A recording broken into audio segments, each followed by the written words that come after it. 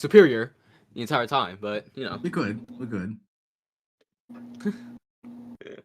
Okay. Oh, okay. No, We have actually, to, we have to discuss the what it's gonna nuance. be. I think what it's gonna be ready. is the gap between them. We're gonna see I started where my you guys stream, put so them. it should be good. All right, you know, That's gonna be the okay, topic. yeah. All right, That's gonna be the topic. Be like, okay, did you put him? Like, okay, I'm not gonna say nothing. Nothing yet. Yo, Superior, you just made this? Like the This stream? thumbnail? No, I didn't make this, bro. I thumbnail. took this shit out of Google. Oh shit! I was about to say, like, this boy, he cooked up, bro. Chill, I'm not that talented, boy. Yo, he said he wanted Oda on the thumbnail. I was like, yo, You see how I put Oda and I put official? It's like, yeah, it's really certified. Yeah, bro. Bro's got the Yo, method. yeah, Gambler. Guys are telling me they jumped ship from Gambler's stream. Yeah, that's what I'm getting to. That's exactly what I'm getting. Why y'all doing that, bro? You see what I'm saying, bro? This is crazy. Hey, spread the love, man. Watch who you call your homie. Oh, that's a Watch who you banger. call your. Yo. Yeah, everybody's saying, who am I supposed to watch? Yeah, this is difficult. Watch whoever. Just watch whoever. Yeah, to be honest, we all have the exact same screen, bro. It really don't matter. All right, so I could start recording your screen. Yeah, I'm good whenever. I just don't want like my personal settings to. Oh my goodness. Yo, Isaac, what's good, man? Good to have you here, bro. All right, I think I can't see my chat though. Me.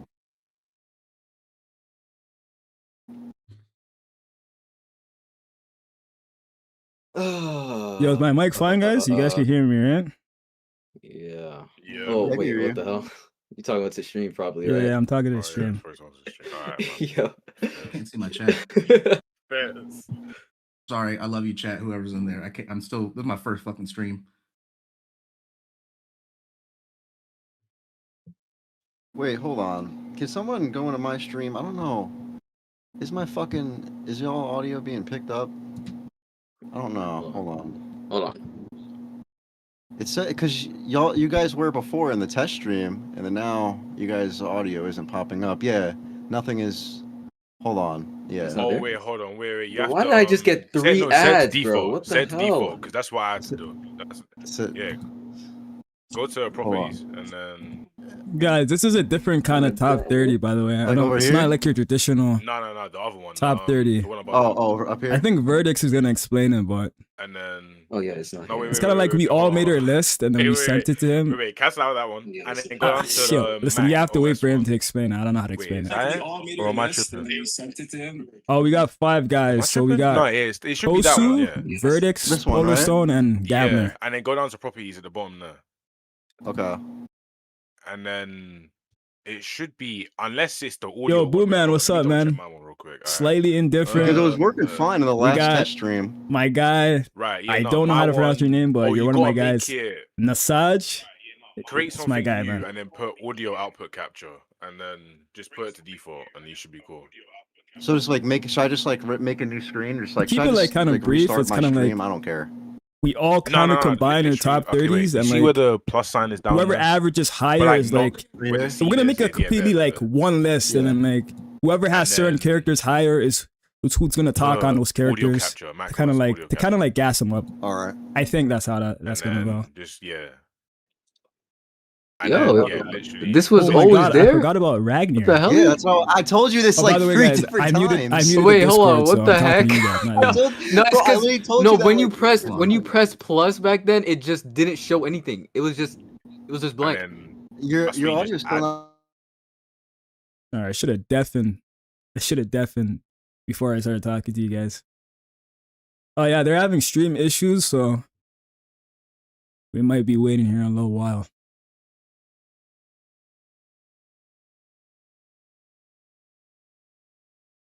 Bro, I wasn't gonna stream, but the guy said everybody should stream, right? So I'm like, why not?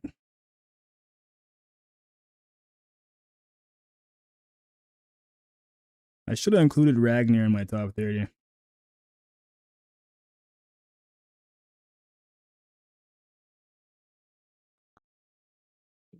Screen capture. Wait, hold on. Yeah, I'm very good. The screen capture is just so like everybody can see my fucking screen. Yeah, I'm looking at the I'm pretty sure it's the audio one, but I don't know why it's not in your thing. It's not. Yeah, it's supposed to show up in my audio mixer. Yeah, it's supposed to be there. What the hell? I don't know why that's not happening. Didn't you say something about transition? Well, let me. Yo, Kyle, Usopp is not touching that Ragnar, bro. That shit ain't for him, man. I just have to tell you that real quick. Reminded me to press transition. Yo, I forgot to press that shit. All right, Kaido ain't even alive, bro. He ain't touching about this. Yeah, yeah. Someone just mentioned Kaido to me too, bro. Like, what am I supposed to say about him? Bro, y'all need to learn. They're in hell. They're burning. they're gone. burning. They're gone. Sober. I'm not putting until Oda gives me a reason to. They're not touching my list. You mean to tell me this nigga attacked his on Roblox and the answer and yeah, alright, man. Yeah, alright, bro. Okay, your audio is good for me now. Everybody can be heard. Alrighty.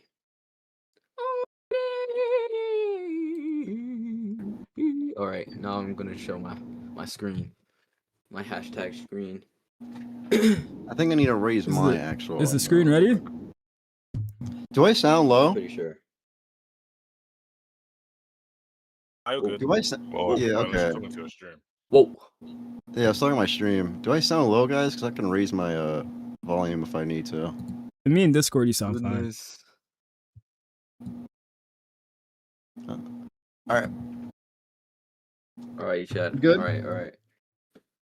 Alright, so every picture there is people on everybody's list? Yeah, and then You're the one who added all those? No, this is a list that was already made. That I'm gonna scroll down. You're gonna see it has. Oh crap! It has all this. So whoa. the last 20 minutes I spent putting a bunch of people up top, and if I missed anybody that is going to be mentioned, let me just make sure. Yo, why did someone just say Jinbei is top 20? Oh lord! Damn. Oh my gosh, bro. Oh lord, we're really gonna talk about you got Jinbei. strong. You got Oh, strong man. Jinbei agenda pushers in your chat, man. Bro, what's hashtag going on, bro? What's bro? I got the right full of Kainu Glazers. It's just what I like to see. All right. Yeah, I think we're good to start. All right. So, I guess I should just give the rundown to everybody's chat, right? Yeah. Yes. Go up. How is everybody doing? So today, as you guys can see, we are doing the top 30 current strongest One Piece characters. Now, the way this works is everyone here gave me their overall list, and I combined them to a point system where your 30th would be worth 1 point, all the way up to your top one, which would be worth 30 points. So everybody, whoever has the most points, will be higher up on the list. Pretty simple. And then before we actually get to the list itself, there are some honorable mentions of people who just were mentioned at the bottom and didn't get points enough to make the list. So let me go to that 1 second. We have the first honorable mention, Crocodile. Oh, okay. And I saw Crocodile, I was like, yo. Don't mind the lag on my stream, by the way. Yeah. So I think that Kosu and Polar were the only ones that had him on the list. He sees the vision. Yep. Yeah. I don't mind it. Check my I just need to Wait, Tactus Tactus in chat say he wants to be let in. Bro, hold on. I texted you this shit last night. I would have to read. Bro, he said you texted the wrong account. I don't know what account you got. Guys got burner Discord now? What the hell? Why do you have multiple Discord accounts? Bro, is that his burner? Who has multiple Discord accounts? Why do you need two? I don't know, bro. Hold up. Can you just be here to just talk? He could be here. Yeah, he could be here to talk. But if I would actually put him on there, I have to realign in the whole list. Wait, hold on. Tell him to text me. Yo, Soham, what does that mean? What do you mean no IG? No, I guess. Well, he just said no, I guess, and I said bye. Like, bro, what are you even talking about? Peace. Untaxed Soul, Jinbei is top 5. Get that negate here, We're bro. already starting. We're already started. Bro, it's gonna be so hilarious, bro. We're just gonna be saying everyone's gonna be like, anytime you got your some soul agenda, tag. Yep. Yo, Isaac. Yeah, I appreciate you, man. Merry Christmas, chat. Crocodile's power is in his money and his brain. Gabon over really. Listen, man, I appreciate the $5. You know I appreciate you, man. But oh yeah, and have a good Merry Christmas to you too, man. Gabon over really? I mean, I don't think so, but I respect it, and I wish that's the case. I'll say that. Okay, why am I deafening? Okay, bro, Jinbei is canonically top 19. Polar, we got a good take in this chat. In my chat, EOS Law top 10 through 5. I like that right Love there. it. Love I that. like that. That's what we like to see. Oh crap, we have 3 law people in here too. Is that what it's might gonna be? Yeah. That might be some holy cat. I don't know why my yo, we got yo superior. Yeah, bro. I'm not repping Magellan. Bro, you need to calm down, okay? Wait, how do I? But if I said Sabo's top 10, it's like that might cause a pause. We're gonna talk. We're gonna talk about Sabo. Hold on. We're gonna talk about Sabo. What? This nigga know how to press my buttons, bro. Wait, I might accidentally. That's what I'm saying, man. Let me press exit real quick. Hold on 1 second.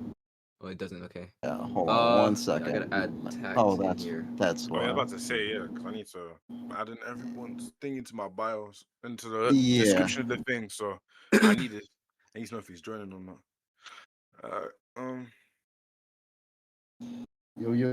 Yo. What's good, chat? It's good. There we go. Hold on 1 second. I'm gonna stop. I'm redoing the stream. Let me put. Hold on. I'm re-putting my shit. I'm re-putting my shit up there. Everything just glitched talk out real for a quick? second. Testing. Yo, why do you guys hate Sabo? Like, are you guys Polar Stone fans? Like, what is this? Like, wait. We can talk. Wait, we can talk. Hold on. Wait. Did I not know about this? bro, You rep Sabo? I don't. Listen. I love Sabo. He's one of my favorite characters, but Evan Durant got his foot on the line.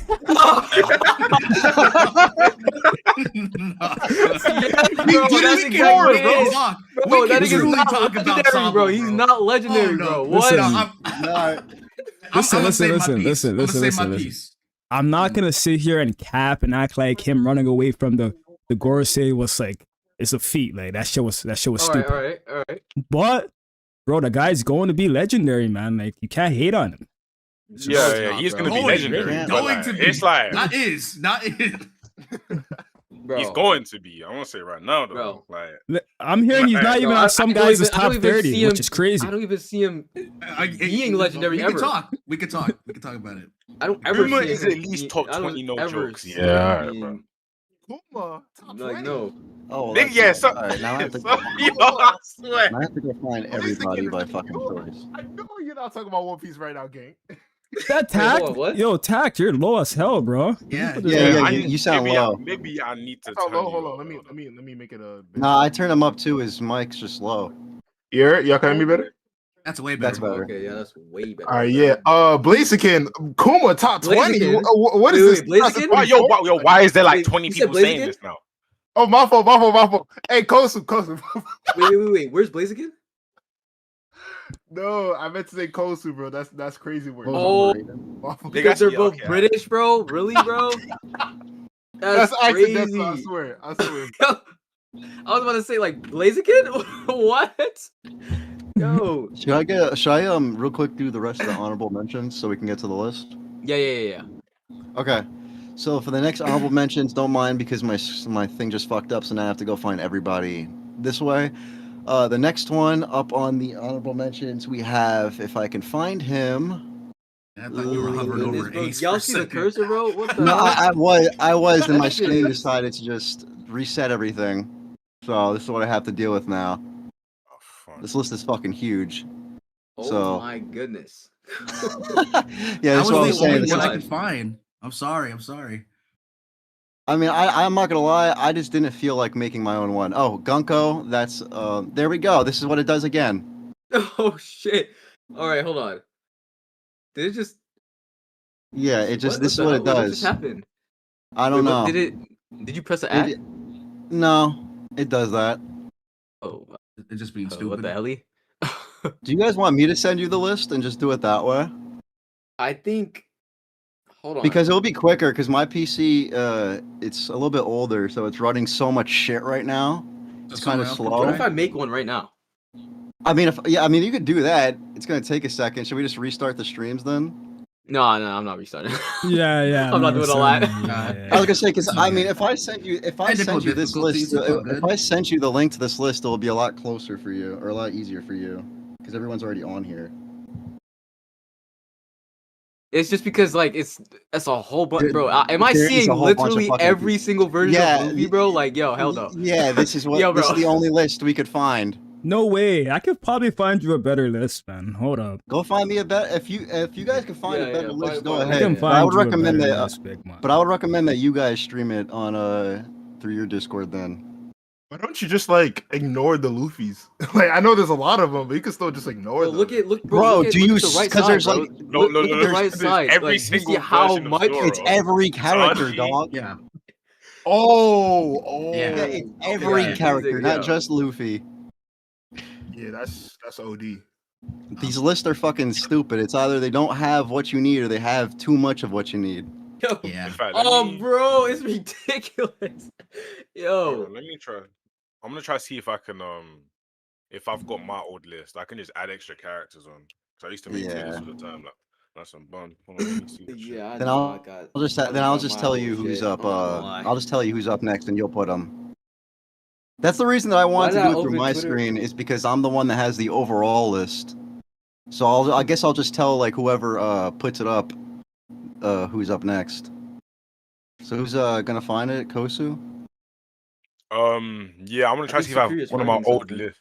You know, if he finds it before me, then yeah, go ahead. But like, I think I have one of my. No, I don't. I lost. Someone in the chat. Yeah, Someone in the chat. Make a speed run a tier list for us with all the characters we need, and just send it in chat. Send the link. That would be cold. I mean, to be honest, Hold on, let me like, show you guys something. I'm talking to chat. Yo, bro. Bro, my chat's just Guy talking Jim crazy Day, bro. about Sabo, bro. This shit is crazy. I didn't know I made these guys, He bro. deserves I it, didn't bro. I didn't know. He I didn't know deserves it. this is what I made over here, bro. Ooh, man. Hey, somebody's saying Mihawk waiting. is a bro. Somebody in my chat saying Okay, that this- Mihawk is a. this looks bug good. reaper. What are we doing with that? We can have You know- idle chats on like. Bro, that's To be possible fair, though. Mihawk like- became the world's strongest swordsman when Ryuma was dead. So hey, that's all I'm gonna say. That's all I'm We're gonna doing say. the If live Ryuma was characters, here right? right now, we would have a different We're- conversation. No, we're doing the live characters, but somebody in my chat said like Mihawk above Yeah. Ryuma. And Ryuma got a black blade. You know, he got a black blade. He fits the criteria. You got a lot of fraud Sabo responses in my chat. God, I like that. can't wait. I can't wait. Oh wait, did y'all hear what Me and Moist Pool are Critic gonna be said about Shaq Sabo, and bro? Kobe, bro. Yeah, he said. Wait. What did he say about? I don't even I'm remember Mihawk keeping shit. what my he said about Sabo? mouth shut. He said what He we said all my Sabo thought. was like a fanfic character that Oda He is a made up. fanfic character to replace Ace. So what he Oh. actually was made Oh, for. man. Discount great value donut man. Oh bro, man. I like it ready. more than Ace. I'll say this. Like, that's What? my guy. Oh, Okay, that's kind of crazy. how dare you, bro? That's What the kinda hell? Bro, It's like I don't Nah, know who you are, bro. there's I'm another- ready, dog. I'm That was ready. not- I'm so ready. nah, because you're forgetting this. Another point that Moist Critical made that was good is that, you know, Sabo was reminded about Ace because of the papers, but Ace was already in the papers and Luffy for years Yeah, no, before that that. is So true. he just That so is true. like he just so Bro, happened to honestly, pick up one at Marineford. Yeah, no, but honestly, That's you some have to come bullshit. to the realization. Wait, that hold Ace is on. just a retard. Wait. Are we did Sabo not read the paper when it was announced that Marineford was happening, or was this like Oh my after gosh, Ace wait, died? hold on. No, he Apparently- wasn't paying apparently attention. only- He only it's- found out after Ace I died. completely. Yeah, but no, forgot wait. about How does that make rounds more than the whole thing being announced. Wasn't the whole thing being announced? It was the a biggest thing. global event. It was a global event, and he only tuned in after Ace fucking died. Buggy had a Twitch stream up. Buggy had a whole Twitch stream up, bro. Yo, He didn't see nothing. The list is in chat. Yo, Yeah, use can we, that, yo, use can we that. get the list up while we're talking about this? Yo, Oh Yeah, my bring God. Yo, up someone the stream that list, shit. all right? We've been waiting for Yeah, someone stream it because my PC's being fucking weird right now. All right, do you want me to stream it? Yeah, stream it, and I'll just tell you who to Alright, put who's up next. Oh, it's in chat. Cool. I'll use this. All right, cool. scan it, see if it's good though. See if Oh it's shit, good. I need to stream it from my I'm screen. looking at it. Yeah, from your There's a whole bunch Discord. of nobodies. Who the hell are these characters? Bro, it has like the Yo. updated art, the Elbath guys. You know what I mean? Like, Oh, Yeah, okay. but who the hell is this, bro? There's some guy. Okay, anyways, actually, this might be good. This might be good, actually. What the hell? Put so for the tiers, Alright, put, the top to be tier, honest, the Tosu top just tier start put streaming, as bro. emu. Yeah, the top tier put as emu, and then 2 through 5, 6 through 10, and then so on and so forth. yo, did everybody put Ragnar on their shit? That I did not did put not Ragnar, put that bro. squirrel on there. I'm yeah, sorry. bro. Yeah, I was thinking Completely about Wait, it. is forgot this about is Ragnar. Screw not here? I might just Fuck no, you know, fuck add no. the Screw. Why not? The Screw is actually like the Screw is Oh my- actually like a strong character. We're not scaling the squirrel, Bro, bro. that guy I'm was not too doing decent. that. Look, if we could I'm scale not the chopper, scaling. we could scale the squirrel, all right? No, Let's not no. discriminate against animals. Hey, Right? the official release is next week. That's 20. Oh, yeah, that's sure. Facts, 2026. facts. Oh, wait, this is Oh Ragnar yeah, that beats is Sanji. That's crazy. 2026. Yeah, you're right. So just make sure 2026. the Doesn't exist just make yet. sure the It doesn't bottom exist tier yet, bro. just make sure the bottom tier is honorable mentions. I don't know who the fuck that squirrel is till 2026. I don't know what you're talking about. Exactly. Leaks? I don't know what you're talking about. Street saying that You know, squirrel oh beats Sanji. Jesus, you know, I'm just gonna put HM. Nah, you know, Toei, not Toei, fucking Shueisha. The chapter was already out for like a few days and it's still. Yo, my guys, slightly indifferent. Bro, respect, man. Thank you for all the guys that are donating. Slightly, listen, just for that, I'm gonna try my best to speak good on Kaido, just for you, man. Thing is that you niggas, who October and November, yo, they put dick in me. And I'm not What? gonna sing that. What? I'm saying what happened. What are you guys talking Yo, bro. about? Bro, I'm saying that's Fire! You got Yo, a lot of different bro, problems over there, bro. Bro, Yo, from my every perspective- videos I uploaded, they struck it. That's fine, but you don't. Who said that, bro? They're putting Bro, what in you? Bro, I undeafened. Yo, I was talking to my chat. I undeafened, and that's the first thing like we hear. Like, bro, that is crazy. Yo, I'm Yo, crying. bro. What the? Oh, shit. You're dealing Say with that some how it is. different- You're dealing with some different problems, gang. Bro, I'm saying Yo. that how it is. Nigga, every two Right. videos, they was like, I don't think you can upload this video. Like, okay, cool. Damn. Oh my Okay. goodness. Oh, shit. bro. Oh shit! Oh my god! Yo, another donation. Yo, you guys, your names. You guys gotta make your names more simpler, man. Velrixia. Let me read what you gotta say. Mr. 3 took out 2 billion berry giants at the same time. He better be top 25. Dorian Brokey are hella strong. Yo, now that I think about it, I should have put Dorian Broggy, the Domi reverse sheet versions of them. I should have put them on the list. But yeah, I don't have any of them on the list. And Mr. 3, bro, like Dorian Broggy got that crocodile power scaling. Like they just got stronger, man. And thank you for the donation, man. I appreciate you guys. You guys are the goats, man. He's right next to Mihawk. That helps. I'm me who. No. I'm me Look who at can Mihawk. wear. Yeah, Mihawk. right Yo, next to I'm yo. right. I'm sorry. This Yo, is I'm know who to- blind, you know I'm who to not gonna look lie, I for. can't see anything, bro. right. Okay. What, Son. next row. Right, Next right row? there. Right. What, No, this up. one? One more. There. Up. Oh, I There see you him. go. I see him. There There you you go. go. There you Okay, go. There you okay. go. This is so scuffed. We got Lucci up next for the honorable mentions. Son, who had Lucci on their list? Punch Yo, my real face. shit. Gambler. Gambler. Yo, what? Yo, Gambler was the Restless. only person with Lucci Yo. on the list. Is there something you're not Where's- telling me where- about, where's- bro? Huh? You said, Hey. wait, hold on. Wait, hold on. What? Wait. What do you mean you have Lucci there? should be like here. Oh, bro, I should. Okay, you know what? No, I did. I did put Lucci. Because you didn't put a specific somebody on the list at all. Yeah. No, I'm being dumb. Lucius No, I did it. Lucci's on my list because there's 2 characters that like I just completely omitted. Actually, And 3 we can characters. skip past the honorable mentions if you want. I just figured we'd do it for the fact that some people got votes. Nah, I say we do it more so we can, because like we can actually have like discussions on like why some people might. Right, As y'all do Where that, the I'm about fuck to is actually Lucci? try to make one myself, and then. Where is it? You know, I'm putting this pre-time skip cat up on. Thanks for You the $5. niggas know who- Yeah. You ain't got no mention. might know- You you ain't might got know who nothing to that's say, meant bro. Just dropping the 5 with nothing to say. All right, so we got Lucci. Hey, low key, Yeah, we got remember Lucci, when right. I said like Magellan was like top? Oh, We you were see what I'm just talking saying? about that Yeah, shit. that was Oh a my while. days. Where this nigga go? Yeah. That was a while ago. Not anymore. Not anymore. Oh, not anymore. Yeah, Not Oh my anymore. gosh. He's healing. Let's go. Hey, He's wait, healing, bro. what's it called? God Valley and like Elbath. I changed my mind. All right. You were trying to Only say 'cause of that. took we were God trying to That's Valley? say- growth, man. It That's took God growth. Valley to That's get growth. Magellan What off the your fuck? list. What the fuck Yo, happened to yo. God Valley with Magellan, bro? It took God Hey, Valley. Loki, Harold, you know what I'm saying? Emu, the Gorosei. I was like, all right. Yo. Maybe Magellan can't hang. Maybe. You know what I'm saying? Maybe is crazy. Oh my lord. I better not see. Magellan would have Yeah, beat Rocks, remember Loki. we were- That's what I'm saying. Remember we were Magellan, trying to he would've went explain to crazy you- about Yeah, it. Magellan is strong, We were bro. trying to explain to you that I don't have him on my top what's his 30. name? Magellan snuck Blackbeard, and you were like, "How did he catch him off guard? He was looking straight at him in the face." Do you remember that argument? I remember that argument. Yup, and I was right. I was right. He No, did- you weren't. Oh my gosh. Fuck, I don't see Lucci. I don't think he's on here. No, I've got him. No, I've got him. Oh, I didn't even see that you put him there. Okay. Next is Gunko. Gunko, King, and Boa are the honorable mentions. What?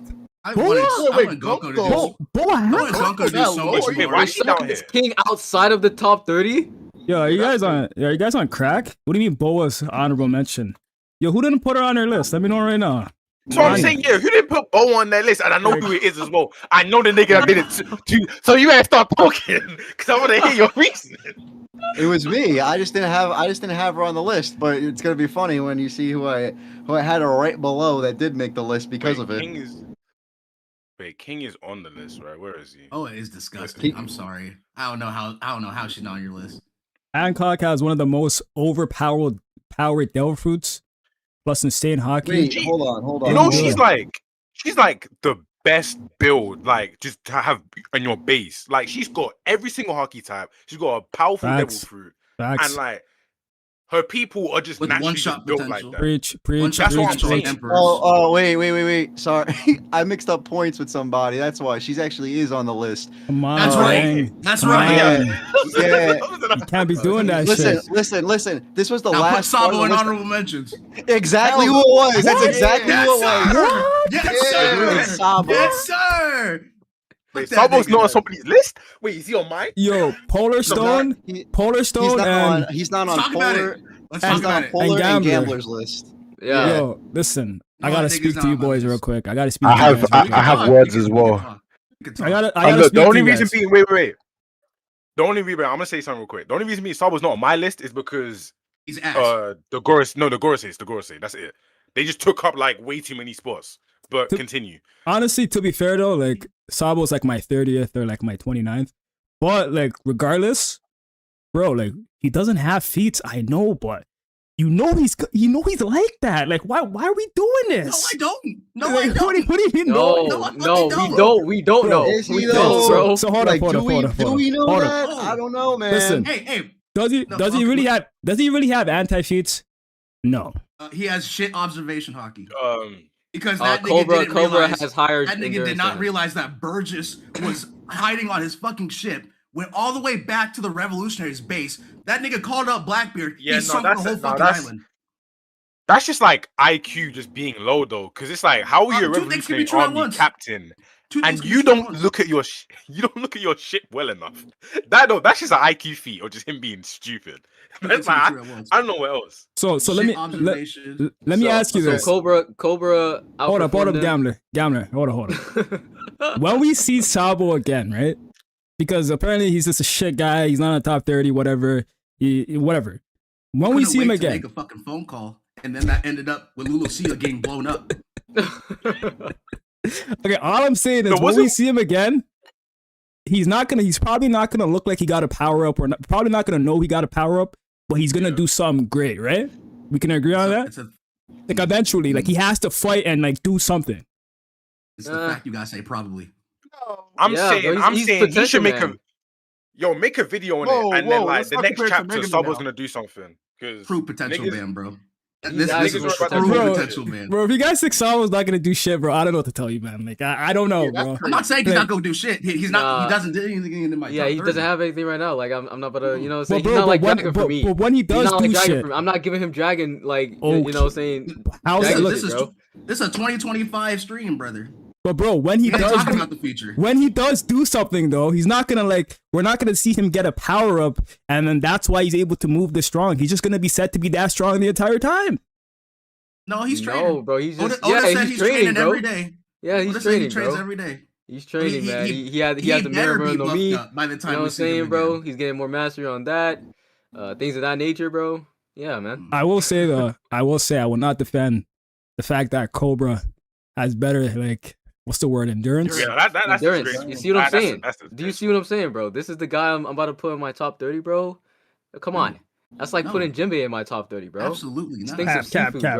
You gotta respect. You gotta respect the second hand of the revolutionary. Oh, Clink. Oh, no, son. Bro. Okay, are we respecting Commander? Shiryu? He smoked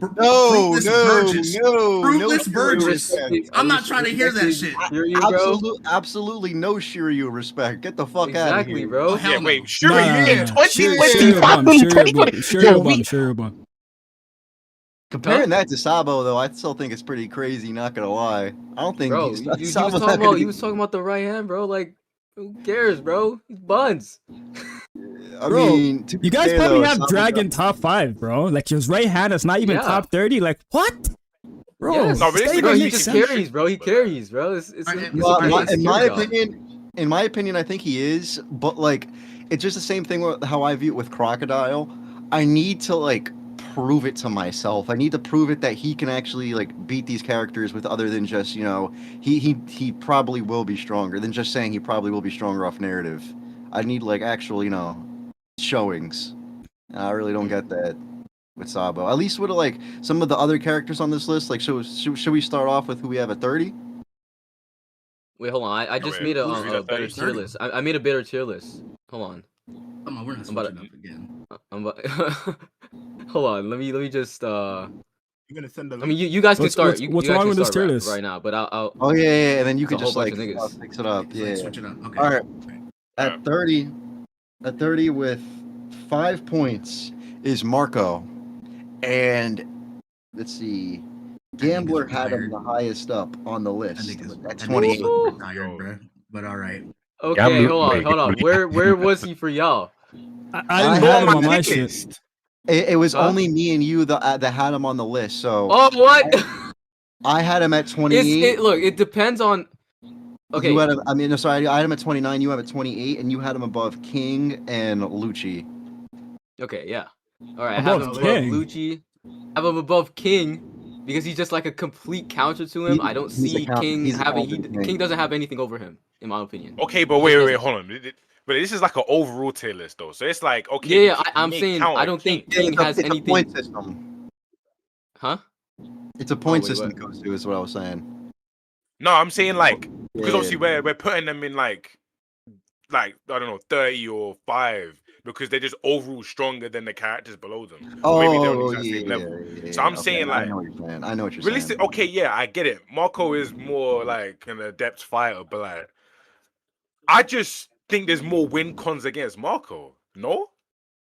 Well, he can make King bleed. He did canonically do that. Bro, I don't listen. I don't know. Wait. Hold on. My point is okay, Lucci. Who would Lucci win more against? If you put a percentage on it, Marco or King? Marco for sure. That's what I'm saying. So Dunko, who was she would have more of a likelihood to beat Marco than King. That's how I'm viewing that shit. Overall, I'm saying King's stronger, but I mean, look, I get it. Marco's more adept. I mean, shit. I let it slide. But I don't think he's above. It also depends on who you ask. Some people believe that Marco held king and queen off for a few hours. I don't know if you ever heard that argument before. A few hours. Hours. Yeah, that's been made before. I think. Okay, so look. The thing about that, right? The thing about I was doing this. I wasn't really paying attention. Okay. Yeah. The thing about that.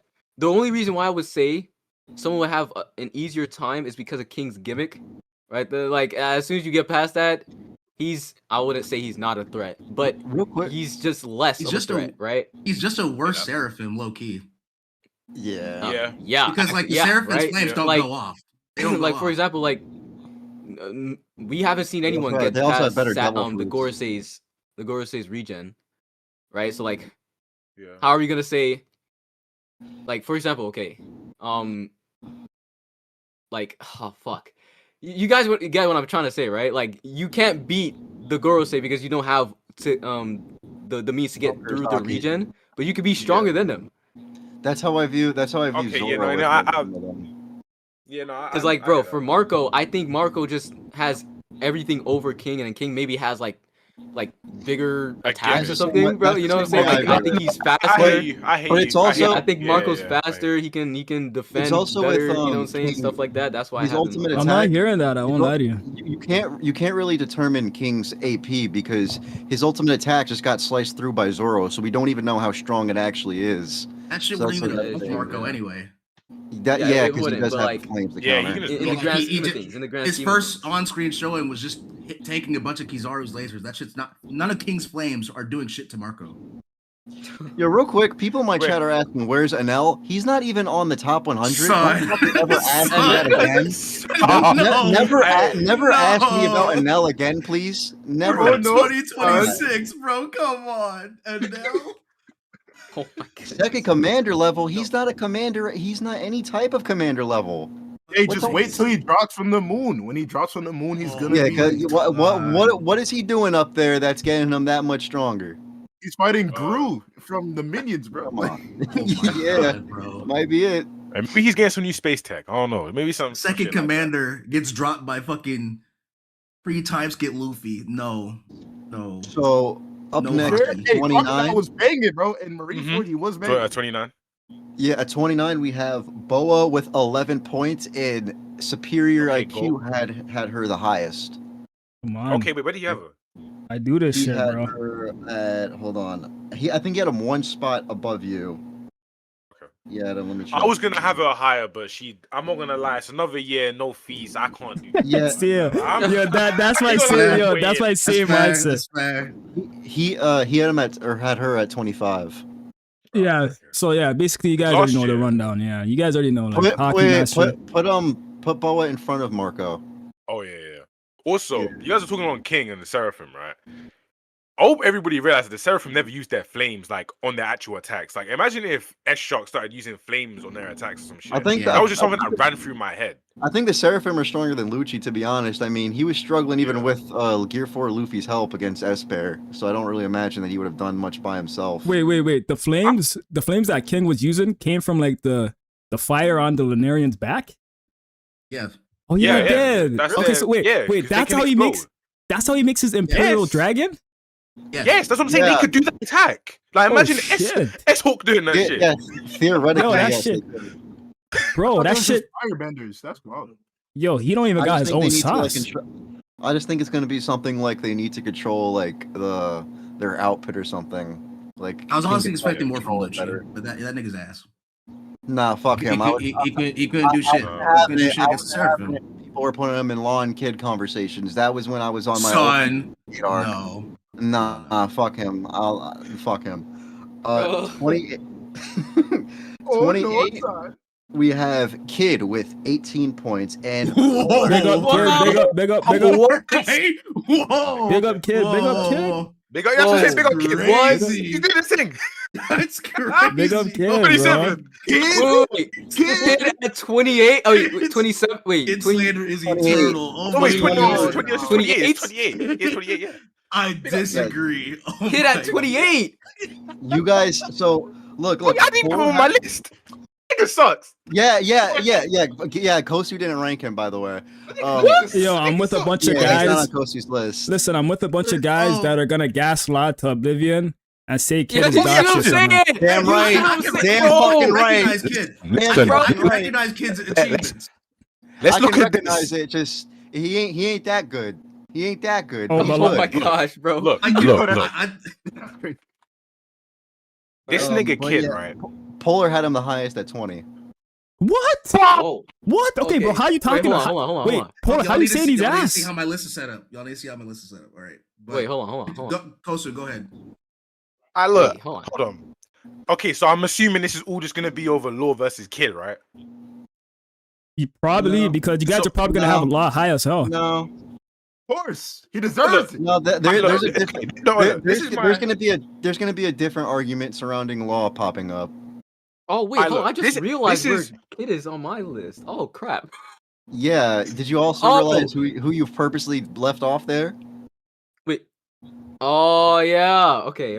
Oh, son. Right, Don't look. say it ain't My- so. My whole thing with Kid, right, is his showing against the Yonko. Like, okay, he does his thing against Big Mama. I'm not gonna sit here and lie. After like being talked to by like 20 people on how he did different things, I was like, okay, cool, I'm gonna respect it. But my whole thing is just betrayal overall. And you know, old enough to spam that shit. The fact that Law was able to land a few hits on Blackbeard while he got obliterated by Shanks. Now look, I understand it. Shanks is just that nigga, and Blackbeard still is that nigga. But either way, I'm saying I'm rather taking the nigga that looks more impressive against a Yonko with a very, very, way more skilled moveset that can catch people off guard than a nigga like and that. Smarter. Who just With it. Yeah, exactly. There's a nigga who just sits there yeah. with a massive railgun in his hand and goes, yeah. damn, Bro, respect, Bro, that's not fair. That's not fair. Hold up. We can't say this guy. I also want to present one argument though. So you know how Shanks cut Kid's railgun. So theoretically, Law could do the same thing. Law could also cut Kid's railgun. Even like I know, like it's not like he's gonna cut as strong as Shanks, but I don't imagine that railgun takes too much to cut. So he might be able to do the same thing that Shanks did. Yeah, listen. Exactly. Just saying. Listen. Guys want to talk about the railgun, like, bro, Law, like if he has to do Kroom, bro, there's no shambles involved, bro. Like just because he hit Blackbeard, he's not doing that in every other person. Like Blackbeard's a roach, bro. You're forgetting about Kids Conquerors hockey. What about it? You're forgetting about Kids Conquerors hockey. Oh yeah, and bro. Ain't nobody worried about that. Yeah, you're forgetting about that, bro. Yo, listen, bro. Listen, I'll say this, right? Kid and Law, yeah, you can have Law higher than Kid, that's fine. Yeah, but they're at least on the same level, bro. They have 100%. Agree. I agree with that. But my whole thing is that like Kid fans will be sitting here and saying, "Oh no, Kid's this, that." Bro, I'm not gonna sit here and lie to you. If the nigga was really that impressive, he would have been that impressive. He does shit, but he just doesn't deliver in the way you want him to deliver. Like if he was really that nigga, then he would have done way more on Big Mom. But the way Oda put it into the story, and this is what I'm saying, you have to just read the patrol parts of it. It was like Law did something that Kid did. Blaze Law. Yeah, she's like, Law, you are annoying. Now, yes, you could say she's trying to downplay Kid. Yes, you can see there's like some sort of dynamic there between them. But either way, I'm still saying that Law is just a way more of a pesky fighter for everybody around because they don't know what the fuck that nigga's about to do. He could silence you. He could teleport. He could extend his sword. Yeah, he could like take shit from like, bro. You don't know what's about to happen. Yeah. Another thing is that he just hears a glaze, bro. another thing that is a lot of people like forget about when it comes to Law. So can we actually just go with the next two because they're actually tied and one of them's Law. So the next two are Law and Sanji, and now they are I don't. Insanity. Oh, what? Insanity. Law and Sanji are tied, and Polar had both of them the highest, and Kosu had the same spot for Sanji as Polar did. So. Oh, That's me personally, I got Law next to Zoro. You know. Oh, Sanji's up here. Yeah, I do too. But I wanted to get to this argument since we're on Law and Sanji's right up there and he's tied with Another thing about Law going into the fight with Big Mom is people forget he's already insanely fatigued and hurt going into that battle. Anytime he uses his devil fruit, anytime he uses his devil fruit, he's getting he's exhausted, and then before he does his first awakening with Kid, he's like, I'm probably going to be out of energy after this attack, but he still has energy. 3 more times. And he does it 3 more times. And then after, mind you, when he does puncture Vil, he gets punched by Big Mom. It's like, you can't count it, but there's several times where Big Mom's Soul Poke is Big Mom. Yeah, Big Mom is point blank punching Law, and he still lands an attack. Stays up, cuts through misery, and jumps out of the way for damned Punk, and is still able to silence her. And that's how much mind you, he was insanely exhausted and beat going into that, and still did that. So he took the ball directly before that. I just want to let you guys know that as well. I didn't want to see this nigga. Your audio just got what that boy said? He took a Thunderball right before that. And I'm saying this because a lot of people like to say, "Oh, Law has no durability," but just because I think it's because the way he looks. So dumb. Yo, he has been durability. He was fighting with his arm chopped off and fucking Dressrosa. Like, But wouldn't you guys say that's endurance, though? Is nasty. People don't want to. That's why I meant to go off of his endurance. Yeah, but no, he can still tank attacks well, and then like. With the Thunder Bagua shit, this is also like in the middle of the air. Like he had no like ground to like defend himself with. He just got like just hit out the air with Thunder Bagua like a fucking baseball. Also, don't forget if you guys want to talk about nerfs, don't forget that Kid was nerfed by Hawkins and like he had like some shit going on. I had to carry that entire time. That entire time, Law had to carry. Listen, I'm just saying like he has something holding him back too. I'm not wasn't a Kid who initiated a fight? Like he was fighting Big Mom 1v1 until Law pulled up, and then he got nerfed. Yeah, like that's what happened. Do you remember that? Law looks cooler. Law has better hacks, but they both did. They both realistically almost did the same shit to Big Mom. The fact that Law ran into Blackbeard and Kid ran into Shanks, bro, that's just not a fair comparison, bro. Blackbeard is so do you think? Okay, wait. Do you think that Kid does better than Law against Blackbeard? Nah.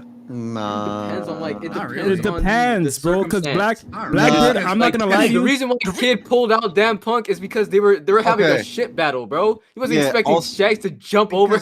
He was stationary. Okay, well, you gonna be flawed and that nigga's just dumb. You guys have to realize Blackbeard's a very very careless fighter. Sucks up all of Kid's metal. He's fucked. That's what I'm saying. So I want to ask you guys how you feel about this. So when Blackbeard was jumping into the air and Law hit him with Shock Will, what if? All right, you said if Kid was fighting him. Well, if Kid were to hit him with Damned Punk, do you think that Blackbeard could absorb and just neutralize Damned Punk since it is a Devil Fruit attack? Hey, look, my main thing on that is the fact that shit just takes way too long to charge up. Number one, it does, number but two, Blackbeard's not fast enough. All right, but I think he can still take the. Well, that's his magnetism coming to him. So I'm saying. Yeah, but do you think the darkness? Do you think the darkness fruit could just straight up absorb like Damn Punk? Nah, I don't think so. Yeah. Well, why we hold up? Because it is a Devil Fruit attack. Why are we criticizing his Damn Punk taking a long time to charge up when Law's Kroom abilities? If that's not Big Mom he's fighting or Blackbeard, bro, that shit's low-key not landing on anybody. Let's be honest. What are you talking about? He shot what are you talking about? Immediately. Yeah. That's part of his awakening. He tagged Kaido. Yeah, no, I'm talking about Kroom. He did react to Kaido as well. I'm talking about Kroom, like the puncture wall, shock wall. Why can't he? Why can't he catch them off guard? Because I mean, like he doesn't have to he doesn't have to straight up like blitz them. He could just catch them off guard like he is a Big Mom. I know people like to give him the stupid fucking diss of like, oh, he has to sneak on his opponents, because apparently when you fight smart, you're not actually fighting anymore. But I don't really understand that criticism either, because he's I hate it. Is he supposed to like just teleport straight in front of them every time? I'm not exactly like an idiot. Listen, I'm just trying to keep even his character, like he's making plans with Luffy and the Straw Hats, like leading up to Dressrosa, like when we were actually getting his character arc. Listen, like he's always been like a planner and someone smart. I'm not trying to downplay him. I'm just saying if we want to talk about the disadvantages of Kid's Damn Punk, bro, Law's awakening attacks, Kroom, the shock will, puncture will, bro, he landed out on people who are very easy to tag. If I'm being honest. I respect Kid. All right, you heard it from Verdicts himself. I had him ranked highest. Yeah. You had him ranked. Hold on, let me see. You had I don't him think it ranked was lopsided. I just think that Laws was more effective in that fight. 23. He was. Big Mom was constantly saying, "Hey man, Law, I need you." Like, oh wait, your attacks are too dangerous for me. Yeah, and then she's looking at Kid. He's like, "Get the fuck away from me!" Like, just like. It's like it's that weird, Homelander man. image, you know. So, but can we talk about the Law versus Sanji argument now, because they're tied on the actual list? I think that's crazy. They both have the same. I'm sorry. Until Sanji unlocks it. Until Sanji unlocks a. Yo, who had Sanji the highest? We have a genuine 3v3 here, but let's see. I think it's a tie between Polar and Kosu. Wow. Yo, Gambler, we're some frauds, bro. Huh? Yeah, guys, bro, I don't have Sanji above Law, or I don't have him above them. What the? Wait, do you? Yeah, do you? I have him. Yeah, I won't lie. Yeah, I have him above Law too. Yeah, Kosu. Oh my gosh. Kosu has him like a few spots like substantially above Law, so that's what really makes up for the difference. Oh, yeah. what? Kosu, big up Kosu, big up Kosu, big up Kosu. Yo, you know what? Kosu is what clutched that for them. Bro, I'm just remembering his top 30. I watched that freaking video. Why am I surprised? What the hell? Hey, look, my argument for Sanji is, look, on Egghead, I feel like there was a bit that Oda was trying to give us a message, and so is he on Elbow. Facts. That nigga said, look, Sanji is gonna get put into a position against every single like top tier on the island. He was there. Sanji was there. Nojuro, whether it was Saturn, whether it was like him just straight up bullying the Seraph, like the nigga was doing shit, and he didn't really complain the whole time. Okay, cool, that's fine. But where I'm coming to this is like, look, on Egghead, he didn't really go all out into that final, like whatever that, I don't even know what that attack was against Mars. That shit just like, I eviscerate that shit from my mind because I don't know what the hell Oda was doing memories. Yeah, I don't know what he was doing there, but we erased that. That's my a feat, whole point bro. is this. That's a feat. Yeah, could be, but we're in Elbaf, right?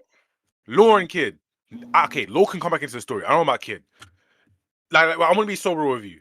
Kid, he could just be done. Law, okay, if you want to put Law above Sanji, I get it. But my whole thing with Sanji is, look, Oda is currently trying to set him up to be one of them people that can sort of bang with the top tiers, but not actually go through with it. Which is why I have no problem putting Sanji above Law when he unlocks Advanced Conquer Saki. But until then, no. Oh yeah, when he gets that, it's over. It's over. But wait. Yeah, I have no issue with that. The thing, not right now. No, but look, the thing is, I'm not even like, okay, that's cool. But right now, we've seen Sanji. If you like go back, right, at the start of Elbaf, we've seen Sanji use Infrared Jambe in his base, which means that his body naturally has just gotten stronger over time somehow. So I'm assuming that, look, if that nigga could do that now, yo, this brother's cooking. Then what is he? He's cooking. He's cooking, bro. He's cooking now, bro. He's gonna have purple flames by the end of Belbab. Yo, catch your body, Tosu. Catch your body. I'm just saying, I don't mind it right now. I don't mind it when I don't mind it later. I also want to present an argument though for Law, is that when he's fighting Big Mom, right? You guys forget that Big Mom had to heal herself like 3 separate times, and when Law and Kid hit her with that first awakened attack, she goes, "Oh, I haven't felt this much pain in decades." That could be implying up to God Valley. That genuinely could be implying up to God Valley. Not only that, but that could just be the fight with Kaido she just had. That upscales that. Yeah. Yo, that upscales Kid too. But yeah, talking shit. That does upscale. That upscales Law and Kid. Yes, I have no issue with Kid. I have no problem with that. That upscales both of them. Yes, and that was after just one awakening combo, right? And it's not like she took much damage before this, right? Like on the rooftop, like I don't even think like she barely got any. He really got any damage. Yeah, and it was just like, on Kaido the entire time. Yeah, after 2 awakening attacks, or 1 awakening attack each from Law and Kid, that was apparently more damage. And even after the fight she just had with Kaido for 3 days, where they split the sky.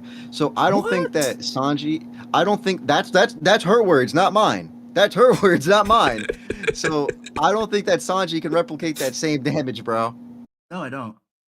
I don't think Sanji's giving me any reason outside of the Kizaru laser thing. Okay, like that's his best showing. Okay, wait. So okay, that's AP. Okay, cool, right? Like I don't have Sanji's AP crazily high. My whole thing with him is just like, look, when you're going up against this nigga, you gotta deal with a bunch of things. Okay, his AP will probably be enough to damage a bunch of people. You can say that about both. But you gotta remember his endurance and durability. Okay, Law bypasses that shit. But like overall, that shit, I think people genuinely underrate that. Like his durability is tough. His durability is insane. You also his speed. Did you mention? I might have zoned out when you said it, but did you mention when he kind of tanked Nishijiro when he like bit him and like slammed him into the ground? I did not talk about that. I forgot about that. But that is also that's also the Nishijiro feed. I don't know if you talked about that, but my whole point. All I'm saying is I don't have him. I don't have him yet. Until he unlocks Advanced Conqueror's Haki, I don't have him above Law. Hey, look, listen. Once this nigga unlocks Advanced Conqueror's Haki, I'm putting him up there. But like, I'm not gonna say the thing about Ifrit, bro. I didn't think about that, but he used that at the beginning of Elbaf, right? Yeah. Yeah. Without his eyebrows changing. Yeah. Oh my goodness. Someone gotta explain to me the whole base Sanji thing. Like I never like understood it properly, bro. Let me I don't even know. Just his German genes are. Do you mean yeah? Do you mean like speed or everything? Like, is it confirmed? Like, when I know the eyebrow switches must mean something. Yeah, okay. But if he is switches, it confirmed? Like, he switches, he gets all the German shit, like exoskeleton, super speed, super strength, regeneration, all that. That's what he gets when his eyebrows are switched. But was that a conclusion you came to, or like was that stated? I don't think it's stated. He says that. Does he? In 1034, he says. In 1034, he says the abilities I have now. He says exoskeleton, super speed, super strength. I don't remember if he said anything else after that, but that's when he uses Ifrit Jambe. And then now he can use that in base. So that means if he uses the flip eyebrow thing now, he should be able to go even higher in the flame hierarchy. So like, let's say for example, the next thing is purple flames. He could do that. We don't know. And we're about to see. Okay, but are we judging him off of stuff he can do right now, or stuff he can do next year? He can do it right now. He can. Bro, I'm not gonna lie to you. You're talking about purple flames, though, Gambler. You're talking about purple flames. No. I'm saying I said hypothetically, right? But like I'm saying, I said hypothetically, if it was purple flames, that's next. But Bro, I'm saying like he can go higher. We know he can. Okay, and wait. But this is... Listen, I'm kind of doing this off. Like, I'm not gonna lie to you. You already heard me with the Sabo stuff. I'm kind of a future scaler, but but with Sanji's case, you just have to look at what he's been doing with him in Elbaf. I have no issue with Sanji and Egghead. What we're looking at right now? Right now. Wait. Also, another thing that people do undermine with him is armament haki. Because he can do it in base, just know that his armament haki can match what his exoskeleton plus armament haki could do before. That's all I'm gonna say. His armament haki is genuinely just getting better now. So yeah, I'm gonna put that out there too. Oh my gosh, bro! I don't think he has better feats than Law. I won't lie to you. He doesn't. Oh no, he doesn't. Like, he doesn't. I don't believe so. But I'm just adding in that tax of what Oda's trying to portray with this guy and what he's gonna make him. I can see the vision. It's just with Scopper Gabon, like with the Zoro tax. You know what I mean? Yeah. It's also that he's just going to be like in the main aspect of the story, being on the Straw Hats. He's going to get so much more screen time. It's probably just going to naturally happen, even if Oda isn't planned for it. Yeah, all I could really beg for is like Law becomes the white beard of the next generation. Other than that, I'm not gonna lie. Oh hell no! Listen, all I know is that Law's not done. Law's not done because he's got D clan tax. All right, he's gonna come back. Yeah. No, that's what I'm saying. And they also got to do something with that immortality thing. Not saying he has to use it, but I think it has to be this like expanded upon. For sure. I think. Hey, look, I think when Law gets back and he improves on some things, he can jump up to like there. But like, realistically speaking, right now, like them niggas gonna be down there. But Lord, I think he's gonna come back. I'm sorry to kid, I don't believe so. I'm gonna keep saying that, but still, Lord's gonna come back. Sanji's gonna keep doing this thing. I think these two are probably gonna be like a talking point in the fandom instead of Zoro and Law, like how it's been for the past how long. I think it's gonna be between these two going forward. I think most Law fans by now agree that like Elbaf Zoro surpassed them. Yeah, I'm fine. Oh with my that. gosh, what? Since when? Since when? Oh my gosh! I feel like most people agree with that. I thought, bro, when Zoro I comes out thought of people Velvet, still thought he was stronger. Some definitely do. Some definitely do. I still have them right next to each other, but like, I think that more. I see it more commonly now, where people are I saying just like, see the "Oh, narrative for Man, I just Sanji being niggas stronger." That's the have only thing. Yamato. All right. So all right, next so up, who's next? next up is Yamato. Yeah, I knew it. Yep. Yo, I hate, I hate this bitch. I'll just be honest. Yeah, I agree with you. Like, She does. like I swear So- to you, bro. Oh, Like, yeah, Like I yeah, shouldn't okay, have called her chill out, that. man. I'm not gonna say that again. But that was straight from the heart, bro. Chill out. And Polar had her the I highest. do though. At I do. 21. Like I completely despise this character. What did I have her on my list? 21. I had her Oh, at no, no. 27. Sanji No, fans she getting crazy. This is Sanji's above Yamato. That's actually well, like actually well. Let's be for real.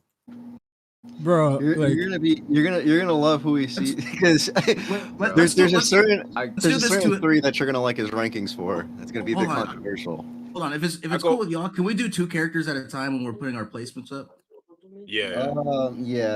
So next up then is hold on. Oh, I almost read from the wrong list. Next up is Zoro at 38 with 38 points, and Polar had him the highest at 22.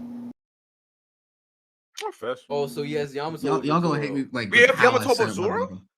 Yeah, he has Yamato 1 point above Zoro, but majority of us it's have only because Zoro of the consist. Listen. Hear me out. It's only because of the consistency with the Conquerors hockey.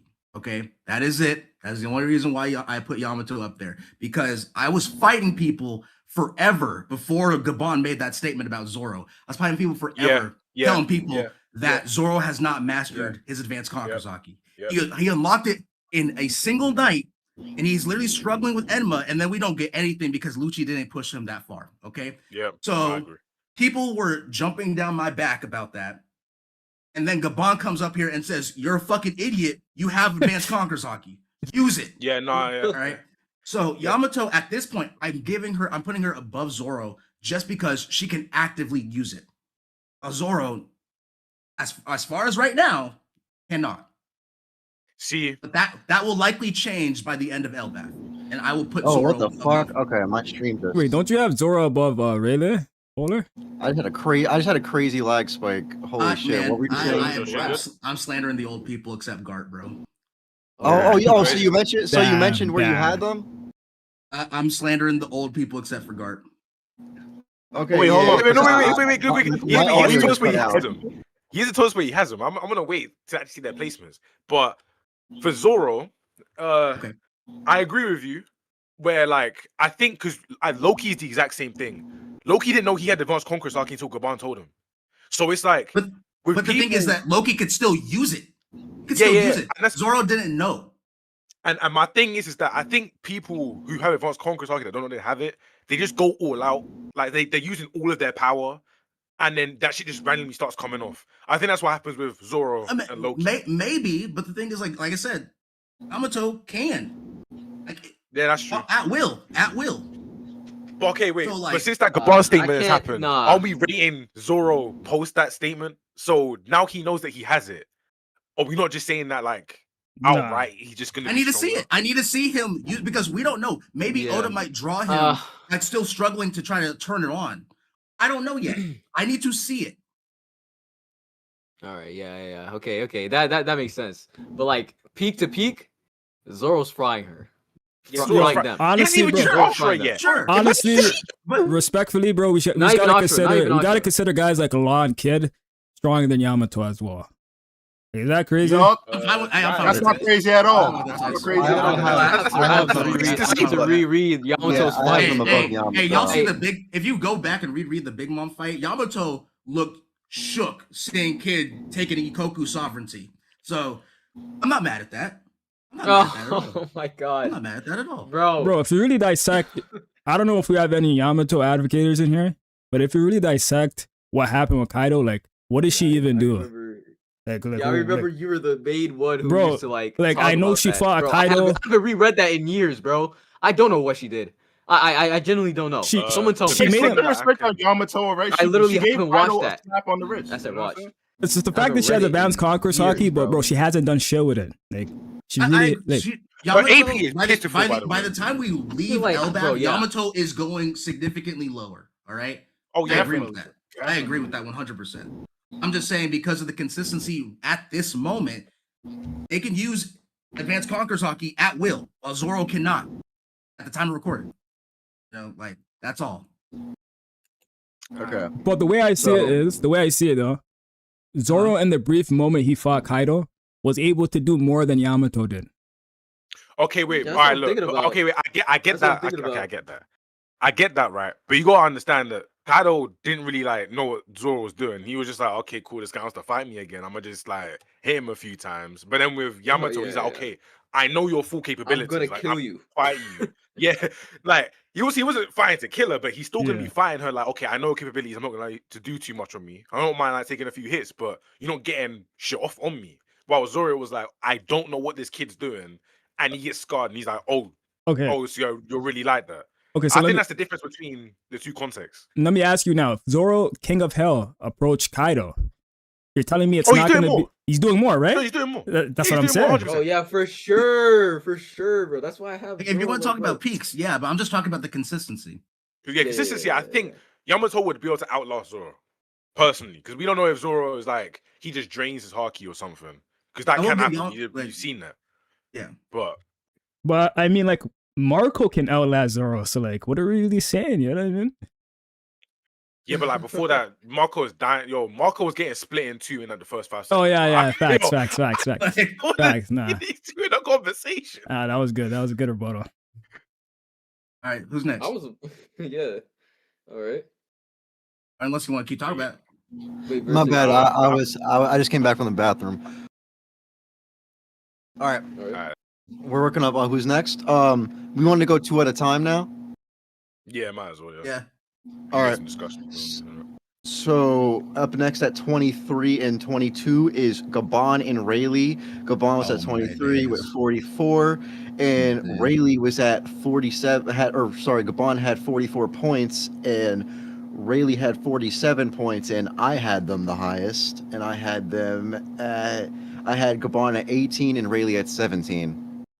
Hey, okay, I'm gonna let you guys get your talking points off on these two because I got a nasty take on these two. Right? So there's a specific person I need to talk about.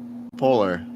What's good? So I'm looking. So I can just tell you. I can just tell them where you had them too.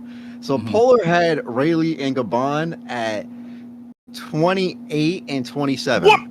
Oh yeah, he had it behind everyone. What? Yep. Yo, you're gross, man. You're nasty, bro. You're nasty, bro. I gotta ask, bro. Rayleigh. I'll stand. Wait, Rayleigh. Because Rayleigh was fighting Kizaru, bro. Bro, you gotta read who was between the lines, sweating man. against Kizaru? Like, what are we talking about? I'm not saying was I'm not saying he's like on par, bro. Like, I'm saying he was toxic, bro. Right, no. See, okay. If I ask Kizaru about that, my mentality with it, okay, is that yes, these guys, you know, Advanced Conquerors hockey users, both of them, right? I know I just talked about Yamato. The thing is, they're old as shit. And the only old person that we've seen on a consistent basis is Garp. Currently, right? Rayleigh, Rayleigh is probably, they're relative to each other, Rayleigh and Gabon. These two were going to, he was going against Kizaru and shit, and he's just huffing, within, the first 5 seconds of the fight. Right, the anime glazes the fuck out of him. When you look at the actual fight itself, he is wheezing and he's like, oh man, I wish I could go help the Straw Hats. He can't get past Kizaru. I can't put him in those higher ranges. All right, his stamina is ass. If any of these characters, do you believe that any of Rayleigh or Gabon is one-shotting Zoro, Yamato, Sanji, Law, a Kid, Boa? Yes. I don't believe that. I'm sorry. I do think they have good AP at their best. But I don't think that they're outlasting these younger players who have fought like Law and Kid. They fight Big Mom. Law takes a Thunder Bongo from Hybrid Kaido. Fucking, Zoro gets his advance, conquers Haki. He does his thing against Kaido as well. Yamato, you know, slander her as much as you want. The thing is that they held their ground. Kaido did say that they weren't going to hold back because that Yamato's his daughter. Like he doesn't give a fuck. So it's like I don't know. But I don't like the older guys. Hold on. I have an argument to make with that. I know Kaido said that. I know Kaido said like, "Oh, I'm not gonna hold back against you." But if you pay attention to the dialogue, he's really also saying like he's trying to convince her to join his side, being like, "Why are you aligning yourself with humans?" But what I'm saying is, do you think that Gabon or Ray are one-shotting any of the other characters we've just saw, like we just talked about, outside of the honorable mentions? They're not one-shotting them, but I think they're beating them. I don't think they're beating them. Here's my thing. Wait. So you had Yamato the highest up, right? So I think that if you put either one of Rayleigh or Gabon up against Kaido they're performing way better. They're going to perform so much better, man. I don't think so. You're looking too much into like the fact that we already saw Kizaru against Ray, and within the first 5 minutes, he was already wheezing. He was already gassing out. I don't believe that they're gonna outlast these younger players. I don't. I agree with you on the Rayleigh standpoint, because fuck the nigga Rayleigh. But it's like Gabon, okay, cool. He's in Elbaf's climate. Now the thing is that Kosu was the only one that had Gabon higher than Rayleigh, by the way. Yeah, because look, Gabon, look, okay, right. This is my whole thing on Gabon, right? Rayleigh pulls up, he fights Kizaru. He's huffing and puffing easily. Kizaru didn't even use a percentage of his power. When you really look back and think of the whole fight, if Kizaru really wanted to, he could have made clones to fight Rayleigh, and Rayleigh would have been able to do nothing. This is where I'm like, okay, cool. Rayleigh, I don't give a fuck about what happens. The nigga sucks. But Gabon, the first thing we see this nigga do is destroy a Holy Knight, and then go on to destroy another one. Somers is ass, though. Somers is ass. I get it. The nigga's buns. But it's like, look, for you to look, Oda has put the Holy Knights in the story to be these people that are like intermediate. They get fucking bullied. All right, but they're intermediate people, and it's like for Gabon to come in here is obviously a patrol fee. It's like, okay, yeah, it's a feat, but it's also a patrol fee. The fact that you can come in so casually, one shot, they just like completely destroy him, and then go on to go do. Did we also forget that Gabon fucked up base? Could we also forget that Gabon fucked up base Luffy? He was pointing with him. Yeah, both of them had to pull it out, and then he was like, "Okay, cool, yeah." Like obviously he wasn't gonna take them both on in a fight, but I also think that Summers is going to be like a fight for Zoro or Sanji, and it's not going to be as easy as for them. Yes, it's not going to be as easy, and it's not going to be as easy as them as it would be for Gabon or Rayleigh. So that's another thing there. So yeah, and I'm saying that Gabon, just overall, because he's been on Elbaf, he's probably been fighting, just like chilling a lot more, sparring and shit. While Rayleigh was sitting there on his bum, chatting to random young women all the time. Like, of course the nigga's gonna be gassed out quick. Unlike a real nigga who's gonna be out there like looking after his child. You know what, Kosu, you're cooking. I forgot. Like they kept saying that he was fighting giants. Like, yes, he was fighting giants. And he's just okay. Aside from like Loki, because I mean, shit, who's stronger than Loki? But like, still, aside from him. Like he's known as just the strongest guy there. So every other giant has fought him in those years, and he is still kept up. And he's been, I'm that nigga, and they all respect him. Giants, as we know, they're warriors. So if Gabon is really that nigga, but Rayleigh, I don't know. Like if I could also respectfully about Rayleigh, or if one of like Sanji or Yamato or Zoro were to pull up on Blackbeard the way that but that's what I'm saying. Rayleigh did, it would not be the same. But can you guys you guys are looking? Hold up, let me go. You guys are looking at it like I know, like it's very literal. Like this is a power scaling stream. Like, oh, his stamina's ass, so he's gonna be lower. But bro, the way these characters are portrayed, it's not adding up to like what you guys are like. The conclusion you guys are coming to, like. If Gabon or Rayleigh steps foot on certain people are going to be shook. They're going to fight him serious, and he's going to make it harder for them. Kaido can't toy around with an old Rayleigh. He's going to have to finish him quick, or he might get seriously hurt. There's certain guys, like especially with the Rayleigh and Kizaru fight, like yes, he was like huffing and puffing, and he was sweating, but the whole portrayal of that interaction wasn't like, oh, Kizaru could just body Rayleigh. Like Kizaru was actually pissed off, and he actually told him, yo, bro, you're holding me off. Like he actually portrayed the fight as if these guys are actually fighting on an equal like level right now. Like I just don't know. Like we're looking at it very literal without actually taking in like. Listen, I hear that. I didn't have them far away. I personally ranked the younger generation a little bit higher than the older guys past their prime outside of Garp. But no, I hear that. I didn't have them like a great distance away from these guys. All these guys on my personal list, like Verdicts can vouch for me on that one. They're close. They're close. They're very close to each other. They're right. I ranked the younger generation a little bit higher. Yeah, he has them right above. All right, so are we going on who's next? Yeah. Okay. At 21 and 20. 21 was Sengoku. He had 53 points. I had him the highest up on the list. And at 20, well, can I do 20 and 19? Because 20 and 19 are actually a tie. Okay. All right. Wait, who's 21? So unless you want to talk about Sengoku versus Rayleigh and Gabon real quick. Do you guys want to talk about that? Go ahead, Kosu, take that one. Does anybody feel like me? does anybody feel different, like a way about Sengoku being above Rayleigh or Gabon? I mean, like the nigga sucks. Yeah, I think Sengoku. I think Sengoku is that guy. I'm not gonna lie. So I'm like, go ahead, take that one. Take that one. Look, for me to say that he's weaker than these two, like I'll be disrespecting him a little bit. But it's like the nigga does suck though. Like if he doesn't do anything, if you don't do anything about Garp, then I'll do this. But like I wouldn't mind if Rayleigh or Gabon is stronger than him either. Honestly, I really don't give a fuck about Sengoku of all people. I don't. Yeah. I mean, like, I don't know. His mythical fruit is kind of ass for something to be called like the Buddha. Like he should be doing way more crazier shit. In my opinion. I think it was decent in Marineford. I know that has like the one like outlier feat where like he punches Luffy and it does no damage, but then he also like right after like fucks up Blackbeard and his crew. So it's like weird. Yeah, but he doesn't beat him. He doesn't beat them though. I mean, yeah, he doesn't beat them, yeah, but he still like overpowered them. Yeah, that's true. But I think it's kind of like you kind of suck because how do you have like a Whitebeard devil fruit inside of your like zone devil fruit and you're still arse? Like I don't get it. He should be a lot higher theoretically. He's also like younger than he's also compared to like the other generation members. He's also a bit younger, so he's a bit more tapped into his prime strength.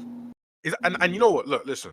I was somebody. If you'd asked me this last year, I'd have Sengoku way higher. But it's like time has gone by, and you have done nothing. Like, look.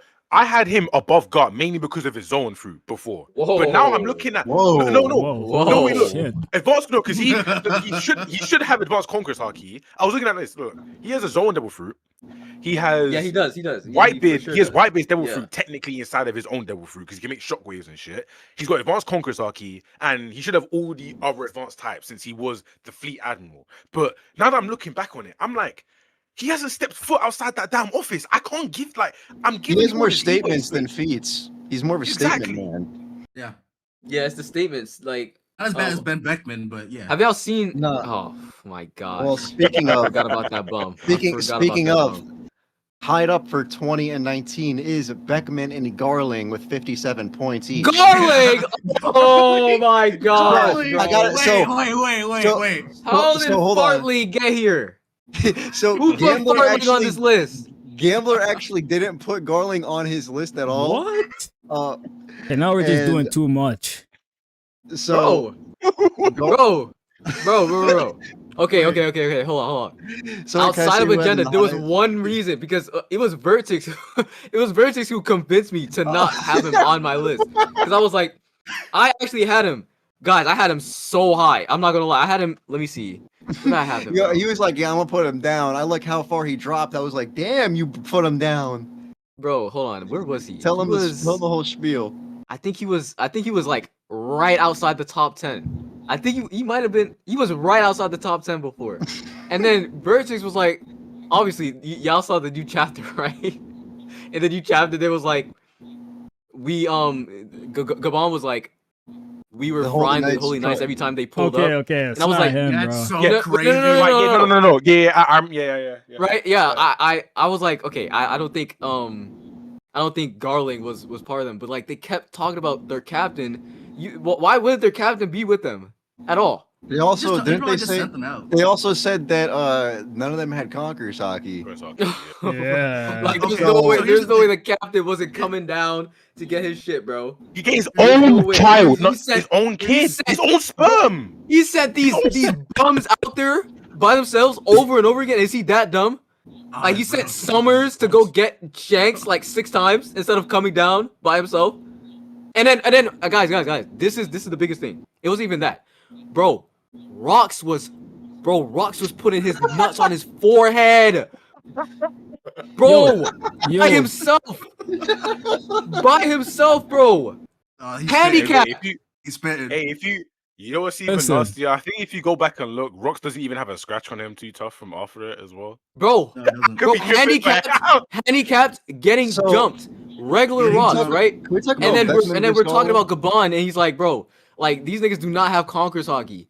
Yeah, niggas do not have Conquerors hockey, and it would be even harder to get past the region and all this shit if they have Conquerors hockey. Rox farts on him. He farted on him. He literally farted on him. Let me say something. Okay. I love this. I love this garlic slander. I love this so much. Of course you do, man. I will say though. Surprisingly, to his defense, I know how unrealistic it sounds that the Holy Knights pulled up without Garling, but it might be possible that he wasn't there. Yeah, I agree. But it is possible, but it's the Rox thing. It's the Rox thing for me. It's the Celestial Dragons. They don't go fuck, bro. Like they're ass. I don't know. I'm just saying it's possible he's not there. Yeah, okay. I think I brought that up as like an addition because the Rox thing is the thing that really put into perspective for me. Because like, bro, Rox wasn't saying nothing about any problems with getting through his regen. He was just frying him while handicapped. Bro, why do I believe he has Conquerors hockey? Now he has the Gorosei shit, right? And that's why I had him in the top 30 before, but like because he has to Agenda got him out of here. No, but you can still Agenda got him out of here. Like, bro. No, but you could still have Conquerors hockey. Just Rox's Conquerors hockey just way stronger. But like no, but wait, hold on. The one thing I do need to add though is, do you believe that if he didn't have Conquerors hockey before, did Emu give him Conquerors hockey? Because I swear, like, are we gonna seriously sit here and be? I wouldn't be surprised if that's one of his powers. It could. With the way Oda be writing Emu, I wouldn't be surprised if that's a power. That's a possibility because I feel like the Gorosei, they might have all just got that shit. I won't lie to you. So Conquerors hockey. Superior IQ and Kosu had Garling the highest at 13, and I had Beckman the highest. I had Beckman the highest at 16. Now I want to talk about Beckman versus Garling because I feel like Beckman can honestly just like blick Garling down. Because if he's with Shanks, right? Shanks probably did give him knowledge of the Holy Knights, right? And how to beat them. Yeah. Can I say something real quick? Are we, because of how we're making this list, right? Are we looking at them just as they are? Or are we including the regen? Including the regen. The regen thing, bro. I included the regen in my ranking. So I let everybody just include it however they wanted to. I included them with the regen. Okay. Because see, I low-key was looking at my list from a perspective like of just them as characters, because the regen, technically speaking, isn't their powers, it's Emu's. But like I don't mind however anyone else like created their list. Like the way that I view that, because that's why I didn't put Gunko on my list, because I view it like when Gunko, like is Emu's possessing Gunko is like when he possessed or they possessed Saturn on God Valley. Like that obviously wasn't fucking Saturn's feat you're not going to use for him, so you wouldn't use that for, I wouldn't use that for Gunko either. So that's the only reason. But like the regen, I feel like that's like because it's like such a big like portion of how they get strong and how they're able to beat characters, you kind of have to include it with them. All right, what do you wait, guys? What necessary. I had asked this in my video. Do you guys think Luffy used Conqueror's Haki on Egghead? Yes. I think with the way we saw with the last chapter, I think that he did. It's just that he wasn't, you know, it's the same way with how Shanks was dealing with Harold. Yeah, like the Conqueror's Haki and all that shit, right? I think he was using that, right? You know, and the one person that he kept attacking was Walker, you know, and he did no damage to him. And that's the one person who did literally yell Conqueror's Haki at him. So, yeah, he could have, I think he was. I think he was. So- I think Luffy would be stupid not to. So I'm thinking Use- that Beckman would be a bit higher than Yeah, Garling. What? Yeah, Yo, because- listen, hold up. Let me speak, bro. Let me speak. Let me speak. I like Let me Slander speak, let me Garling, speak, but let I me don't know speak. about that, bro. Listen, the Gorosei, as much as we want to say Garling's a bum, the Gorosei are just characters portrayed above a right hand. I know he's a different type of right hand, but he's I'm not just mad at that. that's like compared to Rayleigh though, and like so. Rayleigh's built if we're different, gonna- bro. Nah, I think Beckman. See, like I know a lot of people love to slander Beckman, right? But I think he's gonna be tough just because Shanks is a character that obviously Oda loves himself, and I don't think he would just give him a sorry ass right hand man. I don't think he would just do that, especially with like the fact that he's like talking to Beckman directly and nobody else. He's like, "Yo, Beck, let's go claim the One Piece," and he's like, and it's like Beckman's also has like these weird comparisons to Shanks of like Sun and Moon shit. I don't know what they mean, but he has like more comparisons to Shanks to make me believe that he's actually in that like close to Admiral Yonko level strength. I'm okay if you say that, even though I disagree heavily. But Ben Beckman can body all the other Gorosei then. Like, are we gonna keep it that consistent? Let's see. Do I have him above him? Wait, hold on. Wait, whoa, I do have him above the other Gorosei. I just Yeah. wait. Hold on. Wait. Why is Garling here? None of the Gorosei members. Wait, yo, what? Garling had the least amount of points because Gambler didn't put him on the list at all. Oh, bro, this guy's trolling. Yo, you guys, honestly, I'm gonna say this. This might get you guys pissed off, but he might be the strongest Gorosei, bro. Like, no, I agree. I feel like I think he has the highest potential. I think he has the highest potential. Yeah. I don't know. I think Gandhi's stronger than him, bro. No, I can see. I can't.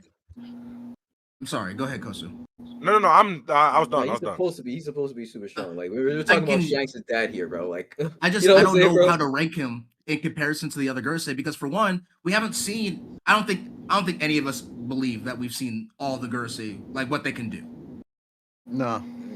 I've definitely seen what all Saturn could do. You know, Saturn, yes, Saturn for sure. He's dead. We ain't seeing no more of him. But like I don't know how to rank him, but I do think Garling has the highest potential. I think by the time we reach the end of the final arc, the final battle, I think he's likely to be the strongest Gorosei. I just don't know where to put him right now. We have too little information.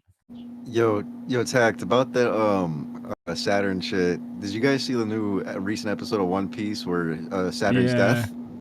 Yeah, the way that he got turned into that shit. The way that he turned into that like skeleton, it reminded me of those little disfigured humans Mahito used to make that he just had in his pocket. Oh, that's what he told me turned into. That's crazy, man. Wait, did his body like crumple? Like yes, yes, oh, it was beautiful. Bro, you know what? The little shits Mahito had in his pocket. That's what he looked like. Bro, good you bring that up. Emu kind of pisses me off, bro. That guy is coping. Like, why'd he blame everything on Saturn and take his life? You know, all the other Gorosei were there, right? Saturn. Like, why you let Joy Boy go? Like, bro, he was on dick. That guy just wants someone to blame, bro. That guy's fucked. He's probably just wanted Garling and the Gorosei, to be honest. I think what's funnier is just knowing that, like, at God Valley, he was like, "Hey, yo, Saturn, let me use your body real quick." Like, and then he's just like, and then he fucks up once, and he's just like, "I'm done with you." The thing is, the Gorosei on Egghead, right? I feel like Oda put them into the story a little bit too early. I think he should have summoned the Holy Knights there instead of the Gorosei. That's just me personally. I think that's. I think. Bro, Luffy would have dragged his nuts straight through them, bro. No. But see, look.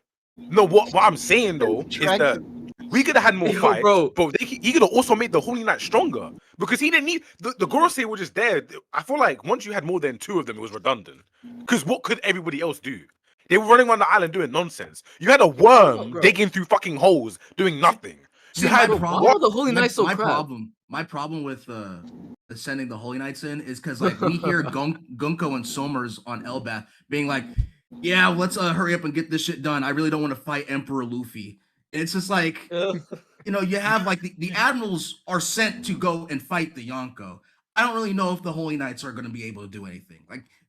The fact that they said that, and especially for Gunko, like Summers is whatever, but Gunko, they seem to be a lot more special. They don't age. Somers ages. We don't see Gunko age at all. They're called the Blade of God. They're like Emu's like right-hand attendant.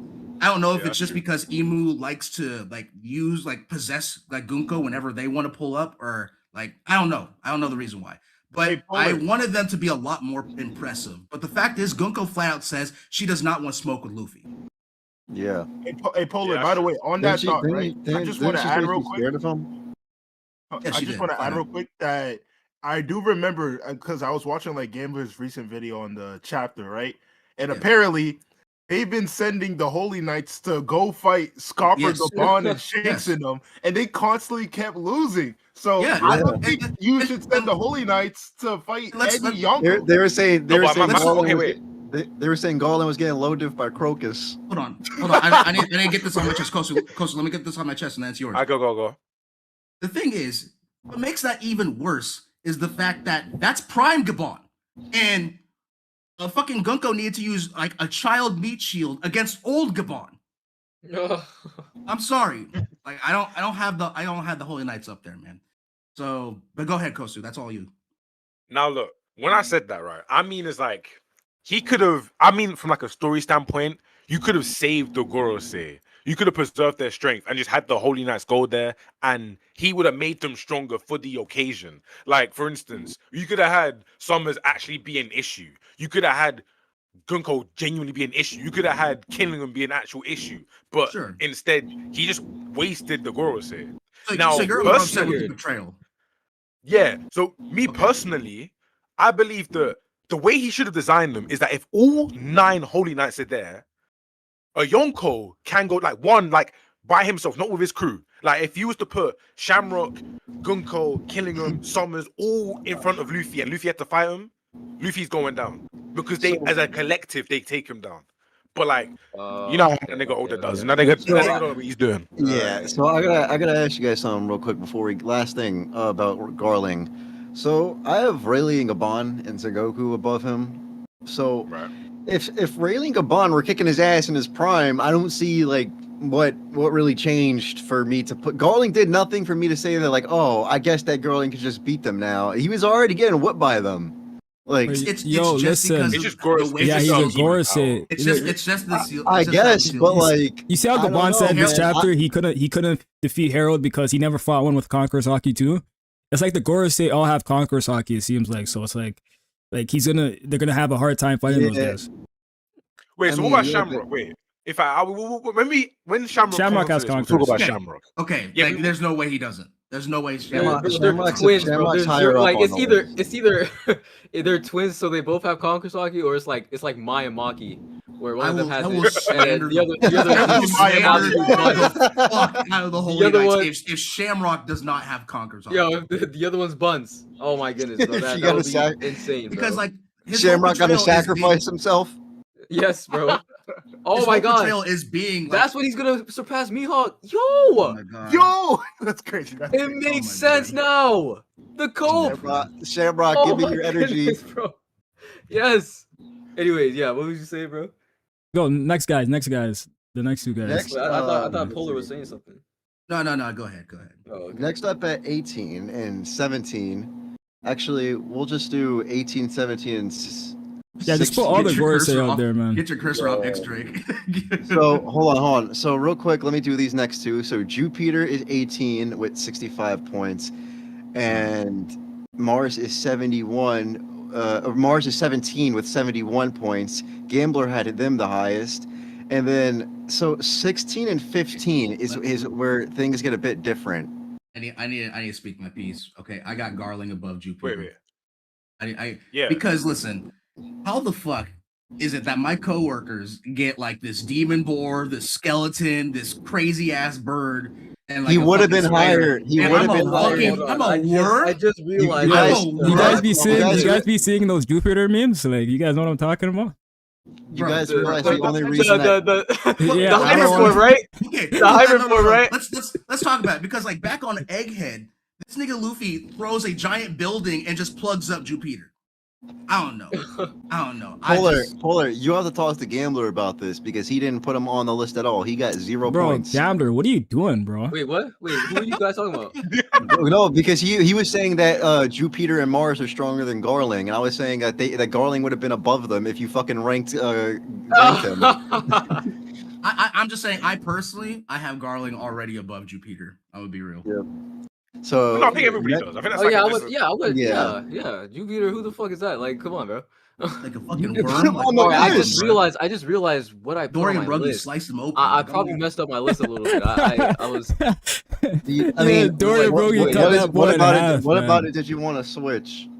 It was Shamrock. I just realized where I put him. Where you know what? It's weird. Wait. Text me where you want him. Text me where you want him. Wait, hold on. No. Just that. No. I can still adjust it.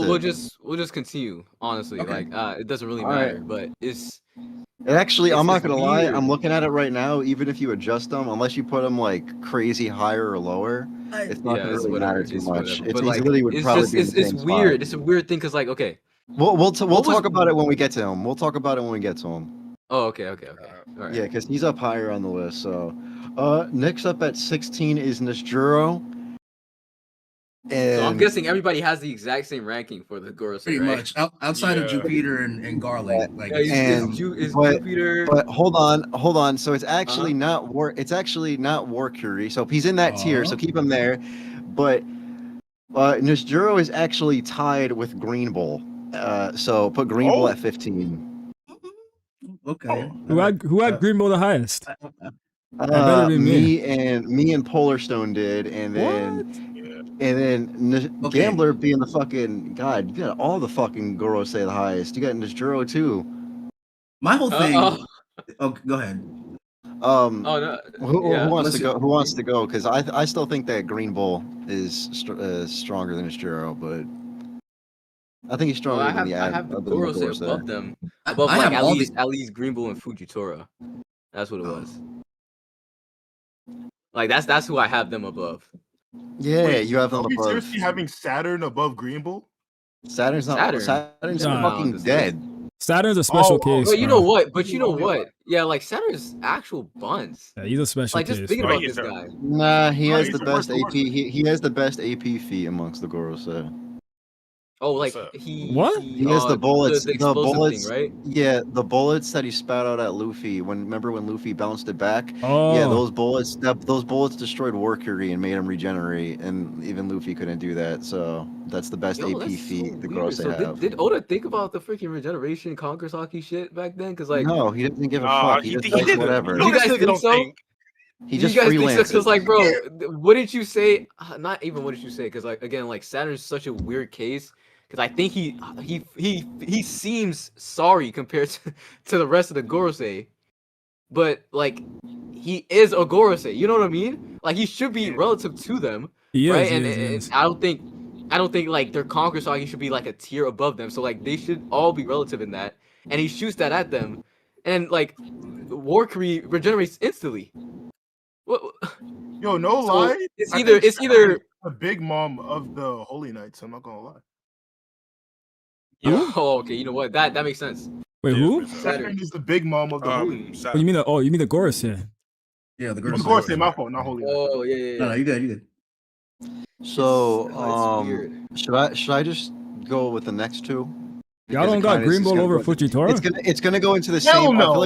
I feel like we're gonna go into this. We can talk about that one. Hell no. Some people, no, I think someone had Green Bull above Fujitora. I had him. Who's that? Yeah. Hell no. Fujitora. It was me. It was me. I'm not gonna lie to you. Superior then. There is no there is no actual comparison between them because again we have nothing on them. I kind of just realized who do you like more? You know what I mean? Green Bull is like infinite regen and shit, bro. That nigga's ridiculous, bro. Like outside of like the Gorosei shit, Green Bull is very versatile. Yep. Right? He's got. I mean, Fujitora has swordsmanship. People also, whenever anyone talks about Green Bull real quick, they always forget his branches are the most underrated fucking factor. Because if he pierces you with those, he can just straight up drain your energy. Like he did, just like he did with King and Queen, bro. He just straight up. I'm not. Deletes that shit. Conqueror's Haki deletes that shit. How? Do you know that? Proof? Bro, yes. Proof? Hey, we don't have proof because Green Bull hasn't fought anyone crazy. Shanks didn't make. Yeah, I was gonna say Shanks didn't make him. Green Bull just purposely did. Fucking put his all his stuff back because verdicts. That's what I be. Listen. Everybody tries to act like, especially Shanks fans. They try to compare. They try to compare what Green Bull did to what Joy Boy did to the Gorosei, like the Green Bull and Shanks situation. Yeah. But I'm trying to tell people that Green Bull literally just powered down himself. He didn't take him out of his transformation. His transformation is technically a Logia transformation too. Like it's not actually like a zone transformation. You usually see his branches being pulled back into his body. Exactly. So I don't think Shanks negated his Logia transformation. No. It was just that Green Bull sensed his hockey and was like, "Fuck, all right, I gotta get out of here," which is literally what he said and did. Exactly. It's just the anime makes it kind of look like that. Yeah. Well, Toro doing Toei things. The anime blatantly makes it. What are you saying, Tex? That's the thing. You want to hear my argument on how to basically just negate Green Bull's regeneration through his regeneration? Yeah, because we noticed that. Yeah, because Green Bull can regenerate. No, I know, but like, negate it? What? No, we see this with the Holy Knights, right? When they have regeneration. Yeah, but you can't compare the regeneration. They're two different factors. Yeah. They're two different type of regeneration factors. They don't work the same. I mean, Green Bull, he literally like just rebirths, bro. Yeah, he just sprouts up from a new seed. Pop, boom, and future sight, he's dead. That's all I'm gonna say, bro. Oh yeah, if you're super fast, then yeah, you can cut him down. Fujitora. Well, yeah, I have Fujitora above him, yeah, but so at 14 and 13, 14 is Fujitora with 78 points, 1 point above both Green Bull and Nishijuro, and at 13 with 83 points is Warcury. Me and Polar had Fujitora the highest, and Gambler and Superior had Warcury the highest. I don't know about that. Yeah, Warcury is that guy, bro. He's that guy. All right. Yeah, you guys. Okay. Go ahead. I was just gonna say, like, the reason why Warcury is like above not right next to the Gorosei is because some people had Green Bull and Fujitora like a few spots below, or like right below the Gorosei, and some people had them higher. And then also with Gambler and Superior IQ, because they had them like higher than the other Gorosei, and also the Fujitora and Green Bull, they gave him a few more points. So that's why he's not right next to them. But what were you gonna say, Polar? I was more so thinking like I don't know right now if I have the Gorosei and Warcury above the Admirals, just because of the way it's portrayed, specifically with the conversations they have about the Admirals. Like the very first introduction with Kuzan or Aokiji, they're like, "Yo, this nigga's the strongest person in the Navy," and obviously it gets expanded upon more with the Admirals and stuff. And I mean, the Navy is said to have grown stronger post time skip. Yeah. And I don't think it really makes any sense for Akainu to look for people to replace him and Kuzan's spots as admirals if Fujitora and Green Bull aren't like that. So I don't know if I personally have them above him. Even Warcury himself actually literally is just like, yo, it's kind of a big deal that Kuzan left. Like, I don't know. I don't personally have them above yet. It could change, but right now I don't have them above the Admirals. I agree. I do have the Gorosei like in between Kizaru and Aokiji and Fujitora and Green Bull. I know that's not really fair, but it's like these guys are technically admirals, so you kind of have to respect them the same way you respect Kizaru and them. But at the same time, it's like they don't give off that vibe, bro. Like they really don't. They don't Okay, but hear me out. The Admiral candidate system is canon to the story, and there are vice admirals who are able to fulfill the role of admiral. And even then, Akainu chose Green Bull and Fujitora to fill in his role and Kuzan's role. And I just thinking about it, they have to be relevant. They have to be relative. Is all I'm saying. Thinking about it, because Akainu is pissed off at Fujitora. He could technically remove his admiral status, be like, "Yo, bro, you're demoted to vice admiral." If he felt like else. Yeah, he could, but he knows Fujitora is strong enough where he's like, I can't do that. I can't do that. He's, you see what I mean? I'm just saying that they have to reach a certain standard, and I think. Okay. Yeah. You know why I have a problem though? It's because it just feels weird. I'm a guy who has Kizaru on the same level as Kaido, right? Can we all agree Kizaru's on the same level as Kaido? Yes. Yes. Is that no? Okay. Yeah, sure. He's on the same level as Kaido. Now, do we want to say Green Bull's on the same level as Kaido? That just feels kind of. I feel like we haven't seen enough. I feel like we haven't seen enough. Yeah. I feel like we haven't seen enough, and that's and I understand. Have you seen, like that's fair. Yeah. That's fair. I understand like why Fujitora and Green Bull are lower over what we currently have. I just think that these two new characters that Oda introduced basically in the final saga, I think they're going to pop off. I think they're going to have more, especially Fujitora. Fujitora is a sleeping giant to me. I'm telling you, man. I'm telling you. No, just to clear. I know that's not an argument. I know that's not an argument. Real fight, but like they're gonna be up higher on the list. But like, I agree with everything what Polar Stone just said. Like, I would have like if I had to choose, like I'm gonna put those two guys like on that Kizaru level. Like that makes sense. But bro, their vibes are just shit to me, bro. Like, bro, okay, y'all know the comparison between the egghead thing, the egghead and the Wano. Luffy's reaction to them. Yeah. Luffy's reaction to them being on the island. That's true. Like how Luffy sensed Kizaru, he's like, what the fuck? And then he sensed Green Bull while injured. He's like, oh, we not fighting, bro? We not smoke? Like, I feel like, again, like, okay. That's true. Green Bull and Fuji, right? They're, bro, superior IQ. Bro, I've been thinking this for years, but I've never actually said it because again, it's not an actual argument. Like vibes, bro. Like what? Yeah, but, like, bro. You got a vibe skill, do not bro. have that OG3 Admiral vibe. They don't have that tax. They don't have the better fruits. They don't have. It's like, and then at the same time, again, like, we haven't seen enough. I feel like again, we're gonna see a whole bunch. When we do see them, if we're being honest, they're not as portrayed as menacingly or like as serious or as like they don't have that like authority like Admiral should command. You know what I mean? Like it's just like okay, but like you could say what you want about Green Bull. All right, I don't rep Green Bull as much as some of you guys.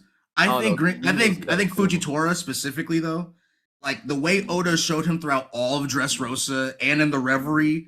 Like he has some kind of ulterior motive. Like, he has some kind of agenda. Yeah, I can agree with that because like he like I don't really count what happened between him and Green Bull as a discount to him. I think it's impressive on Green Bull, sure, but like it's literally stated that he was helping freeing the slaves. Like he was playing defense with slaves behind him. I don't really count that against Fujitora. Like when you're fighting another admiral and then you have like a bunch of people you have to protect at the same time. I don't know. Yeah. I think Fujitora is definitely going to shoot up more. You could say what you want about Green Bull. I just think that no, all in all, you're right, bro. Like they should be scaled where they're like with the other like admirals, at least like Kizaru, at least.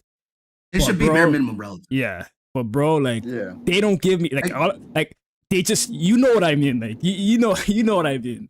Like sure. Like, if it's off vibes, like with the way they're being portrayed right now, I can't really be mad at that. Yeah.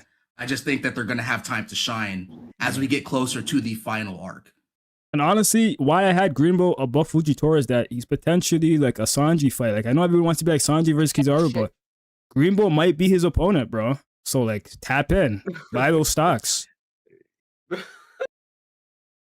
don't know. Green Bull's powers are way cooler to me. I don't know.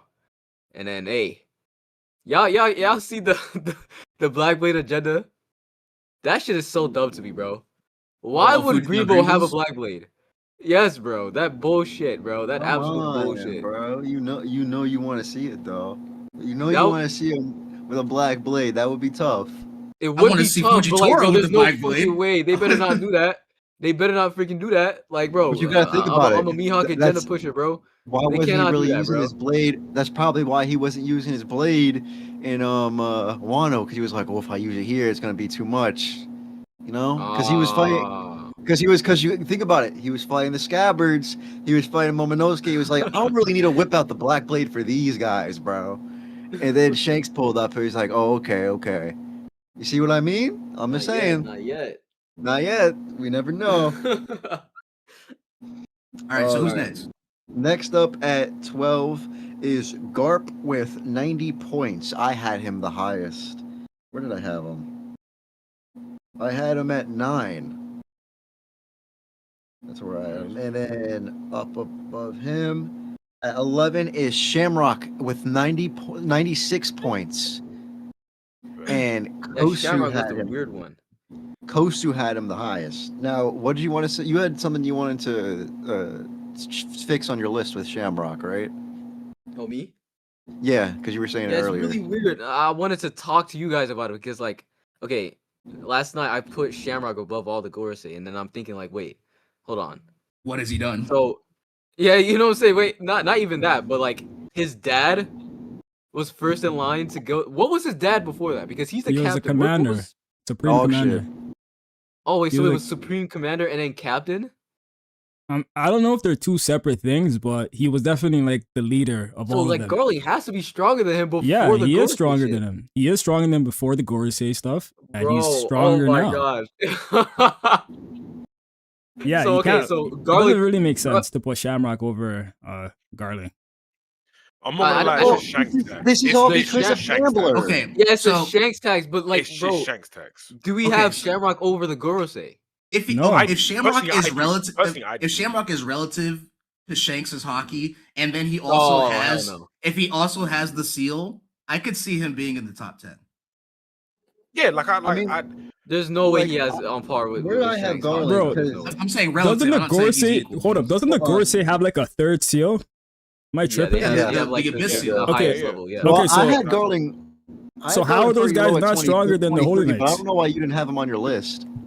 Because my whole thing, like I don't know, he's just Shanks' twin brother. Like, there's no way that Shanks is gonna be weird, bro. There's no way that Shanks is gonna be like top 3 candidate. Oh, you know what? And his twin brother isn't gonna be there. Like, I just don't. Yeah, that's I can't really argue. Do y'all remember the scene where Garling pulled up and became Gorosei, and it was like he started talking to them without honorifics. He was like, "Yo, bro, sit the fuck down. You're not supposed to be talking to us like this, bro." They would talk to any of the Holy Knights like that. They would talk to all the Holy Knights like that. They talk to the Supreme Commander of them like that, bro. That's what I'm saying, bro. Just off ranking, like, it doesn't make sense at all. They have to be. Yeah, but they the have Shanks to be tax, stronger. the Shanks tax, I get it. This is so freaking weird, bro. Okay, I think what it is that we need more. Like, bro, Oda literally let Shamrock go away because he's different from the rest of the Holy Knights. We can agree on that. Like, he's not fucking Summers. He's not Gunko. Okay, I think it would be a different story if he was still there. All I'm hearing is a bunch of if for Shamrock. It's if. It is. Like, I don't really think we can count that against him at the moment because he literally got removed from LBAF. He was A team. He was A team with Gunko. And then he had to switch off because of some bullshit that's happening in Marijoa. Damn, bro. So that's so like nuanced, bro. Because, like, okay, but that means that Oda has to justify Garling being that strong, bro. No. Yeah. If Shamrock was stronger than Garling, doesn't that kind of break the like Emu power scaling a bit? Like the thing is that, like, I put away. Would you Garling was the first one in line. He was the first one in line to get the freaking Gorosei. Okay, but wait. Is that because he's just long time service there? Like, that could be a thing. But then also on top of that, though, I feel like if you asked us a year ago, we would have said that Garling is stronger than Shamrock, no? Yeah. But we just saw God Valley. We saw God Valley and was like, we can't. Like, I think that's a thing that we're also taking into account as well. We saw what happened on God Valley, and we're getting all this extra shit. What could have possibly freaking happened? No, but I'm so shook. You guys think that was even Garling in his prime, though? Bro, he okay. No, but you can say he got stronger, like, bro. But like, he could have gotten stronger. But like, bro, to the extent that he can, like, that he can be above Shamrock, who says that wouldn't happen to Shamrock? You know, that's how we view Shamrock. It's like we would never in a million years. But then again, we could have said, oh yeah, never in a million years we would have thought Garling would have been done like that. But he got done like that. But I do hear you guys, because it's like me myself, when I look at Shamrock, I see Shanks. Like, I can't differentiate the two, but I can. I do, but it's like when I look at them, I'm like, Shanks is here. You have to be somewhere near. I view it okay. The exact same way I view it is like Sakazuki and Kuzan. If Sakazuki is going to be that high, I think Kuzan should throw a little bit behind.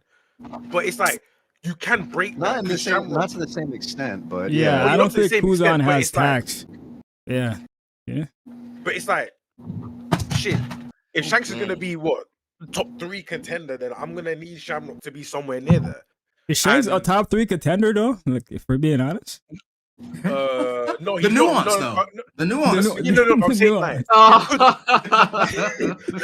No, I'm saying like. All right, y'all. I do gotta head out, but I'll catch y'all later though. Bro, Tag, you better drop a freaking video, bro, or else. I will drop. Your soul will disappear, bro. On your soul, bro. You will drop a video within the next 2 days. Yeah, not my soul. Not a short. Not a short. Not a short. Not a short. Yeah, exactly. Yeah. Within the next 2 days. Or your soul, bro. We will be watching. I got y'all tomorrow. He's lying through his teeth. This nigga said tomorrow. All right. Man, this Gorsei Holy Night bullshit. It's weird. It's weird because on one hand it's the Shanks tax. On the other hand, it's the fucking Garling downscale. Like, okay. Hold on. Okay, I'm remembering my thoughts now because my shit was jumbled. Okay, this is like directed to Superior. All right, so bro, we was talking about how Garling it wasn't in his prime in God's Valley, sure, right? And people would agree. I mean, not people would agree. What do you guys think about like Garp, Whitebeard, and Roger? No, they weren't in their prime. There was only one person that was Rocks. Okay, but when they entered their prime, do you think they were a tier above Rocks? No. I think I have a different opinion on Garp. So because what is the gap between like them on God's Valley and their prime, right? Because I have prime Roger hanging with them. And so here's my stronger than Zebek. So you have to understand. But Gambler, I have to ask you a question. But like, you're also you have to remember. You're counting base Rocks and Domi Rocks are 2 different people you have to scale. So like base Rocks, I do think that Roger, Garp, and Whitebeard were definitely on their tier, right? Even at God Valley. But because of Domi reversal, he just became a bit stronger with hacks and stronger hockey, right? So afterwards, obviously, the rest of Whitebeard, Rocks, Whitebeard, Roger, and Garp got stronger hockey and just everything else themselves. So because of that, I personally have prime Whitebeard, Roger, and Garp above even Domi Rocks, just because I feel that he was kind of overwhelming, and he was also taken out pretty quickly. Like I get that like Roger and Garp were also incapacitated, but Rocks was immobilized himself, so it's not really like afterwards that. Afterwards, I think that Garp or Roger could have used one of those special moves by themselves and still get the same damage done.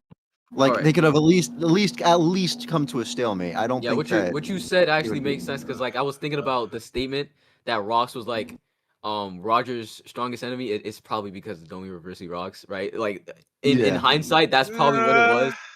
Yeah, in hindsight, that's probably what it was, right? You guys don't think that? Nasty. I think that. I don't think that. I think that. That's what I think. I think that's the case. But wasn't it in context of like God's Valley? They teamed up to fight against Rocks, and then it was like, okay, Rocks had to be the strongest enemy, right? Because what they were saying exactly, they had to team up to beat Rocks. Yeah. When they had to team up, he was in Domi reversal state. Talk. Yeah, that's just my point. That was my point there. My whole thing with Rocks, right, is the betrayal. Like, okay, we gotta remember this is older. This nigga, like, he loves betrayal. Exactly. He loves. Yeah, I was gonna say that. Yeah, continue. Yeah. So my thing with Rocks, Roger, Garp, Whitebeard, whoever, that whole old generation, right? On Rocks, we saw literally a masterclass. That nigga was perfect all the way through, and then when he was transformed, he was literally in his own body trying to fight back against it. Now, I believe that if he was just to allow the whole Domi Reversi thing to take control and take over him, and like he was trying to fight them seriously. I'm sorry, I don't think those two niggas would have to beat him. That's crazy. I know, but me personally, the way Oda portrayed Rocks is on a different, like, it's in a different stratosphere. It's greater than Shanks, and we know how Oda loves Shanks. It's like when you look at Rocks' performance, right? Both Garp and Roger had to go all out in their haki against him to then just take him out of the form. They were fully gone. This guy was still awake, like, yeah, I'm gonna just lay here.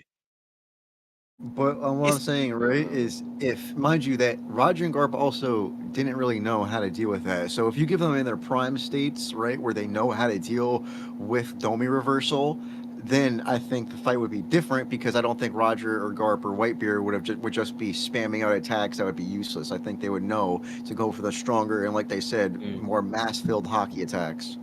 All right. Okay, but right. So to counterpoint that, right? How strong do you think they grew in that space of time? Because I'm gonna be that's my question, bro. There's no like quantifiable amount. Like it's weird to like quantify it because there's no like level like in between that. Like they were already at the top. It just they got like stronger while already at the top. So it's like it's very weird to say how much stronger they got between God Valley and their prime state. Because it's literally said. Okay, go ahead. Okay, I'm gonna be nasty here. Yeah, I'm just gonna say a few things, right? Garp literally said, "I'm like, you can't cook a prime rib." That nigga literally just said, "Yo, I'm prime right now. You ain't like you're not touching me." Me personally, that is enough. I read that. I said, "Okay, cool." That nigga right there, clearly on God Valley, he was like what 40 years old. I'm sorry. Maybe you could say that his knowledge. Because I think when you get to a certain point, your knowledge on haki can then put you over people. That is something I would hold over Luffy's head. That's the same. That's the same reason I have Rayleigh and Gabon so high. And that's why I'm like, look, Gabon, like not Gabon, Garp, you were like physically and like haki wise, he was the strongest player. He just didn't know how to utilize it to its full on max potential. That if you want to say that that's how he got stronger, then I'm cool. But I'm saying like that attack that he did at the end.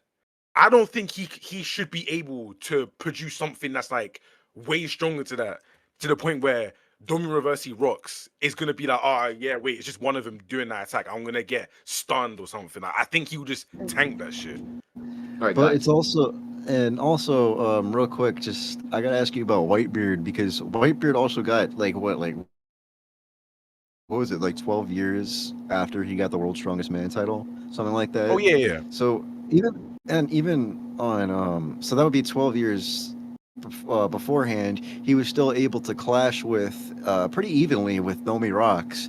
So if he, after 12 years of where he grew to be known as the world's strongest man, even when Roger and Garp are also growing stronger, I'm gonna think that Whitebeard, who could evenly clash with Domi Reverse Rocks and God Valley, is going to be a bit stronger off that. Oh yeah, no. And see, this is where like me personally, I have Whitebeard in his prime ranked above Garp and Roger. I know a lot of people do not like that, but I'm the same way. I'm the same way. Nigga on God Valley clashed with Roger and then went on to go and then clash with Rocks. Like, so do you think Oda's? I'm thinking it makes it easier. I'm thinking what makes it easier for Whitebeard against like a guy like Domi Rocks and the Gorosei and all of them is that he probably, just because of his natural size and his ability, can put more mass in with his haki and his attacks. You can say that. So I think that's also a natural advantage he has that Roger and Garp don't. Wait, did Whitebeard clash? Did Whitebeard actually clash with Beck or? Yeah, they clashed. Yeah, he stole his attack. I swear he got sent flying though. Like he stopped it fully. He stopped it fully. The mountain fell on him, but it wasn't because of like rocks or anything. It was because it was straight stated by Polo that it was because of Whitebeard shockwaves that the mountain fell over onto him, and he got up when he was like pretty just unscathed. Yeah. And on top of that, I just want to point out that Whitebeard is the youngest out of all of them. Yes. So that does give him way more leeway space to be like, okay, I can grow. While these guys are also more versatile, to be honest. Exactly, his Devil Fruit adds way more. Like, look, let's be real. If Garp got his Devil Fruit, then there wouldn't be a single discussion about, maybe we can just put Garp would be like number one, and we would have uncomfortable conversations. So Whitebeard, yeah, he just has way too much versatility in I want to department. get back into the list because we're kind of talking about Oh yeah, that's true. That's true. stuff about. But one last point I wanted to add on to that though is what Whitebeard like he can fight like with his hands. He can fight with the sword. He got the swordsmanship. He got the devil fruit. He really got it all, bro. He's really like one of the most, if not like the most versatile fighter. At least to the legend, like the legendary tiers. I just wanted to mention, like, I was just waiting for y'all to talk. I just wanted to mention, because, like, bro, I don't think, like, it's just super weird because Rox is Blackbeard's dad, right? And then we got Dragon's dad, Garp, and then we got Shanks' dad. We got you see, we got the top tiers right now, and then we got their predecessors, right? We have Rox, Garp, Roger, who else? Well, Rox, Garp, and Roger at the time, right? And it's like, are we saying that Blackbeard's predecessor was just like both below them and not on the same tier as all of them were in their prime? Nah. I personally, I feel like they all should be in the. I think they all should be in the same tier. Yeah. I just think it could have gone stronger, right? But I feel like maybe back then Rox was stronger than all of them, right? But like they were still in the same tier, and then maybe now they're neck and neck. Now how how? I mean, we all agree the fights between them are extreme diff, right? Yes, 100%. That's why I think. I just think that Garp and Roger, because they had it's over a decade removed from God's Valley. I just find it hard to imagine that they're not to say that they no diff or like low diff Rox. I just don't think. I think they have a clear edge that Rox unfortunately wasn't given because he was killed. Yeah, I agree to that. I think all three of those guys surpassed him. Yeah, like I don't think he's getting no diffed by them, but it's like 10 years and they're 10 years and Garp and Roger are just at the same level. It just doesn't feel right, especially because Whitebeard, it stayed Whitebeard, Kaido, Big Mom, they all got stronger, and you could easily just apply that to Garp and Roger as well. Well, yeah, like Roger and Whitebeard even clashed with each other themselves like multiple times post God Valley. Whitebeard clashed with Roger at God's Valley. Like there is some relativity there. Like even in the Odin flashback when like we actually did see them in their primes, like they were still clashing with each other where we know they were getting active and not just just sailing the seas, getting some treasure. They were doing shit. They were getting stronger, doing like decent. Yeah. Wait, wasn't this conversation about Garland? Yo, we went over the top. I thought it was like. But then we got to like Garling. We was Shamrock, and then we somehow got to like, if Garling should be above him, and then we just started talking about Prime. We got off track. Let's talk about top 10. Yeah. So let's see. The top 10 starts with Luffy with 107 points, and superior IQ had him the highest. Where did I have him again? You had him. What's that? 6? I think you did have him at 6. You had him above Kuzan, Kizaru, and Loki. I'm pretty sure. Yeah, and I'm pretty sure the only reason why I have him the highest is because I don't factor in the time. Yeah, I don't factor in the time limit the same way you guys probably do. Like I do that. That's like the hardest thing to like. The thing is, I think that's more of a plot convenient thing, and I don't know if it's necessarily something that's consistent. But it's happened multiple times in Egghead. He needed like three times. Because it's when he uses. Yeah, but it's when he uses the thing about it, people think it's just like, this 5-minute time span. It's not. It's when he uses his big named attacks filled with Conqueror's Haki. That's when like he's actually getting like drained of energy. When he starts using big attacks is when he has to either restart his heartbeat like he did on Onigashima, or he just needs to eat up. But that's what I'm saying though. Like, it's like the Egghead stuff. The Egghead stuff was like he was giving him the time limit because like he wasn't having no serious fights. Like it was a plot thing. Like he just needed him to like sit out so that Kizaru and them can go do whatever they're doing. But when he was fighting Kaido, it still happened. But when he was fighting Kaido, the situation was you fight Kaido here or you die, and he just made him restart his heartbeat. Yeah, but that's more inconsistent than what we've seen. Yeah, that's actually that's more. But it's more because like that's a one-time he thing. Like three different times he needed food in Egghead, And when he came back, not the heart restart, but when he came back after getting knocked off the roof the first time, he needed a month's supply worth of food. The food is more consistent than the heart restart. We have yet to see the heart restart happen. And I understand it's because it's a higher, like, you could say it's life or death, or like he was killed and he needed to still get back up. But like, it's just hard for me to ignore when Kizaru needed to give him food to get up. I don't know. Like, he was just there. The whole situation. If Frankie didn't push him out the way, Saturn would have caught a body. Exactly. But that's the whole situation about that, though. Is like in Egghead wasn't like when he was fighting the Gorosei, when he was fighting Kizaru, like the situation was different. Like with Kaido, it was just a one-on-one fight. So like Oda didn't have waste, or Oda didn't want to use the fact that his time limit appears to like further the plot, because that's what he did in Egghead. That's what it's being used for. Like, your time limit's gone. Let me use that as a way to do things so that you're not up and fighting. But with Kaido, he's like, I don't need this for plot right now. I want you to get up right now.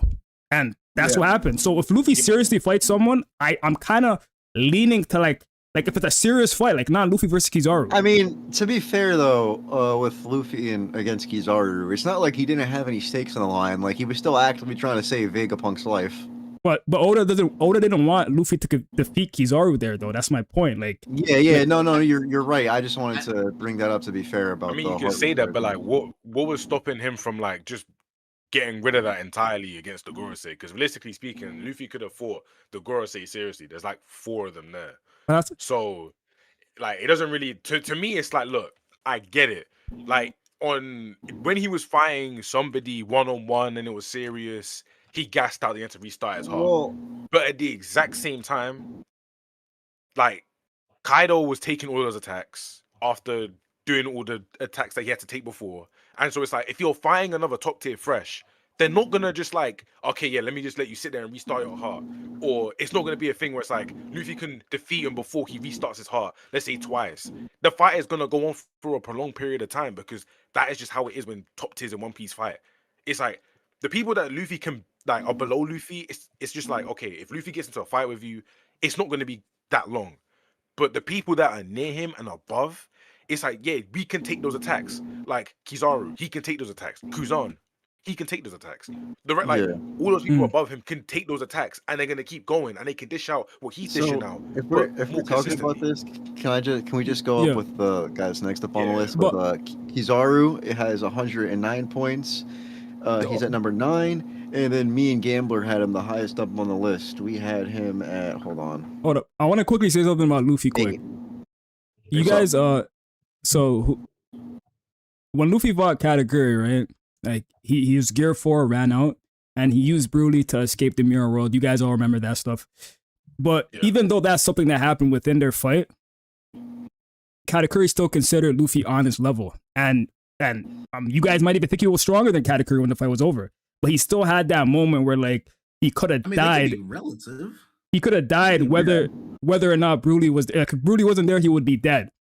So, like, I'm just like we can use the time limit to like look at it from a very logical perspective and be like, power scaling wise, this guy he'll run out of time and he'll die. But Oda's kind of portrayed in a way where, like, the time limit shouldn't make you consider him weaker than said person, like with Katakuri, for example. Wait, did he say that because he got future sight on top of everything else?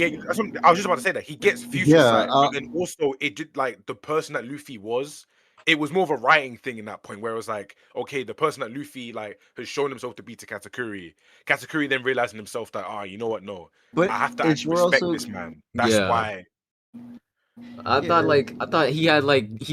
we saw that he had the strength to fight against Katakuri in Gear 4, right? You guys remember?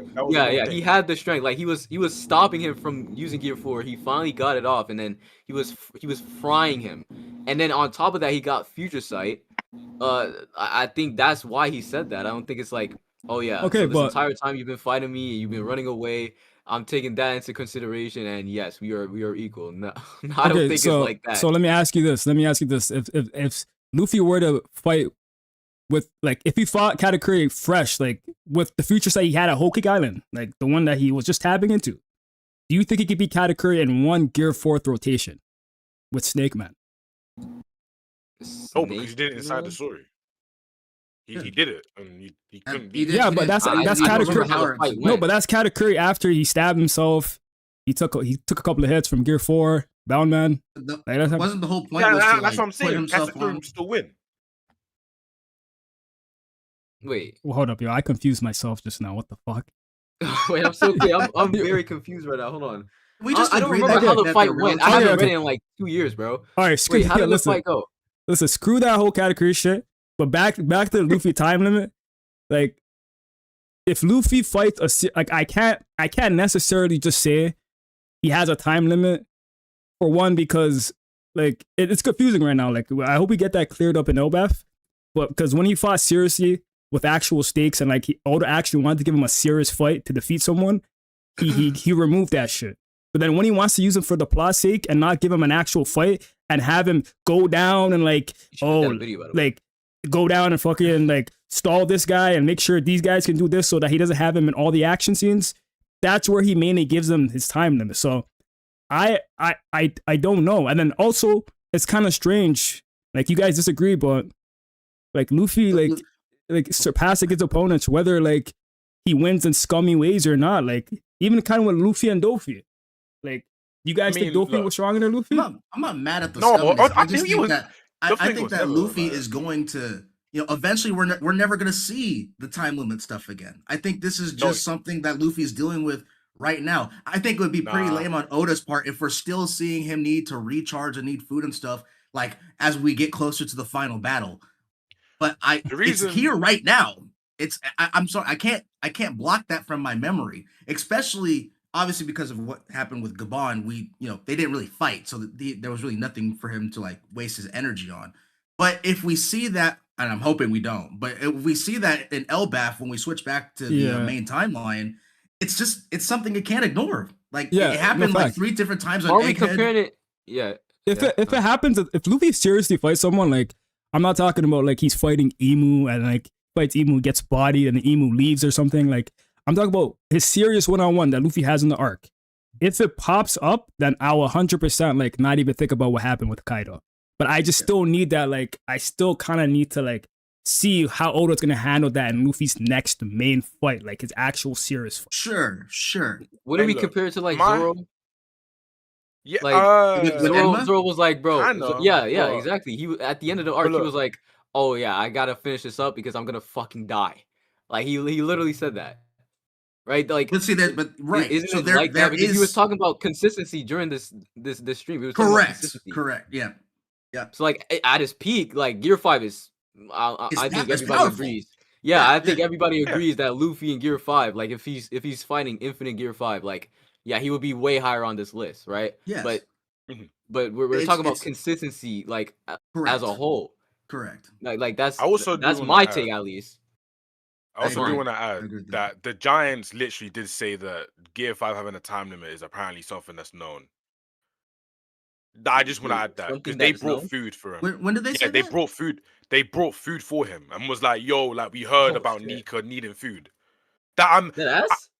Yes, like, I can't remember. It was when they gave him food. Was that back in Egghead? Brought him. Yes, that was on Egghead. I remember that being a talking point. I hope Oda gets rid of that. People genuinely just forgot about that, and I just it's always been on my mind when talking about it. That's why I'm so harsh on Luffy with it, because it's like, it's a known thing. I need to go back and remember what chapter it was, but I know it's in like I want to say 113. I want to say it's 113, 113. But like, I can't. For some reason, my Shonen Jump's not loading. I don't know what's wrong with that app, but I know that is a thing. I'm digging right now because I know niggas was saying that on Twitter, saying, "Oh, this is an actual problem," and then certain people were trying to deny it when they brought him food. Because I can't remember. He was on the giant ship. And then he was like, "Oh yeah, we brought you food" or some shit. Or Dorian Brogy came and he said, "Oh, we brought you food." I can't remember when it was, but that was an actual thing. I'm trying to look. Hold on. It's not 11:13. I'm looking right now. I'm on 11:14 right now. What? Okay. Okay. Can we just agree in terms of the consistency bit? It's less consistent for Luffy to restart his heart than it is for him to need food to recharge. Listen, I get why. So I'll say this: I get why you guys consider that, but they're two different scenarios. So I can't. I'm not quite sure, bro. But I hear what you're saying, but I'm just not quite sure. I'm not 100% sure. I can at least hear you out.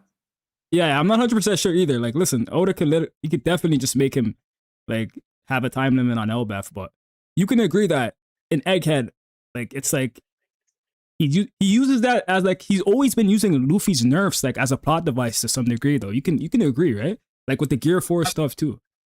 Sure, but it's like it's present now. It's not, he hasn't got rid of it. That's my main point. It's like it's still in our faces. Like if it's actually like a thing with the Gear 5 form itself, then I guess this is just something that's here to stay, and I think that's kind of a detriment to Luffy, all things considered. Like, because obviously, like as like things continue, he's gonna be fighting people way stronger than Kizaru, and if he keeps gassing out, and we're gonna like constantly get like plot bullshit as to why like X opponent wasn't able to take out Luffy while he's tired, I think that's super lame. Yeah, I mean, no, I get you, man. I get you. I hear what you're saying too. The thing is, like, this arc that might even go away. Right? I hope because it does. Niggas is getting off-screen power-ups. Like again, the thing Kosu brought up, the Sanji thing, Luffy using Gear 4 in base. When the fuck did he get that, bro? He just came out of nowhere with that. Zoro. Anyways, bro, like this shit is about to be crazy, bro. Luffy might not even have the thing anymore. I hope he does. Right, and he just I pray he just disappeared on the way to Elbaf. Yo, I was smoking. Okay, wait, no, hold on. I was smoking. Do I sound good? Yeah. All right, no, yeah. I went back and reread my shit. No, it was Luffy telling him that he needs food. Okay, no, I was smoking. Okay, Luffy said it. Yeah, because I can't because it's either somebody because I remember that being from the leaks, so I'm thinking one of the leakers must have said that shit wrong. But I went back and reread it. Yeah, no, it was him saying that I need food. Okay, not the giant saying that. Okay, we brought you food, bro. We got you. Yeah, but they had food on them on standby. I don't know how. But sure, but I mean, it wasn't like they knew from prior knowledge. Yeah. Oh no. Okay. I think I was all right. So when I think the next time Luffy does do that, he's on the ship, and then they said Dory and Brogy told. Okay. Yeah, it makes sense. All right. Cool. All right. Yeah. Okay. Next. Okay. Cool. Yeah, we can go on. So we going up next up on the list. We have Loki. And Loki might shoot up depending. No, I'm not even gonna say you're in line. We may need to have an conversation. After this list is over, we can adjust some things. All right, but this is just for now. All right. So number 8 in terms of a power scaling standpoint, Loki is the bridge between the old and the young generation. Number 8 is Loki. Yes, he is, bro. Loki is the bridge. 114 points. Polar, Kosu, and Superior had him the highest. Where did you guys have him? Well, I just think. So you guys think Luffy looked at this guy and was like, "Yeah, I'm gonna recruit some guy stronger than me." Yes. Yeah. Honestly, I don't think Luffy cares. I don't think Luffy cares the about thing is that the state that he saw Loki in as well. You guys had Loki at 7, by the way. Yeah. So you guys are pretty close. He knows he's super strong. He's like, oh, I want to see how he fights. But like, bro, I just don't think he would. Not from an in-story perspective. I'm talking about like Oda, like drawing it. Like, oh yeah. So, okay. Loki, this nigga that's stronger than him. I want to present you this idea, right? If Loki were to hit Luffy straight in the face with Mjolnir, fucking advanced conquerors hockey flying everywhere, you think Loki? Well, how you think Luffy's gonna take that, bro? He's not gonna just be like bouncing back and hitting Loki with some shit, bro. Wait, why would it? I don't know. Because consider the same thing the other way around. Because look, I definitely think so. Look. So in the recent chapters, we know that Loki, when he pretty much one shot his dad, right? He pretty much. Oh my gosh! Wait, chat. I forgot. Wait, hold on. I just broke my freak. I forgot what happened in this chapter. You just did a chapter review. Wait, hold on. That's why. Bro, that I totally forgot about that. That's why I'm saying we need to have some uncomfortable conversations on Loki. Bro, he might be even higher. That's what I'm even knowing. higher. But I'm saying, Loki, I depending don't on how know, Oda writes man. this. watch. Depending on how Shanks Oda may writes be your this. fraud watch. Bro, I did don't know. y'all see that double spread? Yeah, Bro, yeah, I was gonna say. Bro, I was gonna say, Harold, he said, "Show me that legendary power." He went for a swing and he went flying. bitched. Yo, I have a He got question. I have a Yes, question. I have a Gambler, question. I have a went question. that's what I'm flying, saying. bro. If he hits Luffy like that, how do you think That's what I'm Luffy's saying. gonna Luffy's react? getting That's what I was. hit. That's what I was saying. Yo, but you guys don't Alright, think bro, his Devil Fruit and his the Ragnar have an effect on No, on it does his powers? because Harold's the one that said that Loki's the That's what only I'm one who saying. could beat him with the fruit. So Harold kind of had he had and like special also, properties. We need, and what we need to remember as well, Harold was already super duper strong. Like we're talking about Rock's tears in Exactly. but He's above Ross at this point. But even Emu was like, you know what, I'm gonna need to give you that power so I can then get that devil fruit. Because nobody else has been able to do it. But Loki himself said, yeah, look, I'm gonna go in there. Now, obviously, yeah, cool. He was worthy of Ragnar, which is why he was able to get there. But either way, it's like the betrayal of it overall is just that Loki is that nigga. There isn't anybody there. I forgot about that double spread, bro. He's bro, on my new agenda. No, he's definitely the strongest guy there. That spread not crazy? Yeah, he's definitely probably the strongest guy there. But I don't think I think the things that happened to Harold, like, it's kind of attributed to like the special things about Ragnar and his Devil Fruit. And you have to factor in like Harold kind of let him win too. Loki. Do you not think that spread was Loki just fucking him up? You don't think that's what it was? Because I thought that's what it was, bro. Like the nigga literally, he was just getting fried. Yeah, like that was the entire double spread. He was just getting fried, and we saw like a silhouette of him holding his head. Loki was fucking him up. But if you look at it though, the guy's kind of just like moving nonchalant. Like he's not really like. He's to be fair, I'll give you this. Harold, I know he was probably doing everything he could to restrict his body because he did want to get hit by Loki there because he didn't want to get. But in the very beginning, he came at Loki and got bitched. That's true. That's true. That's true. Like yes, he did snap back to normal and just let Loki like wail on him. But at the very beginning, he swung at Loki with a I was talking about the end when he actually got the final blow on him. He probably did everything he could to restrict. Hold on. Wait, maybe it's the Conqueror's Haki that was like reversing it, giving like Harold a little bit more leeway to take control of his body, right? Not necessarily. It could have been the fruit. The fruit? Yeah, because it's kind of like implied that the fruit has an effect on him. Like the fruit and Ragnar. On who? On Harold and like those powers, those emu powers. Oh, you're saying. Oh, okay. So because Harold, what Harold said. Yeah, Harold Harold is explicitly telling this guy like, "Yo, none of you guys could fight me against me with these powers. You need to get the Devil Fruit." And like when he gets it, what do you see? He goes into his transformation and he's able to affect him with seemingly just the Devil Fruit. And I'm pretty sure Ragnar and the Devil Fruit are connected as well. So I feel like their properties. Because you see Ragnar's lightning in the final shot also cooking Harold as well. So I think like those two abilities, they have a factor to play with like dealing with Harold. Well, I'm not saying that like when I was saying that like Loki was gonna hit Luffy with the hammer like he did Harold, I wasn't saying that like it would one shot Luffy or anything, but I feel like it would do like a very substantial amount of damage to him. See, he was spamming that on him too. I don't think we can use the Luffy wanted to recruit him like angle. What do you guys think the Devil Fruit was, by the way? I hope that it's this is what I was about to get. This is what I was get into. Because I don't know. The Devil Fruit could be, well, it was called the Devil Fruit, no? It was called the Akuma Devil Fruit, which obviously translates as devil. But it's like, my whole thing is that Emu's meant to be a devil, right? And you got Ragnar talking about worthiness.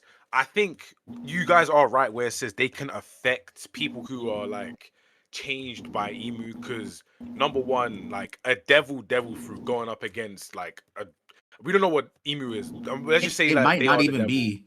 It might not even be like the devil fruit. Like if we're being for real, I mean, like Luffy's. The entire time for like 20 fucking years we thought like it was just the gum fruit, and then it turned out to be. That's what I was to get into. So, like it could be like a devil fruit that could purify like people that that Emu's effects. That's why Emu wanted it so bad. Like Emu is controlling, so they want things that can obviously stagnate anything they're doing. The hammer could also play a factor into that. But when it comes down to like, I don't know, just straight up scaling, we saw what Loki was doing to Harold. I'm so sorry, Luffy. If that nigga lands like more than 5 blows on you, we're gonna see him flying away like one of them cartoon characters. Like I don't. That's what I'm saying. At this point, it's too, because originally before this chapter, Luffy, it would be crazy. Before this chapter, I didn't know where to properly scale Loki, so I had him below Luffy.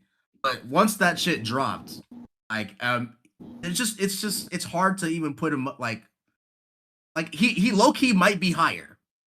Loki might be higher. We need to have uncomfortable conversations, and we'll have an uncomfortable conversation about this nigga right here. I'm telling you, Shanksy, who do you think he is? I'm with Kosi on this one because I need to know, like, because obviously it's not Shanks. There's asterisks. There's asterisks behind that one, bro. I agree to that shit. The Shanks that we see right now is obviously not at his prime. However, I need to see how Shanks got him in those cuffs.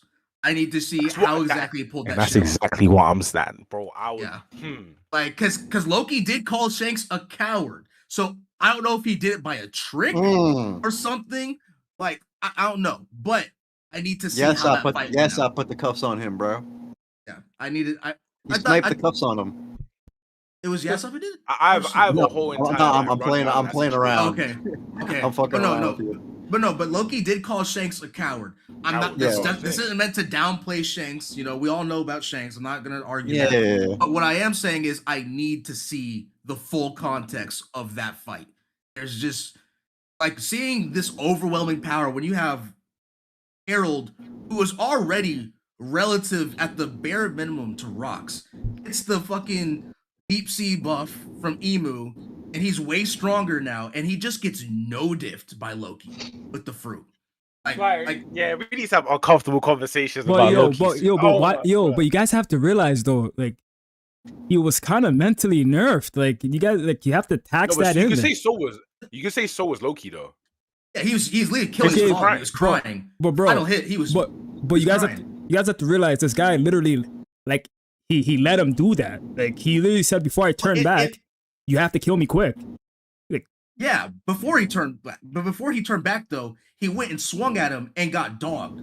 Yeah, he did catch him a couple of times. I won't lie, but there was a point in that one spread. I know what spread you're referring to. It has all the like 50 different panels in one page, which is crazy. Right. But at some point in that page, like he just stopped and just stood there and like just looked at his wounds. Like, yeah, that's not the point I'm talking about. At that point, like Harold was done. He was letting Loki finish the job. Like, I'm not arguing about that. I'm talking about at the very beginning, before Harold gained control again. Because at that point, this is a Rocks level character with an Emu buff, and he got fucking bullied. But you say that though, but when Harold swung at Loki the first time, like he just swung like regularly. Like he swung with like it's just his axe, no hockey in there from what we could tell. Like he just swung. It's kind of like he was just testing him to a degree. Like, yo, you got this. I don't know because it's literally stated Harold was using his Conqueror's hockey against. Yeah, that's what I was about to say. Was it like a regular order situation where it's like he didn't draw the Conqueror's hockey? I think it just looked like his bare axe. I feel like that's just because of Oda drawing, because that is a giant spread of Oda just drawing Harold a bunch of times. I don't know. Like, you could be right. You could be right, Superior. He might not have been using his Conqueror's hockey then. I just find it hard to believe, while he's still being controlled, that he wasn't. And the thing, what I want to add on to that as well, right, is we can't look at Loki through the regular lens of how we look at, let's say, somebody like Shanks or something like that. He is an ancient giant, right? So first of all, just like by himself, he is just special within that whole like space of just what your base is, right? Yeah. He then has advanced Conqueror's hockey. He then has a magical hammer that can wield lightning and shoot lightning from the fucking clouds. And then on top of that, he now has a magical devil fruit that's like meant to be one of the strongest ones out there. Like there's too many factors there for Loki to be special, for him not to be somebody that can just take on these like top tiers who are also included in the big Emu mural. Exactly. And we don't know what his eyes could do. Like his eyes could just be just random eyes, or they could be special too. I was just gonna get on into that, but the thing about his eyes, I feel like it's gonna be something like I don't know. I feel like it's just gonna lead into this like new type of ability, like Oda's gonna bring in. I don't have like any proof, but it's just the fact that we see all the characters like others like special looking eyes, like Mihawk. What's his name? Fucking, I can't remember his fucking name right now, but there's other characters in the series that we see like those swirls in their eyes, but like Loki's a bit different, where his shit like glows, kind of. It's not like the swirly thing. Mm-hmm. So I think that like when he takes off his blindfold and really starts to fight is when he gets like serious, and that's when we can actually scale Loki, because it's also by that time we're going to be seeing his devil's fruit. I also want to say, I agree with you guys. Like, I see how he's a strong. Like, I agree, he's a top tier. He could be stronger than Luffy. He could be stronger than. I have him stronger than Kaido. He's up there, right? But I just and Loki. I just think like the whole Harold situation is a bit deeper than him just bodying him. Like, I don't think it's just a 1-for-1 feat. No, like, I agree. Like, he just bodied Harold. You know what I mean? Yeah, but to Loki's credit, Harold flat out says it can only be Loki that can beat me. Yeah. No, I agree to that. Yeah, the other guys can't do what he did. Right. So like I do think like I understand what you're saying. Like in that final moment, like it is Harold. You know, he's you could definitely say he's like restraining him, but like Harold was convinced while he was still sane. That's like it needs to be Loki. He needs the devil fruit. He's the only one that could put me down the way I am right now. So I don't know. Like I still think I understand what you're saying. It's just like what Harold says. I mean, he didn't have much options. Loki in that high tier. His options were like him or fucking Jarol, so it wasn't like he had too many fucking people to pick from.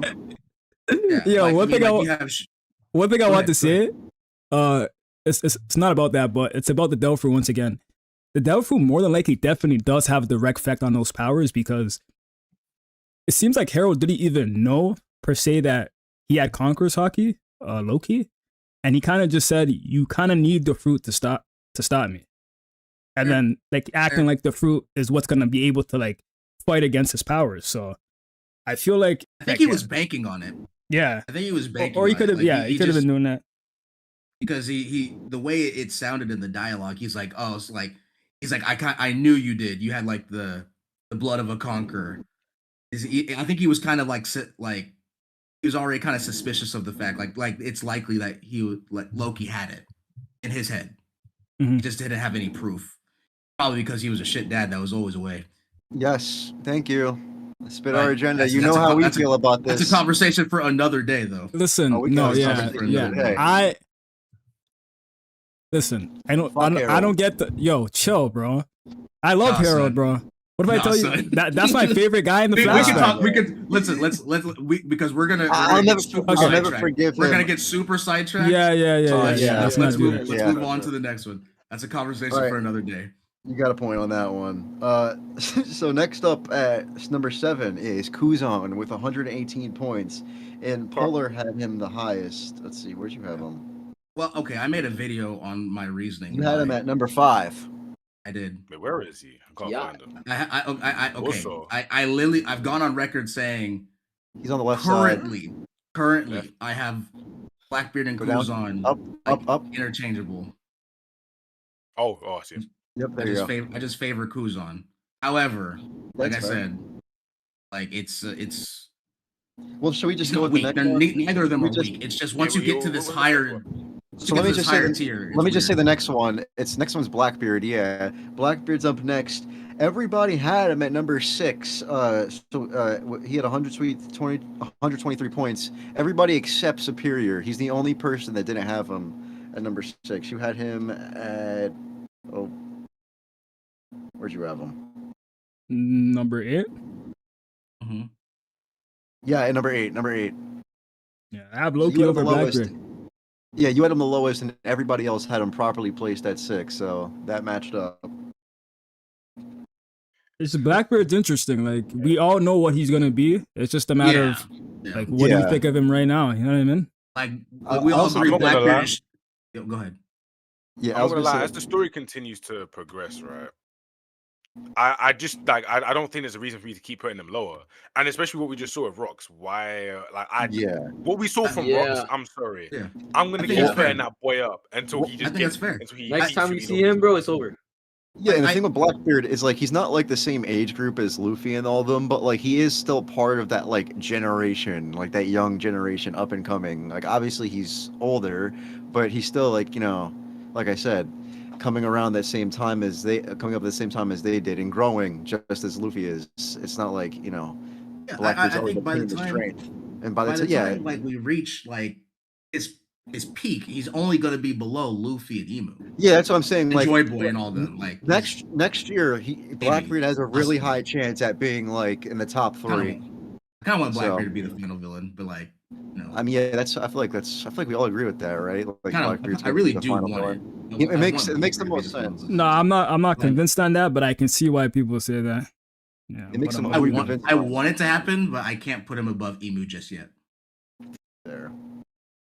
I think that what's going to happen with Emu is like they're going to do the way that all like the 6 of the characters fought Emu on God Valley. I think they're going to replicate that at the final war, and then they're going to actually defeat them. But I think that Luffy and Blackbeard, it's a theory. It's a theory of mine, so it's not like facts. But I do think that Luffy and Blackbeard are going to team up and then like beat Emu, and then Blackbeard's going to be like, "Yeah, I was just using you."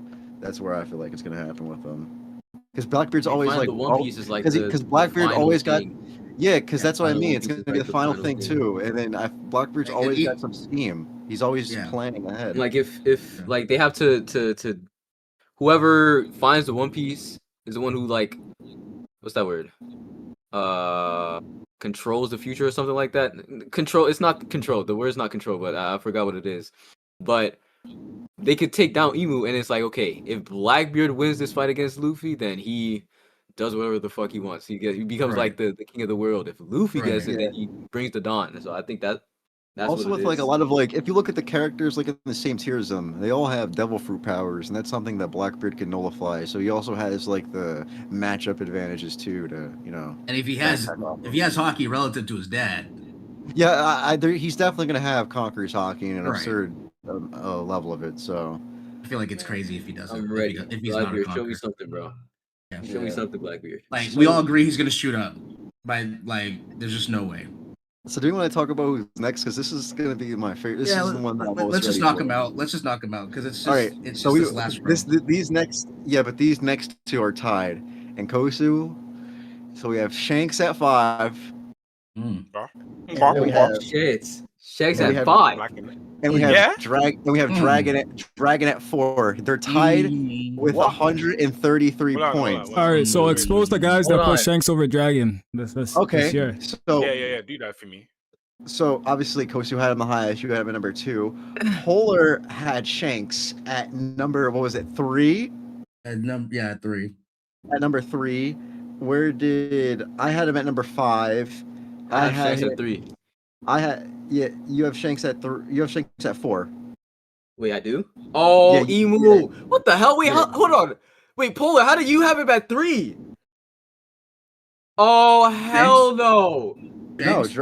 No. Shanks is at 5 for. Oh wait, no. Oh wait, who has him at 3? You got to hear me out for my Dragon. Wait, wait, who has him at 3? Polar. My bad. Yeah, it was Polar. I had Shanks at 3. Yeah, that's crazy work. You guys know what number 4 is, right? I had Dragon at number 3, and I had Shanks at number 5. So the guys that had Shanks over Dragon are Polar and Restless. Okay. Yes. So I need y'all to hear me out. I need y'all to hear me out about my placement for Dragon. Okay. I don't know where to properly put him. I made an entire video. What am I supposed to say? I made an entire video. You gotta hear me out. I made an entire video. Let me tell them where you put him. You put Dragon at number 8. What? Wait, whoa. You hear me out. It's not because I think he's weak. It's genuinely not because I think he's weak. I don't know how to compare him with everyone else. Yes, Dragon is going to be 100%. In my opinion, he's going to be in like the top 5 without question. I don't know where to scale him right now. That's all. That's the only reason why I put him low. You saw his son you've seen his son and his father do all that nonsense, and we're having this conversation. It's nearly 2026. It's not because I think he's weak. It's not because I think he's not up there. I don't know. We don't know anything. That's just the reality of the situation. I don't know what he can do. I don't know if he has a devil fruit. I don't know. Like I'm sure he has Conqueror's Haki. I'm sure of it. Ivankov literally said in Marine Ford that the apple doesn't fall far from the tree when Luffy uses Conqueror's Haki. He has to have it. Yeah. But I don't know how to properly scale him. I don't know if he's top. I don't know if he's definitively over Shanks or Mihawk or Akainu, or I don't know that. I don't know. You know what we do know though? You know what I do know? I know that this guy has been hidden for 20 plus years. And I also know that his revolutionary or whatever the hell he's doing, he's been doing this for how many years? 20 years? I don't even know how long he's been doing that. He's been doing it for 1999. 1999. Yep. Yeah. Oda, there is no way he doesn't have Dragon crash out on someone in the world government, specifically Emu, to some degree. There's just no way he doesn't crash out, show us his power, show him trying to get back. Like, I agree. That has to happen. Okay, but we've talked about this earlier on, for on the stream. I guess I'm judging things based off my knowledge right now. Yeah. I'm not saying Dragon is not going to be that nigga when he actually pops off. I'm not saying that. I'm not underrating him. Like I said, I made an entire video gassing up his portrayal and stuff. I know he's strong. 1999, baby. Since 1999. All I'm saying is I don't know what he can do. I don't know exactly how to compare him at the moment. Yeah. Given our current information, Dragon will be that guy in the future. I don't know where to scale him right now. Okay, yes, that's fair. He's been hyped up to hell and back. I'm not arguing against that. He is going to be that guy. I'm just saying, when you look at the other people we know, when you see Shanks, when you see Mihawk's comparison to Shanks, when you see the Akainu gas, when you see all Akainu getting 5 billion berries, obviously, I think Dragon's gonna have a higher bounty. I think he's gonna have the highest bounty when it gets revealed. I just don't know. Yeah, if we're judging things off of right now, not in the future, I don't know where to scale him. We have nothing. Yeah. No, I get that. We have nothing. We have nothing right now. He is that Lilo's guy. in the chat. Lilo's in the chat. He's saying he's talking about the statement that Dragon had about the Holy Knights. And I agree. And, I said that in my video. What did he say about the Holy Knights? What did he say? That entire video was me gassing up Dragon. When the Holy Knights moved, then that's when the world government's getting bro, serious. Is he not talking about there's no way he's talking about the fucking shitty Knights, bro. No, but I think he's talking about that means the world government are starting to take them seriously. They're starting to. So here's the thing. I wanted to make a point with Dragon. Why I have him above Shanks. So Dragon, he has portrayal to fight bigger opponents than Shanks does. Shanks is what portrayal his endgame fights Blackbeard. Don't get me wrong, US Blackbeard's still gonna be one of the strongest ever, right? Yeah. But Dragon, I see him fighting guys like maybe a Kainu, definitely at some point Emu, and at that point maybe. Yeah. I agree. I agree with what Verdicts just said. So I think that goes hand in hand. Like we were talking about before, right? Oda loves his portrayal. That's his bread and butter. So I think just because of that, I put Dragon above Shanks. I'm not mad at it. I'm just, from my perspective, like I said, I'm judging things of what we know right now. And what we know as of right now, the only thing I know about Dragon for sure in terms of him as a fighter is that he has Conqueror's Haki, because Ivankov directly compared Luffy using Conqueror's Haki back in Marine Ford to Dragon. So he has it. There's no way he doesn't. But I don't know if he has a Delph or not. I don't know if he has a Winlogia or some kind of He's gonna have that Winlogia. One some kind of mythical Zoan. I can't say that for certain. He's never even thrown a punch since 1999. Here's the thing about his attacks we do know is that even though Sabo, we were talking about the beginning of the stream having not many feats, he was trained to strike that same way by Dragon. So we do actually have some decent knowledge about how he attacks his opponents.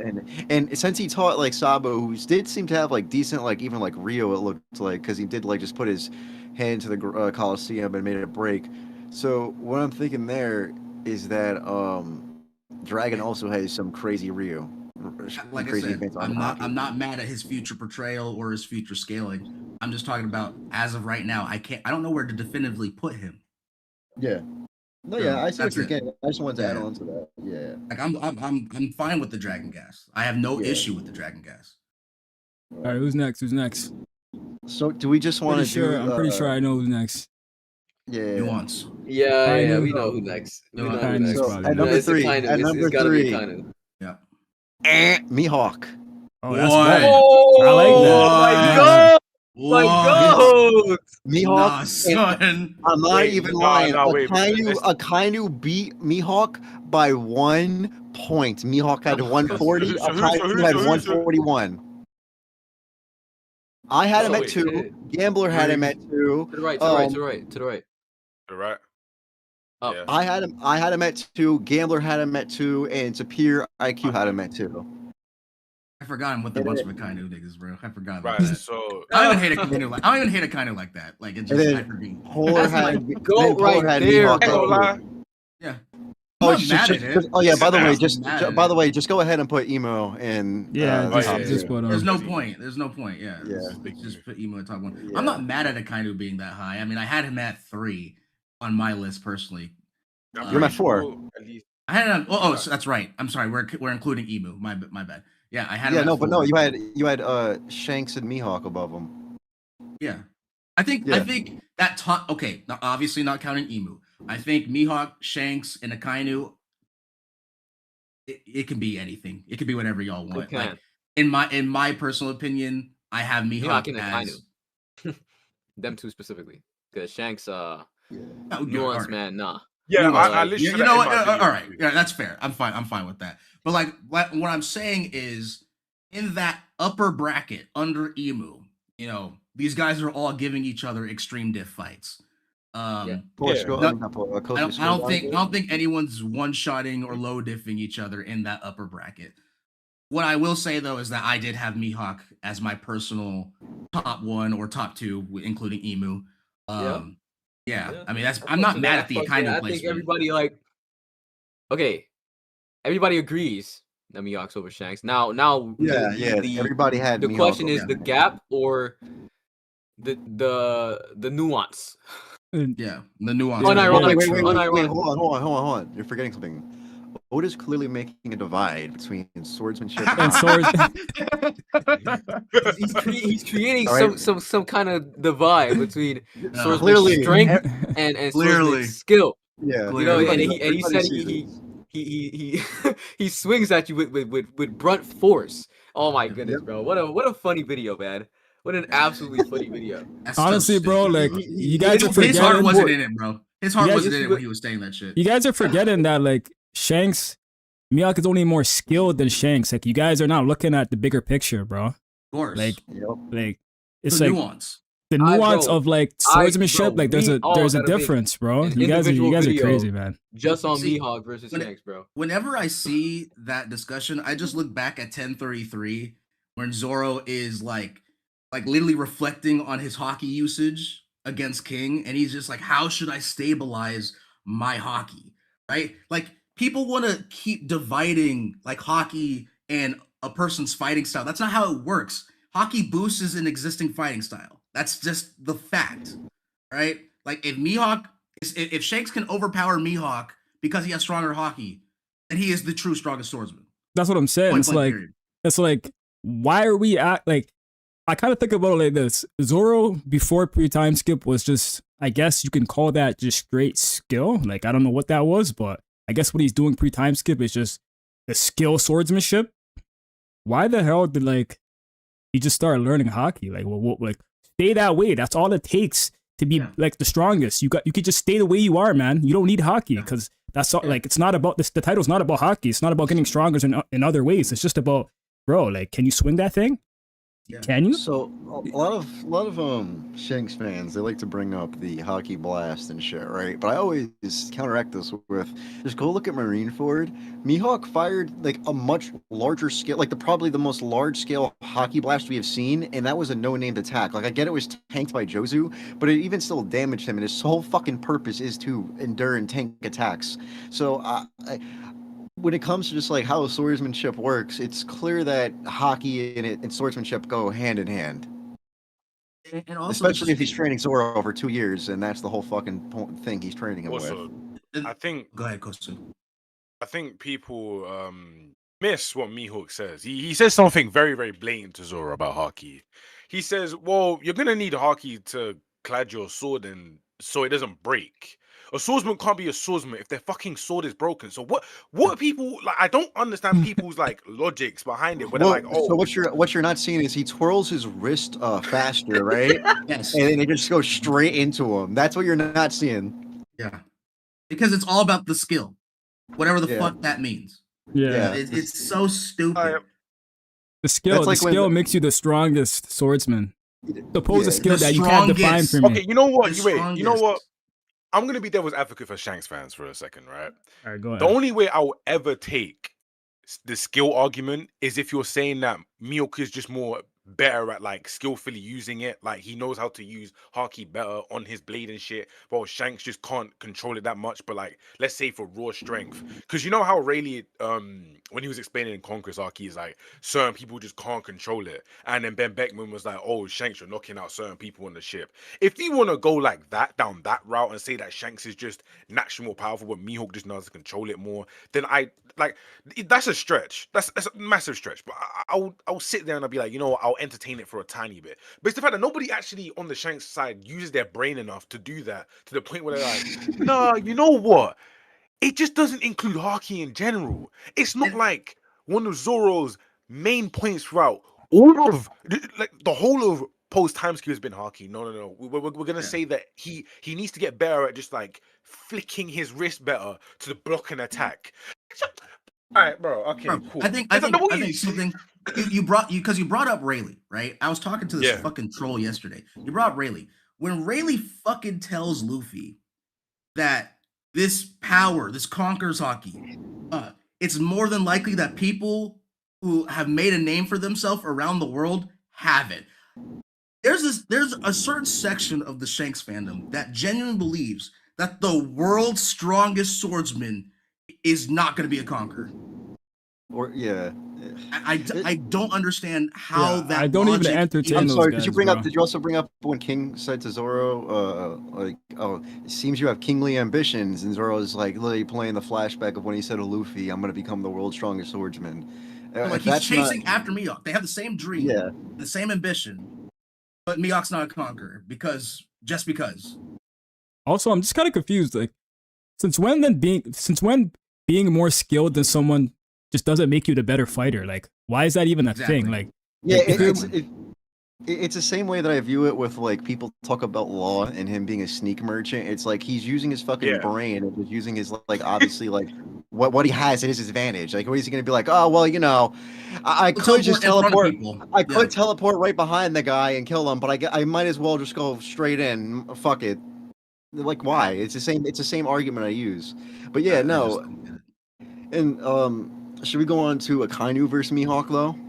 Because I think only Polar and Kosu had Mihawk higher than Akainu.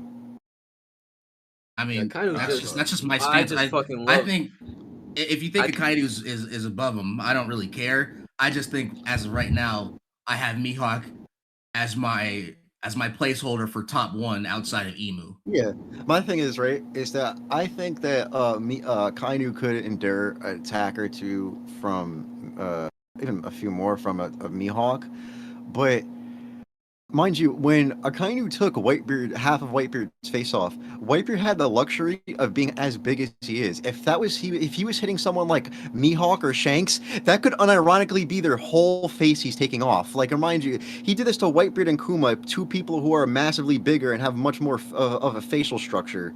So that's what I'm saying. If he did that point blank onto his face of like Mihawk, that could be a one-hit kill for him. And then even if he does it somewhere like his vitals, like his heart or somewhere, Mihawk hasn't showed me the durability or endurance to be able to withstand that. And on top of that, Akainu just has, I mean, I get it, he has more showings, but he has more betrayal and better feats. Mm-hmm. So I think like all of these are just they're matchup based. It can be either one. That's why it's everyone's lists put into one. Because if we were to go one by one on everybody's list, this shit would take fucking the whole night. As long, like I said, as long as we could agree that upper bracket under Emu is all giving each other extreme diff fights, I don't truly care. Yeah, I don't really care about the overall placement outside of Mihawk over Shanks. But yeah, I mean, like, I don't mind. Akainu's gonna pop off. People think that he's gonna get low diffs when like Oda actually like releases him from. Stop with that bullshit Sabo argument. Sabo, he don't know who the fuck Sabo is. He don't know him. Yeah, he does not know him. Stop, like, bro. Hold on 1 second. I hate when people bring this up. Sabo's fight's gonna be like Shamrock or Garling at best. I could see Shamrock. Why the fuck would Akainu not be fighting Luffy, who he took his brother in front of him while who was also trying to kill him? Mind you, Ace saved Luffy from that. PTSD from him, by the way. Yes, straight PTSD. Has a permanent scar on his chest and still gets nightmares about him. All right, but no. Hold on, Sabo is gonna be the unsung hero. He's gonna pop up. No, he's not. It's the same people.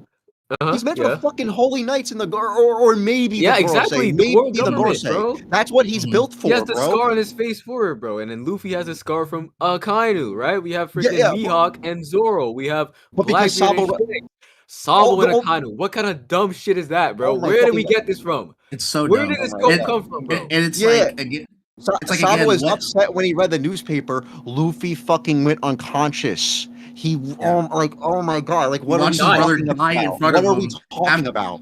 After his brother sacrificed his life to save him. Like I don't understand how you can compare those two and be like, oh, it's on the same level. Like it's this is genuinely why I want Sabo to get more feats. This is why I want Sabo to get more feats, because I need people to be like, okay, yeah, no, he just is not on that level. He's not going to be on that level because there's so much portrayal in maybes. He's the fucking Megami of the series. He's the if.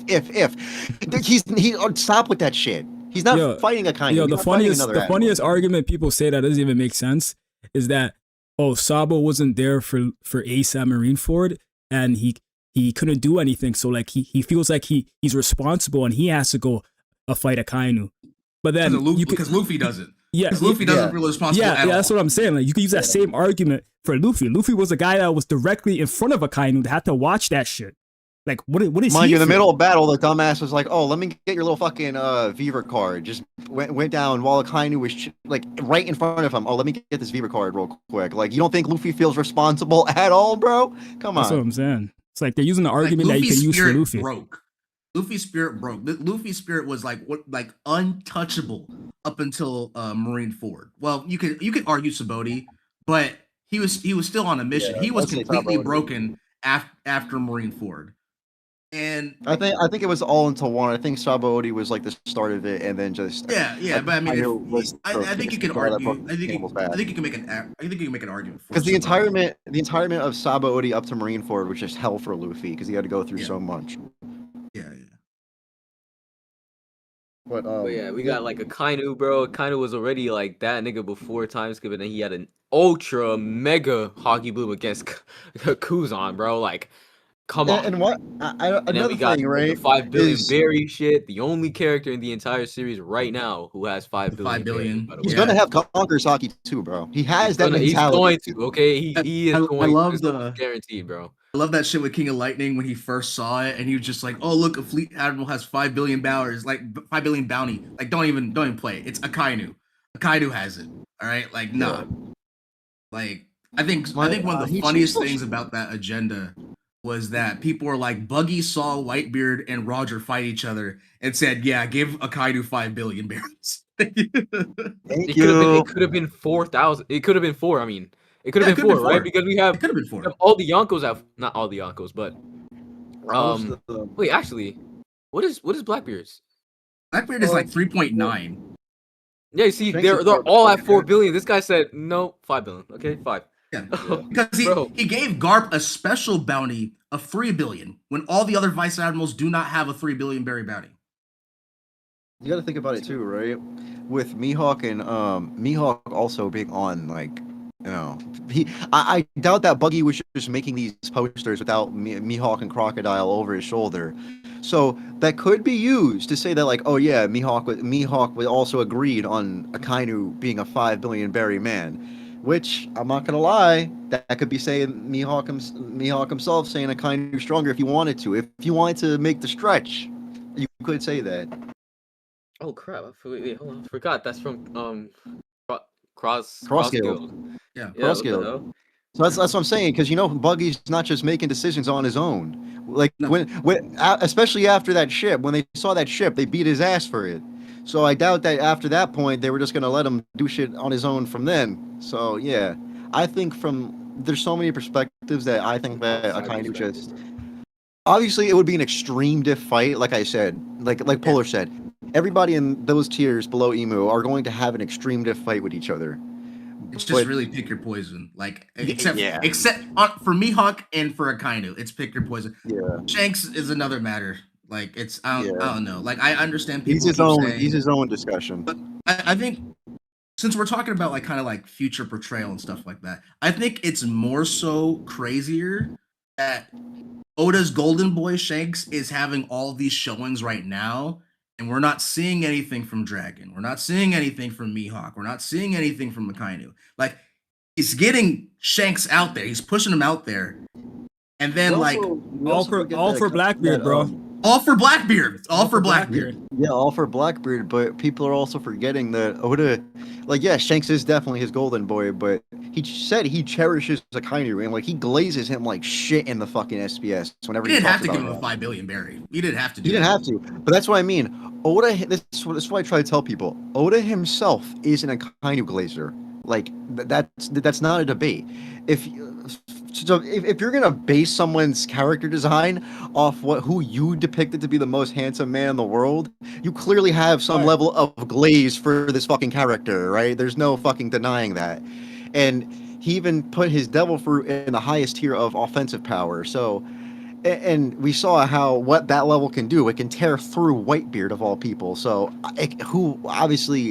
why wouldn't it tear through any rest of these guys outside of Emo? He's people just don't get how OP Akainu really is. And speaking of Marineford, afterwards when he fought Kuzan, right? No other. I get it's also elemental with their Logius and shit, right? But no other character in the series has gone 10 days with each other in a fight, right? They haven't gone 10 days with each other in a fight, and they haven't changed the entire climate of an island. You haven't seen that with another character yet, and even and I get with certain characters like Shanks and Mihawk, they don't really have that luxury because they're not Logias. But I think that's just Oda himself just putting these guys in an upper echelon, being like, yeah, these guys are fucking serious threats. Don't count them out. If anyone had anything else to say. No, I mean, I don't know. I'm looking because they're Chad's looking for justification for the Akainu thing, and I wanted to just say this real quick. The 5 billion thing, the reason why I view it as such a crazy thing is because, okay, first off, you have only 2 other characters with 5 billion, right? They were the 2 biggest, that's Roger and Whitebeard, right? Yeah. And if Rox was alive, he would have probably had one. Yeah, probably right, Rox. Yeah, right. Maybe Dragon. Dragon. Yeah, Dragon should forget Dragon for real quick, but you know what I'm saying. The 2 we have is Roger and Whitebeard, right? Yeah. And then correct. Oda decided I'm going to give Akainu that. All right, but outside of that, right? It's not just because of that. Again, it's for example, the Admirals have 3 billion, right? And then guess who else has 3 billion, bro? It was Luffy, and Kizaru was fighting against him, on Egghead, right? And they were portrayed at least very relative, right? And there was a reason that was around the why same time the bounties were revealed too. Yeah. Yes, there was a reason why they were what's that there was a reason why he got 3 billion, and that's why they fought so relative. I think people would agree. I personally thought that if they went full power, both of them, it's going back and forth like almost completely equal in my opinion, right? Kizaru has the defense to go against him, Luffy has the defense, whatever, yada yada, right? And then we have again, like, bro, Oda could have easily just given him 4 billion. Every other person is at 4 billion. Every other person, every other top tier right now is at 4 billion. Shanks, who was it? Who was it? Blackbeard. Shanks, They're all at 4 Blackbeard billion is right now. 3.9. Like Mihawk is 3.9. Like Oh, yes, at 3.9. Anyways, or 3.59. I think it's 3.9 something or like that, right? Yeah. Like they're all at this level, and then like Oda 3.5. just decides, okay, I'm gonna give him literally top 3 bounties ever. Like it's just there's a reason for that, in my opinion. There just has to be. The reason right? why And then I there's have my are you done? Uh-huh. Go Yeah, ahead, finish. You can continue. All right. The Sorry, you can reason continue. the reason why I have Akainu so high is just based off the fact that, like we were saying earlier, that he's gonna fight Luffy. And it just depends on like where you think he fights Luffy in the story. I personally think he fights Luffy after he gets the One Piece. So like he's gonna fight a Pirate King Luffy, and Oh, ain't no way. that fight is, That would be in my crazy. opinion, the most anticipated fight or the most setup for a fight that you could The Fleet possibly Admiral have in versus One the Piece. Pirate Wait, King. you have him as last? Yeah. So if Oda's gonna set up this fight from pre-time skip, I'm Wait, Spirit, pretty you have sure. him as final villain? No, I don't have him as final villain, but I have him I was as about a to say, villain. I love that, but I have him as a villain that Wait, Luffy's I'm definitely confused. gonna fight like late Yeah, towards the end of the series. But if he gets the Luffy's pirate, gonna. I think Luffy's gonna fight all of Emu, Akainu, and Blackbeard. Yeah, I agree. I think that's the trio of like has to be villains, right? Like I Yeah. think And then other people don't agree, but it's The it's final just- 3 villains. Yes. so But yeah, what are you saying? this should be a very good fight, just how it's been set up and like how the fandom would want to see this. So he should fight Akainu to a good level. Like I don't think Luffy's gonna low diff him. I don't think he's gonna mid diff him. I think at minimum it's gonna be like a high diff. And if Luffy is able, or Akainu is able to fight that version of Luffy, bro, the guy is he's after Emu, he's that guy, bro. Yeah. Bro, I just like bro. Yes. The Akainu fight, I'm still on the fact that people don't think he's gonna fight Akainu. Bro, he has a permanent scar. It's his trademark scar from him. From Akainu. Courtesy of Akainu, bro. And niggas think Sabo got I just don't think Luffy. niggas think Luffy coming out of Wano was stronger than Akainu. What the fuck? Yo! Yeah. What? What are we reading? Luffy's not gonna like sit there and I'll tell not you run what. it back. I'll tell you what really like hurt like a lot of like the scaling for it, especially with the Admiral agenda.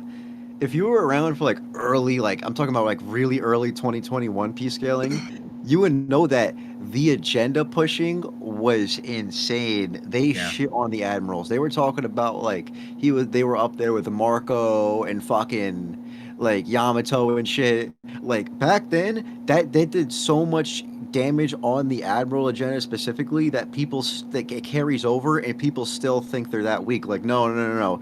You have to understand, like the people that were saying that bullshit back then, most of them have like admitted that they were wrong. A certain someone hasn't, but they still though the admiral agenda is looked on a lot differently now than it was all those years ago. So I think that if you look at it like from a lot, because like with agenda, a lot of people like to do who gets the most motion and who has the most anti memes against them. I think that one thing you really can't do with the Kainu is really make those anti memes without forcing it. Like that boy Zoro. Yeah, like that boy Zoro can cut through magma. The way the high was post Wano, people were That's what I was saying. Yeah, that's what I was getting Luffy was going to yeah. just no diff Kizaru. Yeah, like they were making like those memes, but that's what I'm saying. Like for some slander memes, like it comes with like a rightful reason, like Sabo, one of them we were just discussing. But with Akainu, it's so forced, and that like you just know it's disingenuous just because people are mad that he killed Ace. That's what I really think it comes down to with him as well.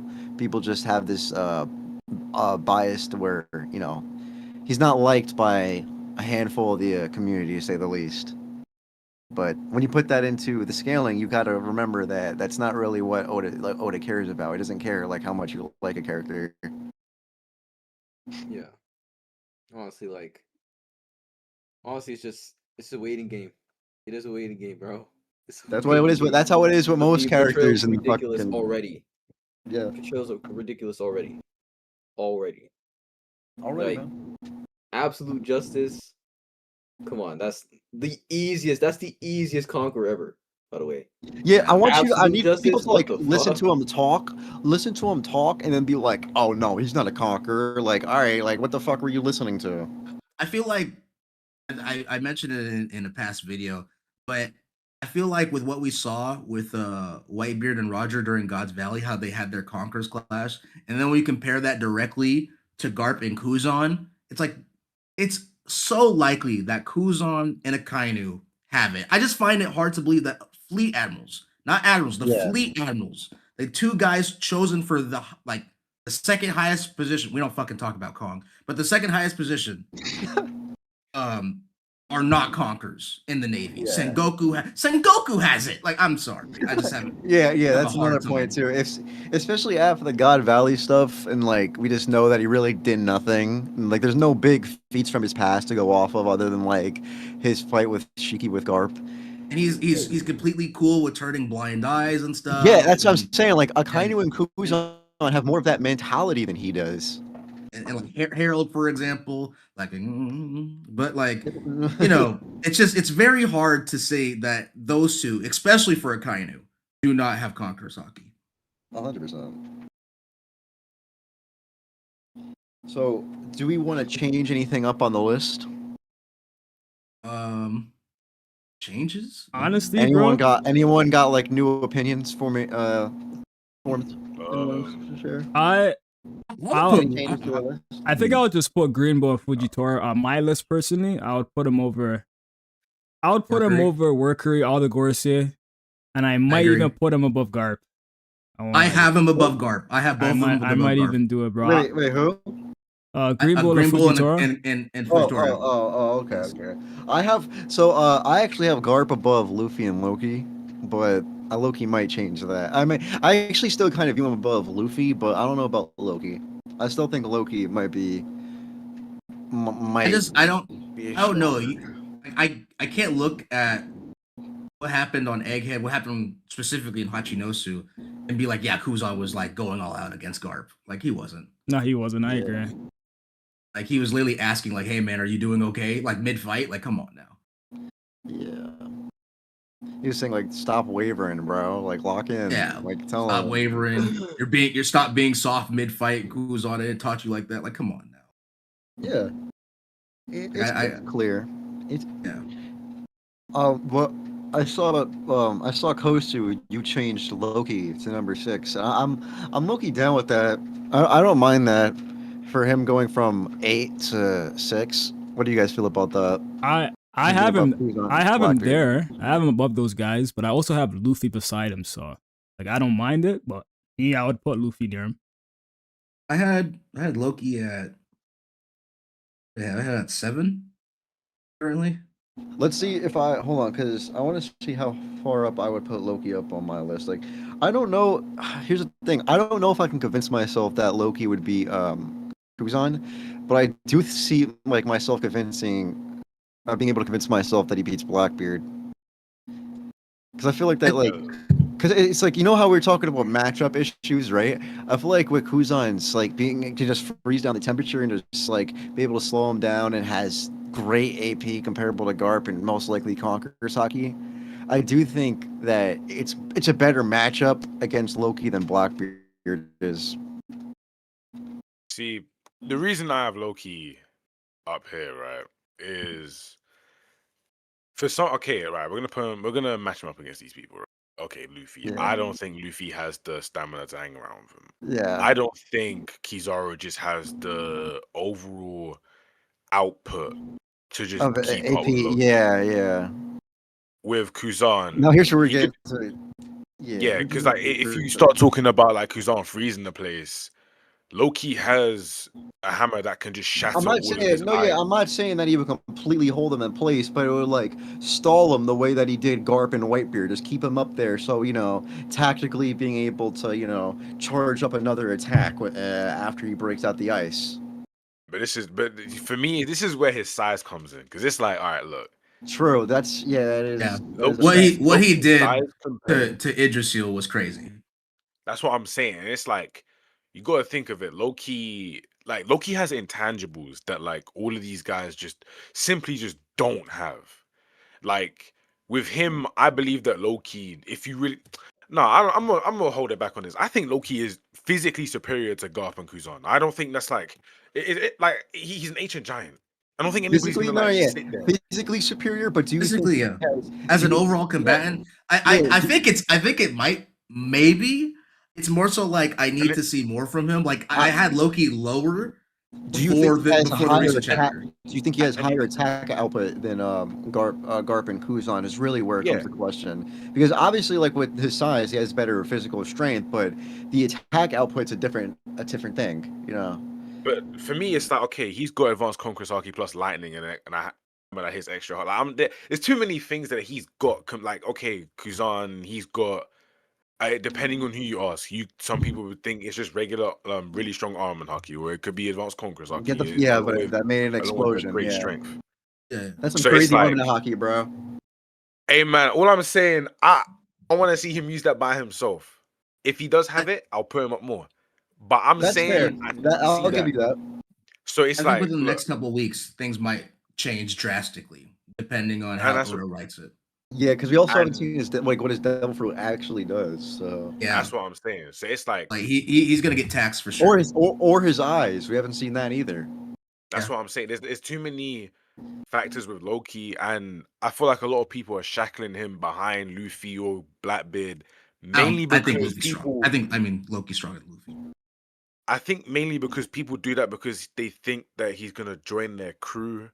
After reading the last chapter, I think he's just gonna stay on Elbaf and take Harold's spot, and I think his whole story is him going to be like leading Elba from being the most hated to being the most beloved. I think that's just what his story is going to be. Yeah. So I don't think he's going to be like, because originally when we first go into the flashback, I was like, okay, so he's either gonna go down Luffy's route or he's gonna go down Blackbeard's route or Kid.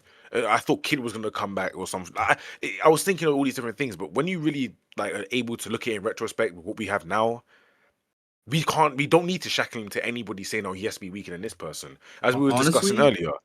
Honestly, Yeah, he like, might lead the new giant pirates. That is what I'm saying. And then because then like Harold despite being thinking, king, was still sailing all over the world, still doing that's what I think then, is actually what he could do also is maybe he could join the Grand Fleet and lead that, because the Grand Fleet and that's exactly what I was gonna get into. Because you see, Luffy right now is weaker than him, right?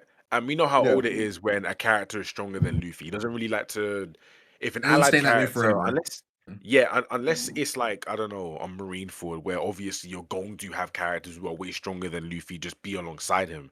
But it's his own Grand Fleet. So what's gonna happen is Luffy and Loki, they may fight beside each other and Elbaf and everything, cool. But we're not gonna have Loki join the crew because he's just not gonna have that power dynamic happen. He's also too big to be on the fucking stomach. That's also another great thing as well. So it's like Loki's gonna spin back into the story when Luffy is finally at that pinnacle and he's ready to fight Emu or he's ready to fight whoever is at the top. And that's and then you gotta see it like this, right? Be honest, the Straw Hat Grand Fleet sorry as fuck. They got nobody. No. They are. They got no. But if you put Loki and the other giants like Dory and Bragi, and then you give them an actual army, then like okay, and then obviously, who would the Straw Hat Grand Fleet be used for to fight against? The world government. That's why I'm so fucking convinced Loki will join the Straw Hat Grand Fleet. And that's why I think he's just gonna lead them there. And so it then begs me to ask the question: why did he call Shanks a coward? And this is where I'm being so nasty with this, because I think Loki, when you look at somebody, you can bring this down to basketball, you can bring it down to anything, but it's like when you look at somebody, you look at their intangibles, what they are is just a person, right? It's like, okay, Loki naturally is just stronger and just quicker than everybody. That's just a natural fact. Okay, cool. We know that he has special eyes. He is a special devil fruit. He's got, like I've said it before. I've said that multiple times on stream, but it's like when you have way too many intangibles that are right in front of my face, that you're literally smacking me across the face saying, yo, like, I am him. What is stopping me from putting him like higher up, aside from just like Like I'm not saying you guys are hating, of course, but I'm saying like, I feel like as a community, we may need to just drop the whole thing of like, we need. Loki is gonna show us that he has all the intangibles there, and the intangibles just aren't there just there for show. He actually has them, which is why I'm sitting here. I'm thinking, okay, realistically speaking, what did how did the battle between him and Shanks go? Were him and Shanks like? Was it a thing where the whole redhead pirates jumped him, and people only know it as Shanks doing it? So you know how Shanks has ties to Harold, right? What if, right? You know, since Shanks also did get that seal, what if Shanks Loki did some dirty shit like popping an Elbaf and he didn't actually fight him? He just got him off like they weren't even fight him. He just put the cuffs on him because, you know, he did. He also just chills in Elbaf. We've seen him chill in Elbaf before, so it's a good chance that like you know they're on some friendly shit and Shanks did some like let me cuff him up, you know. It wouldn't be maybe not along those lines. That's just a fun theory. That's just a fun theory I like to point out. No, but it wouldn't be the first time that Oda has subverted expectations, where everyone assumes that A and B happened, but it was an entirely different story. And you just saw that with God Valley. I agree. Like with everything we're seeing, with everything we're seeing with Loki right now, with all the hype and stuff he's getting, it's just like how did Shanks go from not being able to damage Harold to like he's just able to completely subdue Loki? Like obviously Shanks got stronger. I'm not saying he didn't get stronger, but to that point where he could just like beat him down, the guy who can no diff like a rocks level character with an emu buff, like it's hard to really like conceptualize that right now. And another thing I do want to add is that like when the time frame which has happened, I personally do believe is when Lola turned him down. It could be around that time because that's when Shanks became. I want to say something about Lola. He had his blindfold on, bro. He didn't know. He didn't know what she really looked like. All right, it was like she sounded sweet. He didn't remember. He always has his blindfold on. He just got that shit. He just got that shit from Harold. Like they just like they like what they like. But it's like he likes that freaky shit. He likes the midgets. But when you look fucking terrible. You're fucking terrible. Oh my god. But it's like when you look at these two, I think the situation what happened is after being turned down, he got a little bit upset. And maybe he started to trash Elbaf a little bit. I don't know. But or something like that happened, right? And then Shanks came in and just like him and his crew came in. But don't you think that would have been like that Shanks that like we also just saw with Harold? Like if he was going on a rampage, I don't think it would be too long after that. And that's another thing is, but I mean, he did stop him. See, the thing is, the time frame of this is so weird because what did the people of Elbaf think of Loki for the 8 years? Because Loki wasn't subdued until Shanks came 6 years, and then that's when think that if that were, I think if he were to go on a rampage, right, it would have been like pretty quickly after he what's it call it? He killed Harold. But I feel like if Shanks participated, Gabon did as well, because Gabon wouldn't just sit back and let him do that shit. But he doesn't hate Gabon, so I think it would be different than him like terrorizing him. I think that Shanks, I don't know. I just think that Shanks did some like actual sneaky ass shit with Loki. Because why would he call him a coward? That's what I mean. It makes no sense because I think just one point. When Loki and Jyrule are pulling up to the castle, right? I think it's like telling where Loki says like he can't respect his dad because his dad, he's like a world government dog. That's exactly what I was gonna say. And it's just like so he clearly has like a threshold of like who he like respects or disrespects, stuff like that. Why would he call someone as noble portraying wise, as noble as Shanks a coward? As Shanks, yeah. Because Shanks is the golden boy. Everyone loves him. He has all this clout and stuff, and he with the way he operates as a pirate, like it's like he's overall like a noble person. So why would Loki ever call him a coward?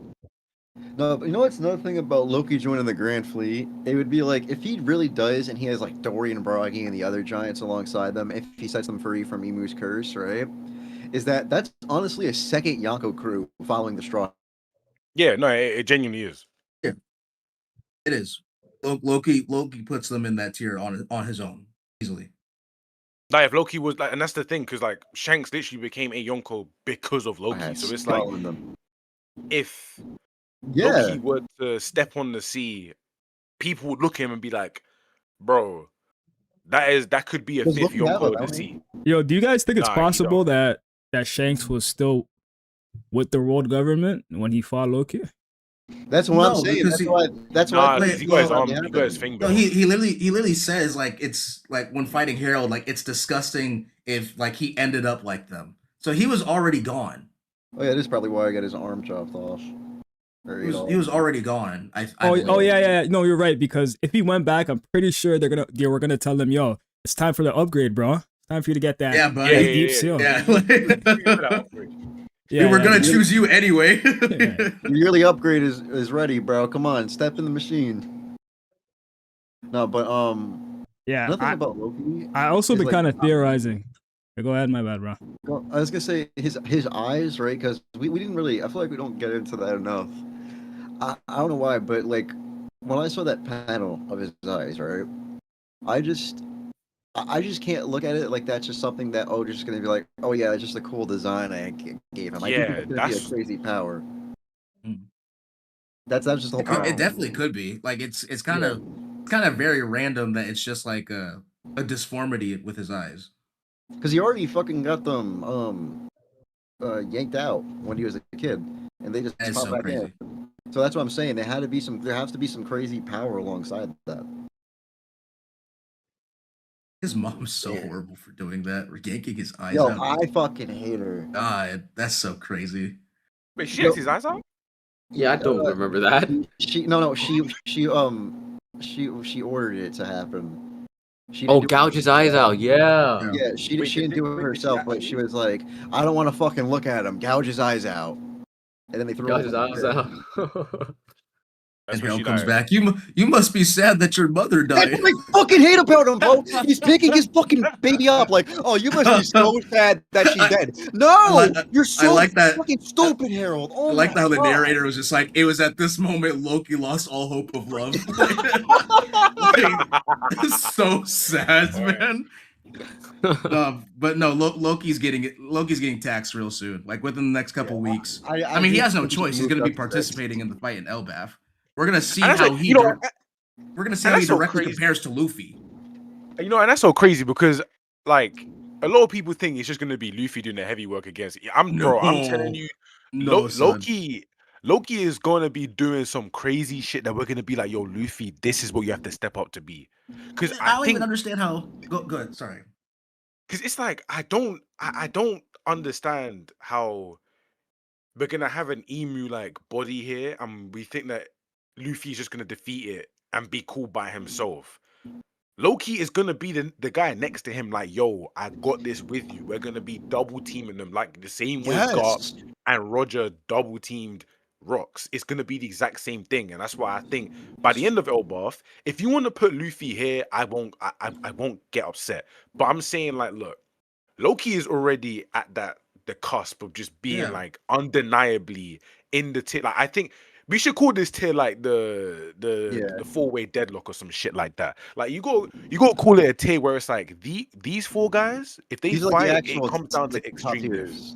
Yeah, I don't even understand how people have Luffy in that like bracket when like we already see Loki be able to damage a Holy Knight, like a Holy Knight as powerful as Harold.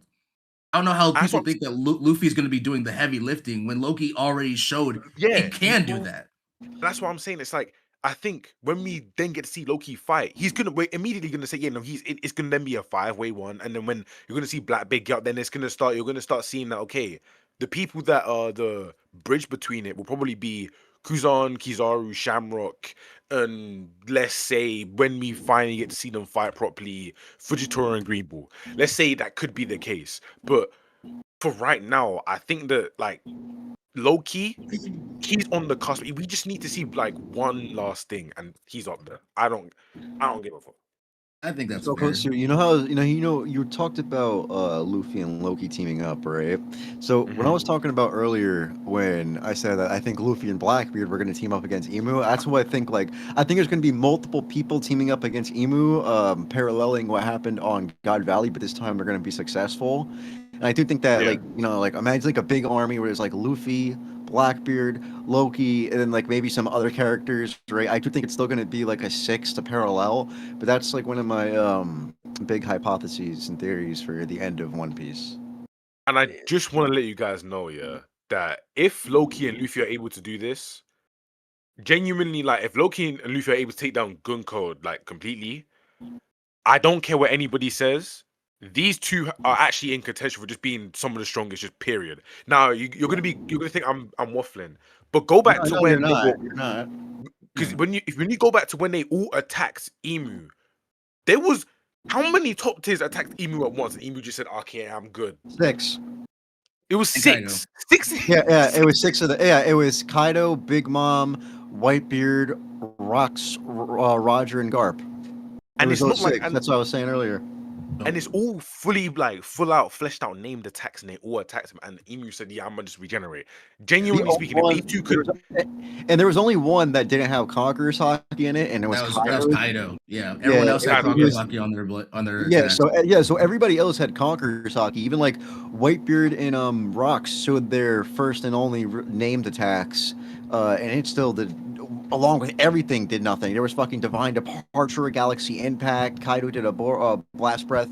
Emu just ate Whitebeard's first named attack.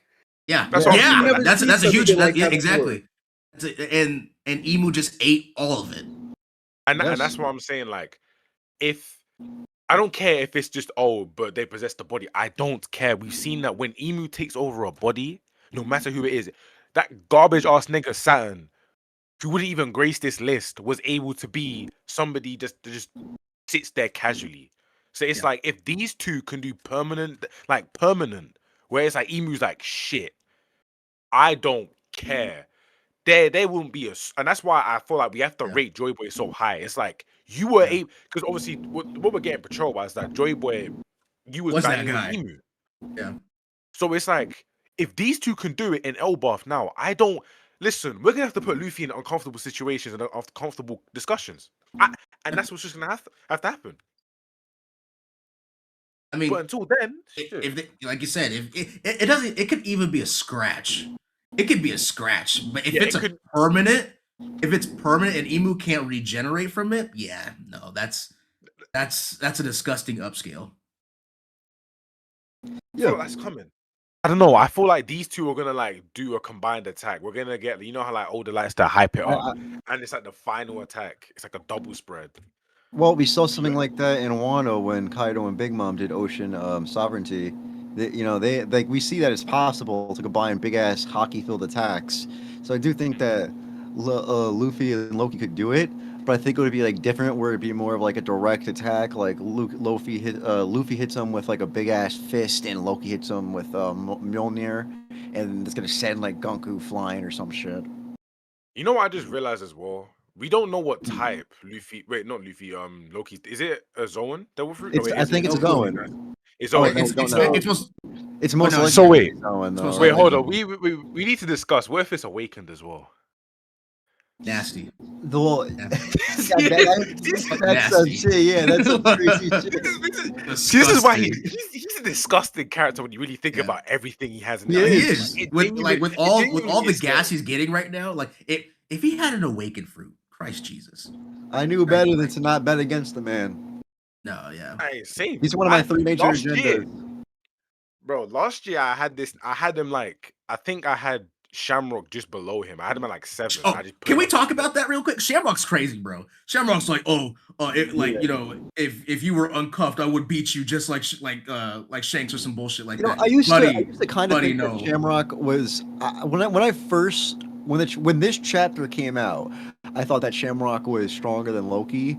Not anymore. I knew that was very wrong quickly, but when the chapter dropped where Shamrock fired his Cerberus fruit at him, and Loki was when Loki states like, "Oh, even I'll die if you hit me with this shit." That's the reason I thought like, "Oh, okay, I guess Shamrock's stronger." But then he lives. Yeah, then he Right, he lives, lives. and then he goes. Yeah, and then he does much more. Yeah, but that's when that chapter came out that I thought that. And I think a lot of just, people was like, Shamrock has to be above him, like, or just Yeah. like relative. I mean, he could potentially be, but it's getting harder and harder with each chapter that comes out. Can we talk about Shamrock and Garp real quick? Because do you really think that Shamrock could take like those punches from Garp? I haven't seen enough from Shamrock. Yeah, because he's got regen. Yeah, but Garp knows how to. Yeah, but Garp can knows get how to past deal it. with it. So Garp can, and knows how to, and he knows how to deal with it. The thing is that like I think either way, it's Shanks tax, bro. That's the only. It's the Shanks tag. Yeah. I'm just talking about like just like a spot up. I'm just talking about like just switching their placement. It doesn't have to go crazy lower. I just think that. I don't know if I don't because know because here's the thing. Obviously, right? Obviously, Somers and Shamrock are not on the same level, but so retired Gabon was able to do it, and we all know Gabon is weaker than Garp. We all agree on that. And I also think that Luffy. So in my opinion, right, I think that when it comes to Garp versus Luffy, I think that Luffy ranks higher on the list just because of what he can do. But I just wanted to point out that if Luffy doesn't put use Berejang gun on old Garp, I don't think he can win. All right, that's my honest opinion on that. I actually have okay. Look, my main discrepancy with all of this, right, with Luffy's placement, I think. See, look, Shamrock gets Shanks tax, but like aside from Shanks tax, like I'm thinking, okay, he's not gonna be on the level of Shanks' Haki, let's just say, right? But let's just say his Haki is still really, really strong. He's advanced Conqueror's Haki and whatnot, right? Now, along with the regen, I think because he can obviously protect himself with advanced Conqueror's Haki, and he's got the regen. I think somebody like Garp, he'll be able to counter it, but because his Haki is still just really good, not to the level of Garp. Let's say it's not to the level of Garp, but it's like near it, right? I think it makes him a tough matchup for like everybody here, and he naturally just goes up higher because of that. Like Luffy, I feel like Luffy's worst opponent would be somebody like Shamrock, somebody who could. It's also because it's also like with the matchup thing. Luffy's more invulnerable to slicing attacks, so that is another point. And just because Shamrock, like we know the Holy Knights, they're people that have just a lot of endurance. They can just sit there and just keep taking shit unless you not to fully counter them. Shamrock's more like emu tax than anything. Yeah. That's where he gets all his fucking powers. That's where he gets all his fucking abilities. That's what I'm saying. Like, I mean, he's linked to two people that are like. Why wouldn't Shanks use Griffin, his magical sword, if on Herald, if he had it. So what Shanks didn't do in his fight with Mihawk is he had this really big Haki blast that he was saving up, but then he felt bad because he was already a Yonko, and then he was like, he didn't want to use up all his Haki nuts, right? Yeah, he didn't want to use all of his Haki. Yeah, I'm about to say what? Sure, it's not Haki nuts. Yeah. He still had some Haki nuts left, and he wanted to save them for the final war, and he was just like, I don't really feel like using them, so he let Mihawk win. Fair. Just want to check in on that. Yeah. But. Yeah, Loki. But also another thing though, similar. Can we put Garling at least above fucking Mars and Jupiter? I got him above Jupiter. Mars, I don't really see Mars doing much. Yeah, I don't mind that. We can talk about him versus well, hold on. Here's the thing about Mars, right? He was the only one not sent back by Joy Boy's Haki. Yeah, he just got sprung back. Nah, he got swung back when Luffy when Sanji, Frankie, and Bonnie hit him and bounced him into him, he got sent back that way. Okay. And was that even a Conqueror's attack? Because I guess you would. I mean, only Luffy has it. Yeah, unless Bonnie. And that would have to be a Conqueror's attack technically, since he's using it on the Gorosei, right? I mean, the only way that, because obviously it had to have been all Luffy. The only way is if it's Bonnie. Who this is because it's completely headcanon, but because of the nature of her powers, maybe she was able to tap into a future where she has Conqueror's Haki, because that's how her powers work. She just that's why I fucking hate her. But just due to the nature of her powers, that's the only other person who could possibly have used Conqueror's Haki at the time. Because no shade, but the only other people were Sanji and Frankie. So you never know. Sanji could have tapped into that unknown conquer. So hey. I mean, if Oda wants to expand on that, that's an easy dub. That's an easy way to kind of give that little glimpse. But I'm not against it. I'm just saying, like with what we know right now, it was only Luffy. So, yeah. Unless Frankie's a conqueror. If you hear yourself echo in a second, it's because my headphones died. I don't know how much life they have left.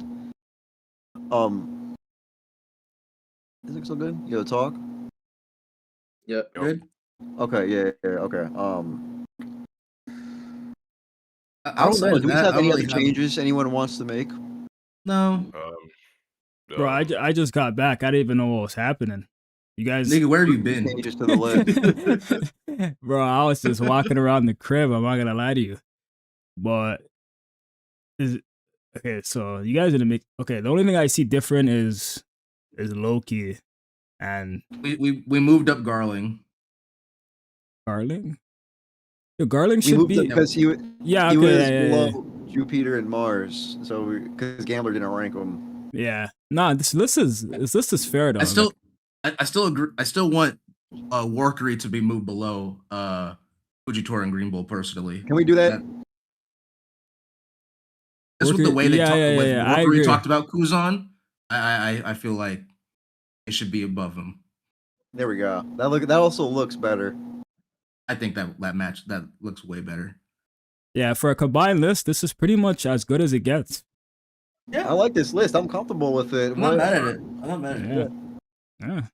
Cool. I mean, okay, wait. I only have one gripe. Dude. Me personally, I would take Marco off of this and put Gunko at the 30th spot.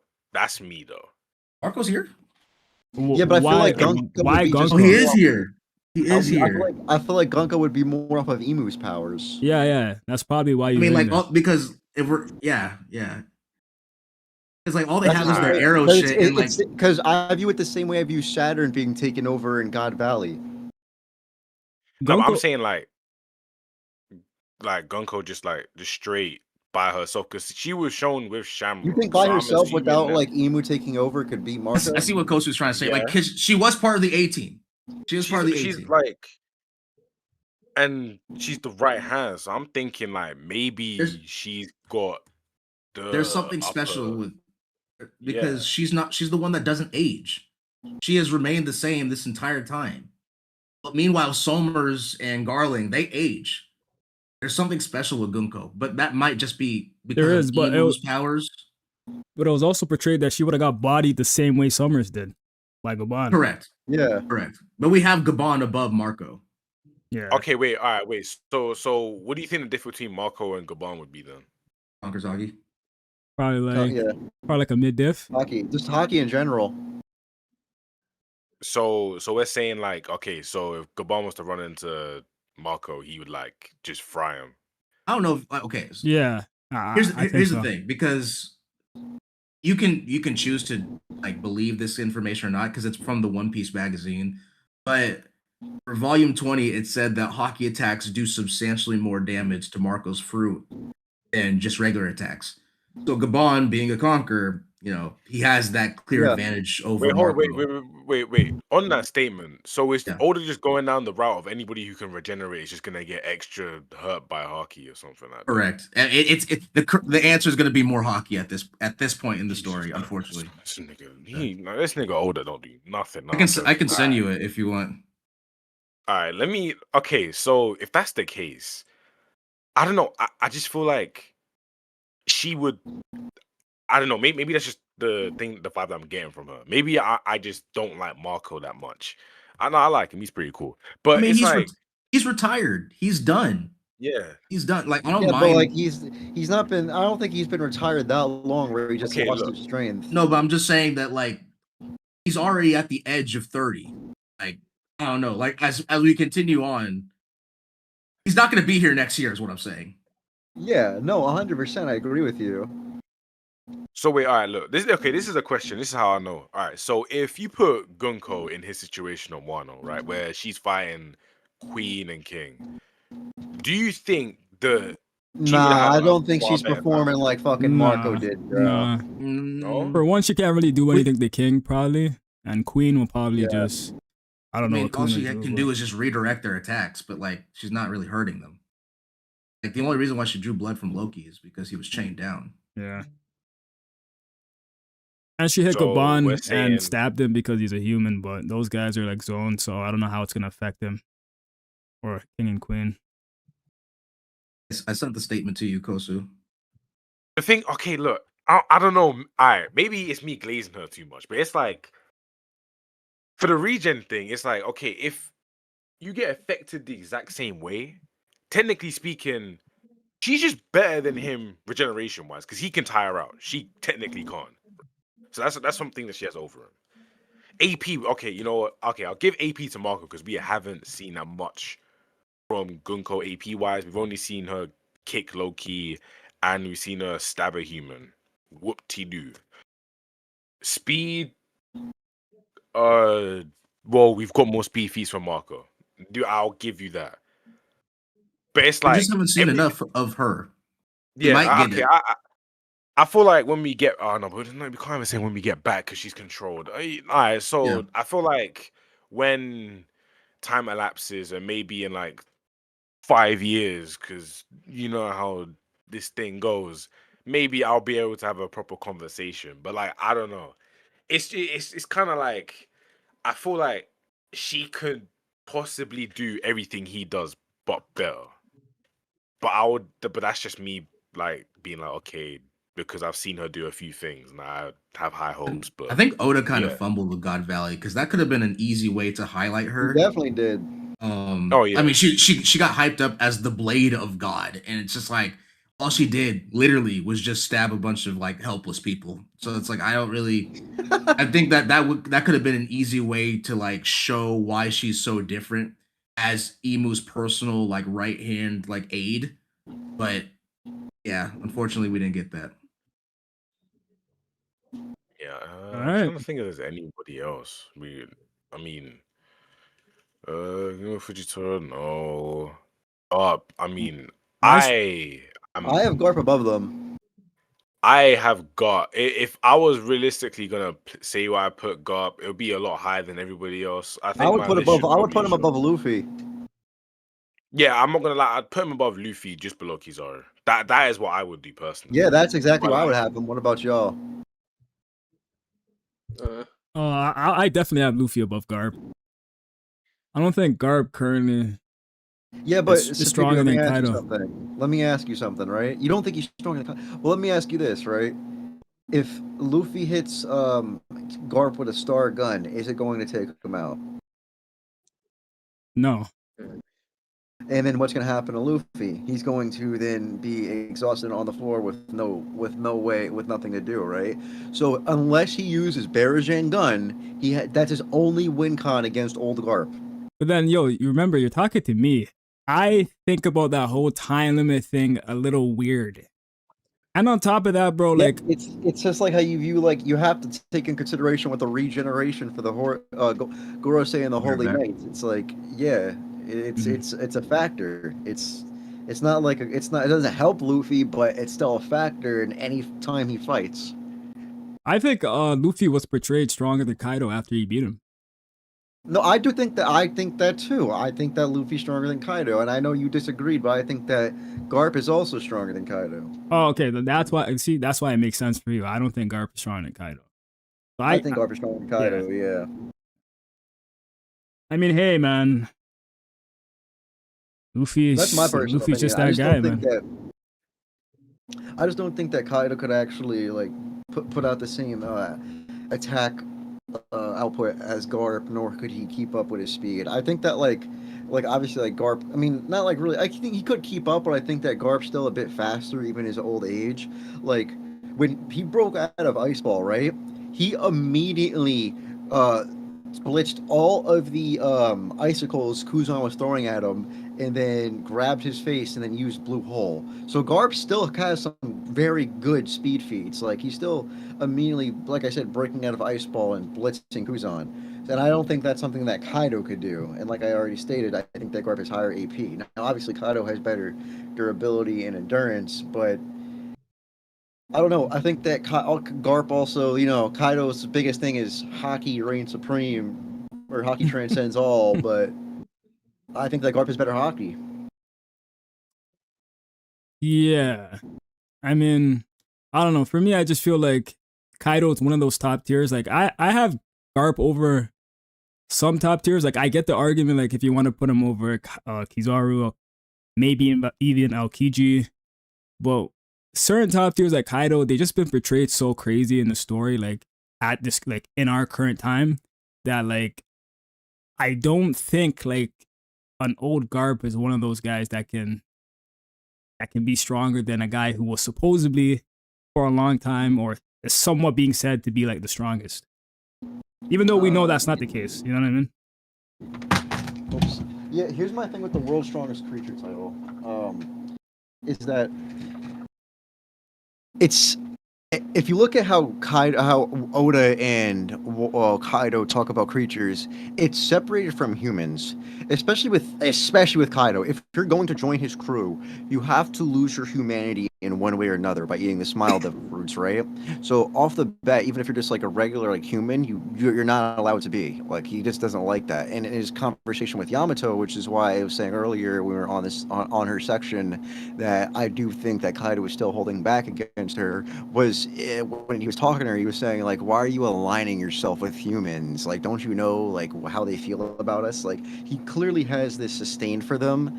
And even like with like how Oda kind of shows it, I think that creatures and humans aren't talked about as the same thing. Like I agree. Kaido's competition's like fucking Jinbei or some shit. Like I don't think he has much going on for that title.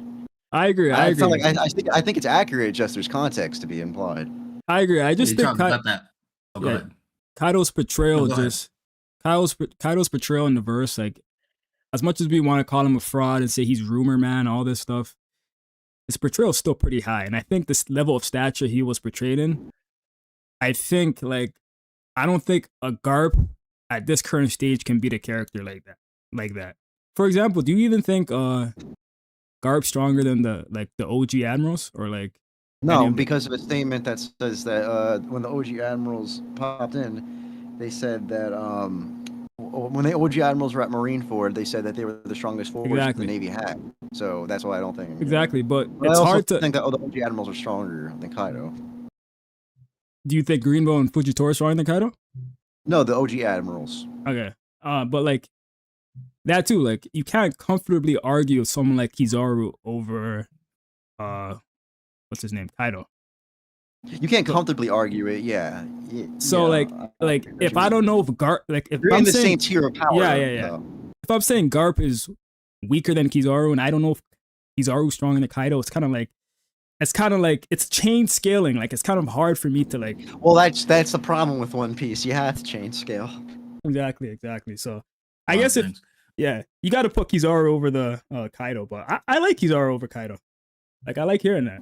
That's where I have him. I like Loki over Kaido. I think we need to talk about that creature. I'm calling shots in that video. The moment Loki's devil fruit gets made, I'm a Kaido slander. I'm going for it right for that. Oh no, I'm going for Shanks slander. I don't care, man. Oh, I'm going for Shanks slander, bro. I need that. So my chat was talking about oh shit, where's my chat? My chat earlier was talking about they wanted Loki above Dragon and Shanks. They just want to put Shanks down to 6, and they want I can hear it. And I would honestly be fine with it, but I want to know how you feel because that would affect your Dragon agenda. No, I say, look, in a perfect world, it would be this. That's me, but I'll do it there. That's I just need to see how Shanks handle Loki. Yeah, are we fine with Loki above Shanks? That's crazy. Listen. I need to see how the fight plays. I agree with you guys. I think there's a lot of asterisks on that fight. I feel like it just wasn't Shanks just beating his ass. But bro, that's all the info we have now. To say that Loki's stronger than him is crazy. Like we gotta wait. Because the problem is we know Shanks got stronger after what we saw in the throne room. Yes. So I need to see the actual fight play out. I don't have Loki above Shanks. That's fair. So I think for now we'll just put Shanks above Loki. When they run it back, like we'll see like exactly what happened. And it might be Shanks gas or it might be Shanks slander. Because I don't know why Loki called him a coward. Wait, so do you think that the flashback's also gonna show what happened between Shanks and Loki? Nah, we're not getting that right now. I think it might have to. I think it might have to just to find out how exactly he got in the cuffs. Because they have to elaborate on that. Because like we're in Elbaf here right now. We're not gonna get told this information after we leave the island. It has to be at some point. You don't think that like Loki and Shanks might honestly? Yeah, no. Like I think that Loki and Shanks, like the only other way that it could happen, like Loki and Shanks meet up for the first time since, and in the flashback plays for like a chapter or two.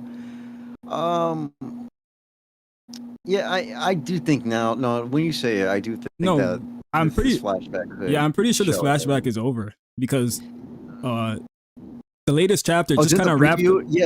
The preview said something. Crazy? And Oda and Jump Festa said, Oda and Jump Festa said, bro, the flashback's over. Like we're back in the present day, and Oda's like a couple of chapters ahead of us. So like in his mind, no. That's okay. Maybe I misheard. Maybe I meant that we're gonna get that information in Elbaf, not specifically for sure. the flashback. I misunderstood. Yeah. All right. I mean, I think that's it. My stream is pushing 4 hours. I don't know about you guys, but my thing's on 4 hours right now. Yeah, we've been going since like 2:30. Honestly, if y'all were down, I don't really mind, but like if y'all wanted to like next week or something like that, or like a few weeks after, do an all-time list because this was fun. I do like this. Yeah. Well, if my schedule is good, I'm so down. Yeah, I'm down. Yeah, I'm down. Yeah, that's all right. Well, we'll set up a date then at some point in the group chat and just get everybody's listening through the same method. This was fun, man. Maybe next time we could do the traditional way where like we name our 30 to like. Oh hell no! That's gonna take so long. That's the reason. It is gonna take a while. That will take a while, but it's low key more fun that way. We could talk it over. We could talk about it later. We can talk it over. I remember my streams used to be 6 hours, bro, because of that. Should we actually not for next? We'll do this next stream, right? Next stream at the end of it, we should put a graph up of everybody's list and where they had them placed. So like afterwards, like we'll have the overall list, but then like when it's all said and done, we could show the stream where everybody had them ranked individually. Yeah, y'all like that? Yeah, I like the sound of that. Okay. All right. Cool. All right, y'all. I think that's it, right? All right, Chad. Thank you for having us on, man. Thank you for getting us all together. Yeah, this was cool, man. Yeah, man. You guys have a good day, man. Good night. Peace out. Good night, everybody. Good night, chat. Good night. Oh man. Oh. Yeah, that was fun, but like, bro, the 3 hours. Yo, before I talk to these guys again, I just want to say thank you for everybody that tuned in. Thank you for all the donations. I'm looking at the donations right now. Holy shit. You guys are crazy. You guys are insane. But yeah. Thank you guys. Catch you guys in another video. I'm thinking about doing a Sanji and Zoro video this week. I don't know. But I gotta write the script, so we'll see. Alright guys. Take care.